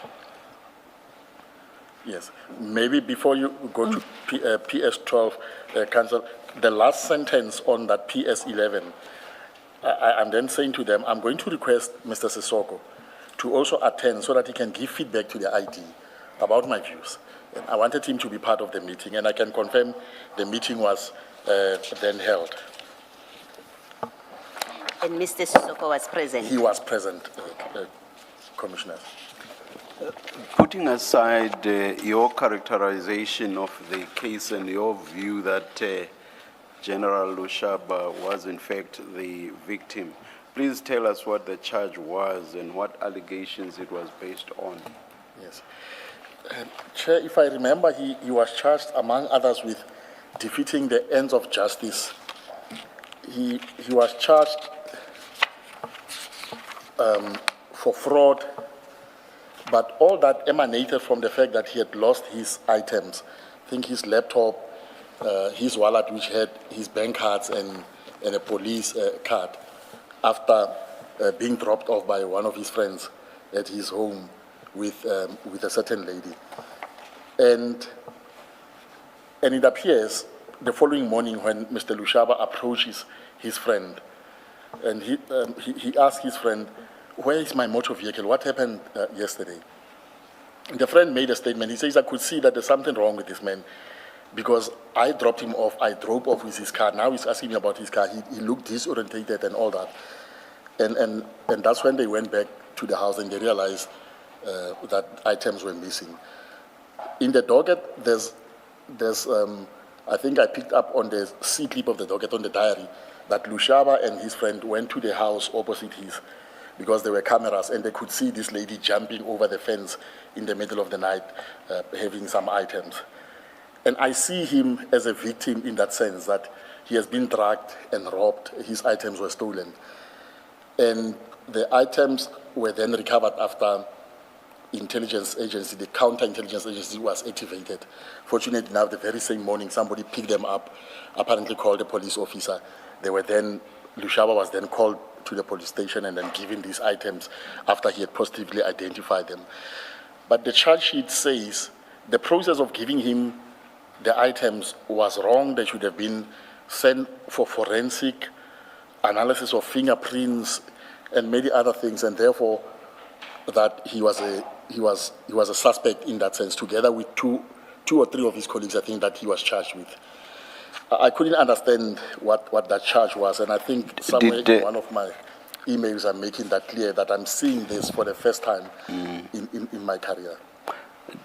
Was the charge not about an alleged falsified report with regard to what had happened with his, or in connection with his devices? There were allegations that a statement, that Lushaba's original statement was missing from the docket, and that the statement which was part of the docket was actually made after the fact. But it didn't really make sense. Why would he do that? It's clear he was robbed, and he had reported it how the theft happened. He was not hiding the fact that he had a visitor in the house. Why would he then make a statement, then withdraw it and file another one? All that, really, I felt, I don't understand this type of charges.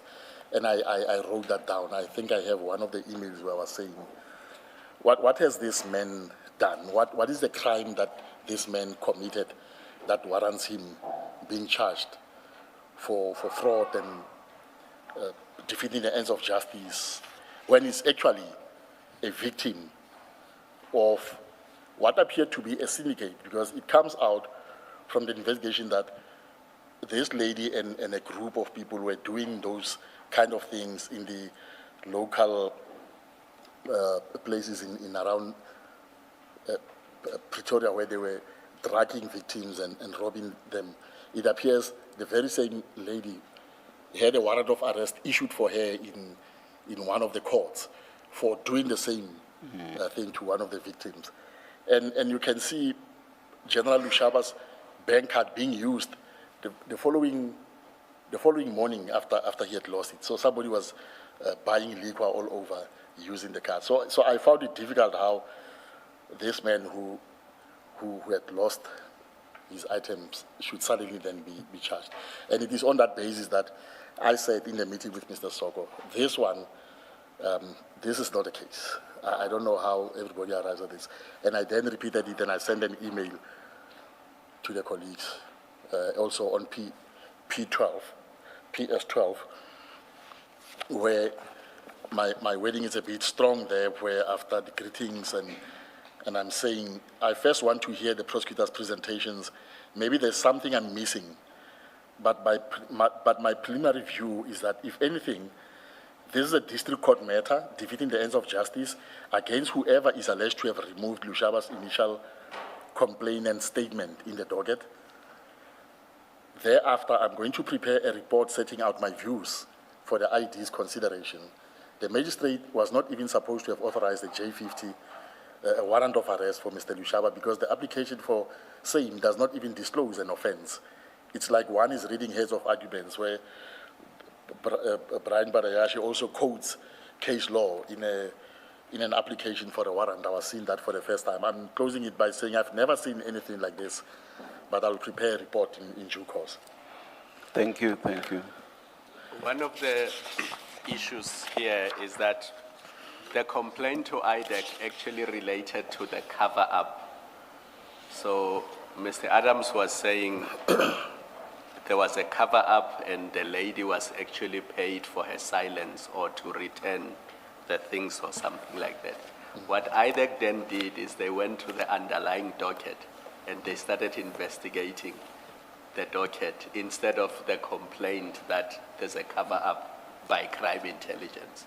And that's where this whole thing went a bit south. No, it can't be, Commissioner, because there's a statement in that docket from a police officer, neutral police officer, who says that is the morning following the theft at Lushaba's place, he was contacted by a person. He names that person in the statement. This person says, I've picked up some items next to the garage. And because he knows the police officer is staying nearby, he took those items to the police officer. And this police officer activated crime intelligence because he could see from the card that this is a member's wallet, and this member appears to be a member of CI. and the items were then taken to the police station. And that's how, about a cover-up, there's nothing in the docket about that. The only allegation is that it appears the original affidavit that Lushaba made was removed. But when I read that docket, I don't see anything of that sort. I don't understand why Lushaba would complain and then cause his statement to be removed and be replaced by another statement, which is talking almost the same issues that relates to the robbery at his place. What we've also heard about this is that General Kumalo is charged in respect of this because he did not discipline. He was part of a cover-up. He did not discipline General Lushaba. Okay. Commissioner Baloyi, in the docket that I read, the accused are Mr. Lushaba and two other crime intelligence officers, but not Mr. Kumalo. I'm not sure if there's a separate docket of Mr. Kumalo, but I don't know about that. I don't know about that. Thank you. Is the charge sheet you're referring to at page 110, where it is General Lushaba and 3 others who are charged? Oh, yes. At one, yes, that is the charge sheet of this docket I'm referring to. Okay. Lushaba and Mr. Mukhashwa, Glenn Hudson, and one Eugene Pitot. Okay. These are the accused. And Pitot and Hudson, I think, are members of crime intelligence. Mukhashwa is a police officer at the station. The allegation was that how could he have commissioned Lushaba's affidavit because apparently on that morning he had knocked off. Our investigators could not understand how he would have commissioned Lushaba's affidavit. So I think it is on that basis where they were saying this can't be the original affidavit because Mukhashwa knocked off in the early hours of that morning, 6 o'clock that morning, and he could not have commissioned that affidavit. But We know that General Lushaba was arrested, is being charged. These other 3, were they also arrested? Do you remember? Speaking under correction, I think they were a commissioner because I think they were on bail. I remember in one of the appearances when the matter was postponed, the warning from the magistrate would have been, yes, your bail is extended and on the same condition. I think they were arrested as well, but they were out on bail at the time. I think this case, or the arrest of this case, happened before the General Kumalo and others' arrest. This one came first. In the series of correspondence noting your concern, this would be the 3rd, that's PS 13, which starts at page 105. And you'll see there you addressed 2 emails, the first being to the team, wherein you note that on the 28th of August you would have had a meeting.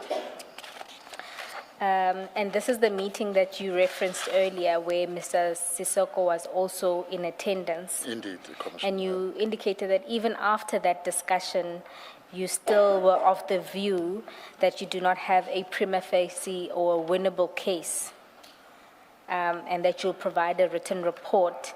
I see also that this email was also then sent to Ino for the ID's attention. That's at the top. That is true, Katsal. On the same day, 29 August, on the same day that I sent the email to the team at 7 o'clock in the evening, I sent it 4 minutes after that. I then sent it to Ino with a message, "Hi Ino, for the IED's attention." And you'll see I was dissecting each and every one of those counts, starting from count 1, showing what I'm picking up on those and up to the last count. Some of them were repetitions. The counts were repetitions of, on other counts it will be a duplication. One person will be charged and then the other one be charged. It was really badly crafted and not supported by evidence, most importantly. I see that you noted about No, exactly 73 points in relation to the 10 counts. Is it possible for you to give a summary of the key issues that you were raising? At the most, it was questioning the charges themselves, that the elements of the charges are lacking. There's no evidence to substantiate those charges. And also to say some of them are duplicate charges. For example, if you look under count 8, at paragraph 55, I'm asking, is count 8 not a duplicate of count 6? Why was count 8 not cited as an alternative? Same thing, count 9 is a duplicate of count 7. Count 10 is a duplicate of count 5. So it was a repetition of issues where it related to duplicate counts.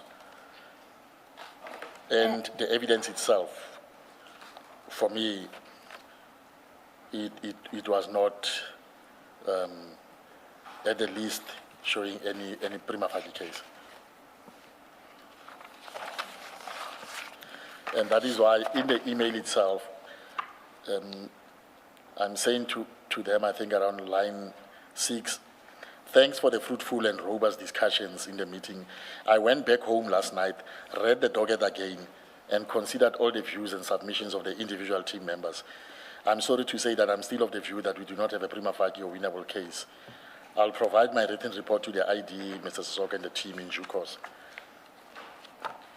And did you provide a report in this regard to the ID and Mr. Sissoko? Yeah, I did not, commissioners. That's what I'm saying. I was overtaken by, everything was overtaken by events here where this is 29 August, and by 16 September, I then ceased to be part of the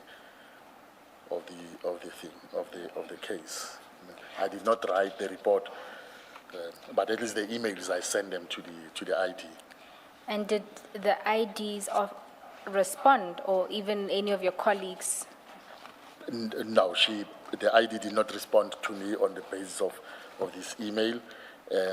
Neither did the colleagues. The colleagues, at least we had a meeting on the 29th. I remember it was a virtual meeting, a very robust one, where I set out, my views, and like all the things that I'm tabling here, I said in the meeting.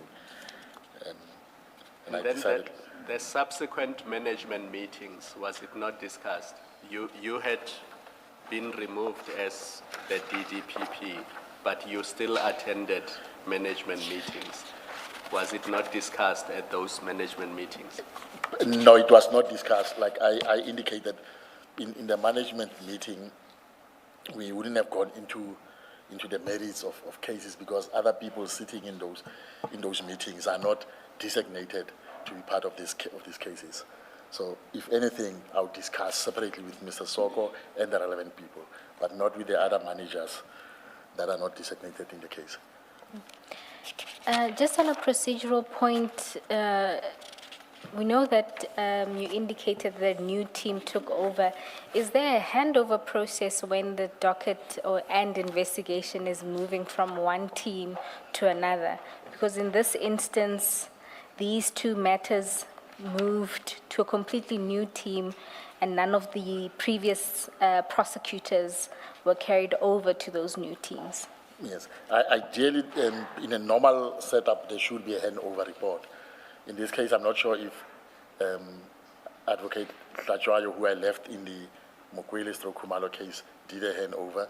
I'm not sure if Advocate Ramsey did a handover on this one, because when I... All right, thank you. We can then go back to your statement at paragraph 68, where you deal with the... Oh, my apologies. Sorry, maybe before you do that, this charge sheet, who would have prepared it? I mean, I ask because in your note where you list the problems with it, you raise quite a number of issues, including somewhere where the charge sheet says accused one gave a gratification to himself, under count 2. You raise those kind of things. Who prepared this? Who would have prepared this charge sheet? Did you get to find out? Honestly, I do not know who prepared this charge sheet, Commissioner Baloyi. Like I say, the matter was already in court. I do not know who prepared But it. at this point, when you get involved and the matter is in court, Ms. Ramsame you said Ms. Ramsame was responsible for this She was the matter. prosecutor in the case. So this is the charge sheet that she was working with. That is at correct, At the which, point. which that- was also disclosed to the defense, I would want to believe, from the date of the first appearance. Yes. Well, I was saying to the chairperson, gratification seems to be your favorite, the IDEX favorite fallback or default position. If you don't like someone, you charge them with gratification. Not like that, Commissioner, but yeah, corruption is a very serious offense that this country is faced with. So I guess we're all trying to root it out, but we follow the evidence as prosecutors and investigators. Except at in least. these two cases. I mean, we've had the debate about gratification, whether the charge the charge is properly formulated on your facts, and you've expressed your difficulties with it. True. The same discussion was had with the ID, the same discussion was had with Mr. Parayachi and Ms. Ramsame. So at least on these two cases, it seems to have been a default because maybe because nothing else works. It looks like it, Commissioner Balo, it looks like it, and that is why, like, sitting here today, after listening to all the evidence, it appears, and I can see it now, that some of us went in, we were just doing our work, but it's painful that it appears there were things happening behind our back which we were not privy of, and it appears to me that some of us were used. If you're given instruction, go and oppose a 63, you go in, you think you're doing your work to the best of your abilities, you go and oppose a 65. I mean, I did 2 cases. Out of this case, I went twice to the High Court with the recusal application and with the 65 bail application, doing what I love, what I've been doing. In next month, it will be exactly 31 years, without knowing that there's other things happening behind the scenes. It's painful, but I didn't know at the time. Thank you. I didn't know.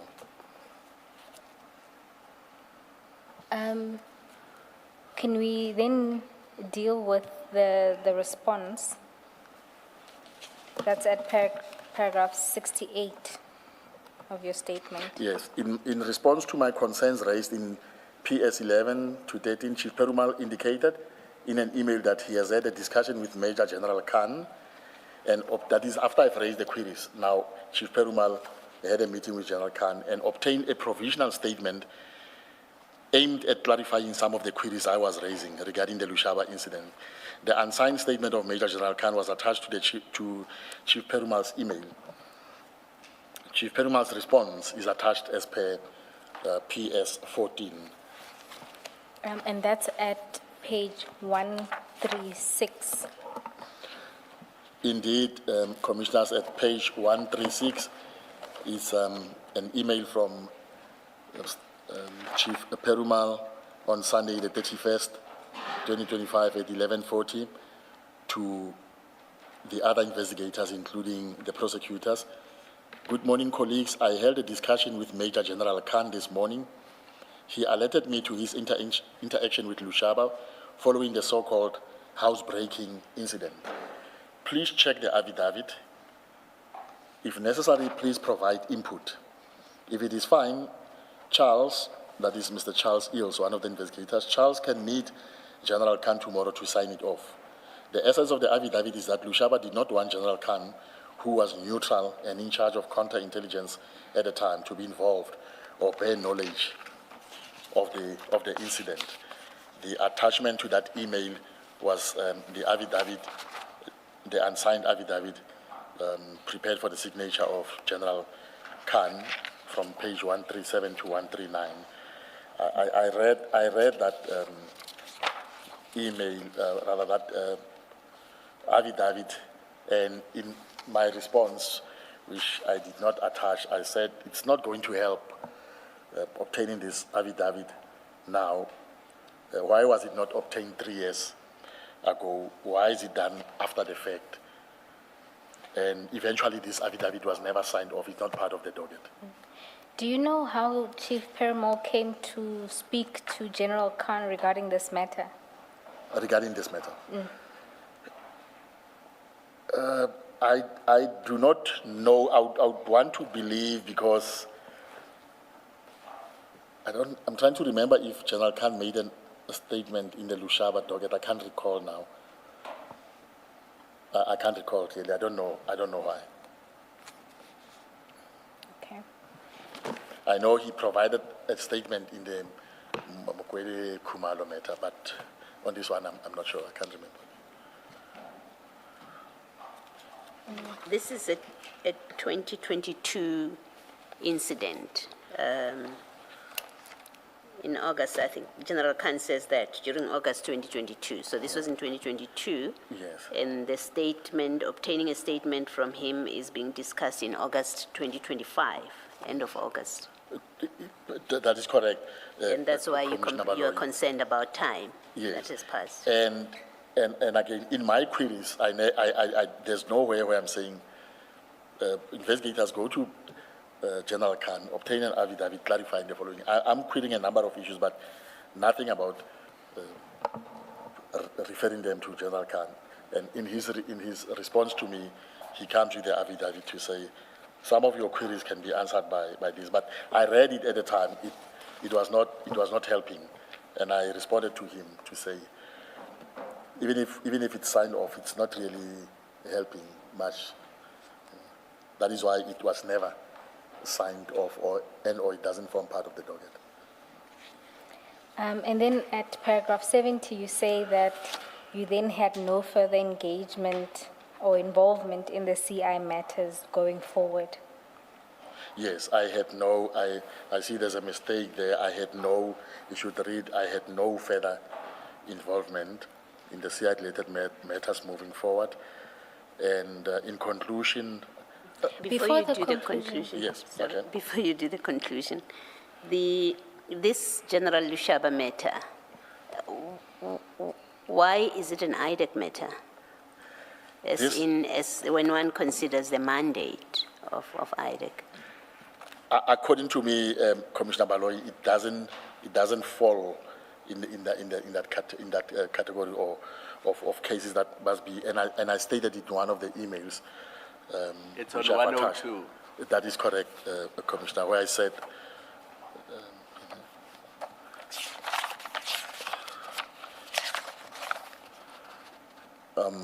to the colleagues, does this case fall under the mandate of the IDEC? I was of the view that this doesn't. And it's one of those cases, even if, like I'm saying, even if you refer it to the other courts, to the lower courts, you're really burdening them with a matter where there's no prima facie case. You rather deal with it there, close it off, write your report, giving your reasons why, so that it's filed and there's a report, not to pass the buck to other people. But as at the time I read it, really it was not meeting our criteria. Do you ever get a response to that question? Why? No, this one I didn't get a response to that question, Commissioner. Thank you.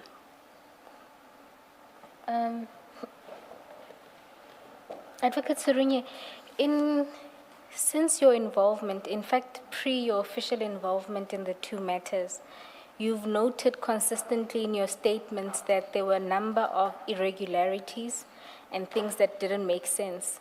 Yeah. And in fact, when you get the dockets, you note that in both instances, the investigations were wanting. They were not at a stage where suspects ought to have been arrested.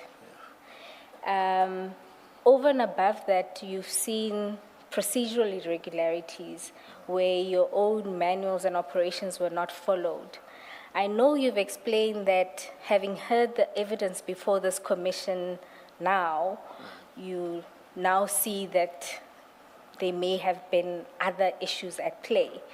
My question is, you've said to this commission, you have 30 years of experience. IDEC is a specialist organization. It has experienced prosecutors skilled prosecutors, skilled investigators. Now you look at these two matters and you can see by all accounts, there's nothing there. It shouldn't be before IDEC. There's no investigations. Nobody should have been arrested. Nobody should have been charged. Both charge sheets, you say, are defective. At the time that you now see all of this, now you have a full scope of the picture, having studied both dockets and in fact engaged both the other prosecutors and investigators on your issues that you had. What conclusions did you draw of what was transpiring within IDEC, particularly in relation to these two investigations? Look, Council, what I could figure out at the time, and I'm saying this based on the fact that on the side I was also getting complaints from the prosecutors, Advocate Hlachwayo and Advocate Ramseni, about how the investigators are not listening to them and how they've been, some of the issues that I've been raising in my emails and in my memos. The two prosecutors also did the same. They showed me a document which they directed to the office of the ID with a lot of queries. And I think it was around same time of August 2025. So they were also of the view that this matter is not ready, but they were not getting the relationship between, looking at the relationship between the prosecutors and the investigators was not good. I sort of got a sense that this, and I don't want to, because there's some officials there. Mr. Charles Ills was still new in the office. Mr. Pet Mlambo, it's a very nice, good guy. I was starting to work with Mr. Brian Parayashi for the first time. I didn't know him. He appeared to me to be a very committed investigating officer. I don't know, but I mean, they made a lot of mistakes here. It appeared they were rushing this case. I didn't understand then, but if you look at it now, it appears there's some conflicts between these investigators and the investigators in crime intelligence. It looks like, I don't know what that could move. Brian used to work for crime intelligence. I don't know if we are arresting because we want, but you can only see these things after the fact. At the time, you don't notice. You realize things are not being done properly. Investigations are not going well. This case has loopholes. The two cases were not supposed to be in court. And you're coming in after the fact. If I was right at the beginning of these investigations, maybe with the help of the prosecutors we could have driven the investigations better, and if nothing came out of them, closed the files. But now, you come after the fact, you're supposed to, correct things that have been done. You don't realize some of the things at the time. But yeah, there's something that was going on then that I didn't see at the time. I can see it now. There's nothing that I could do at the time. I guess but my emails, are telling the story. I'm questioning and raising these issues, not only with the investigators, but with the ID, with Mr. Soko, that these cases were rushed to court, and I'm raising a lot of issues here. Do you not think it's worse than rushed to court? In fact, based on all of your memos and emails, it's not only an issue of rushing, that's the least of the concern. The issues you don't have a case, and in the other, you shouldn't even be investigating. So it's far worse than that. I agree with you, Council. And then the second thing is, from what you're describing of the investigations and what this commission has heard about the investigations, either they are bad, and maybe this is the norm and this is what you see, and so you didn't quibble too much, or this must have been so bad and such an anomaly that you have to ask yourself what exactly is at play. Yes, which is what because you're also looking at it, my apologies, Sorry. from an experienced mindset and you are not involved throughout, you have the benefit of looking at it and seeing it.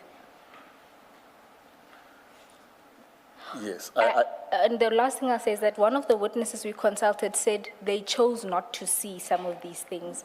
And so I wonder, did you see and not say anything in the sense of saying in harsher terms?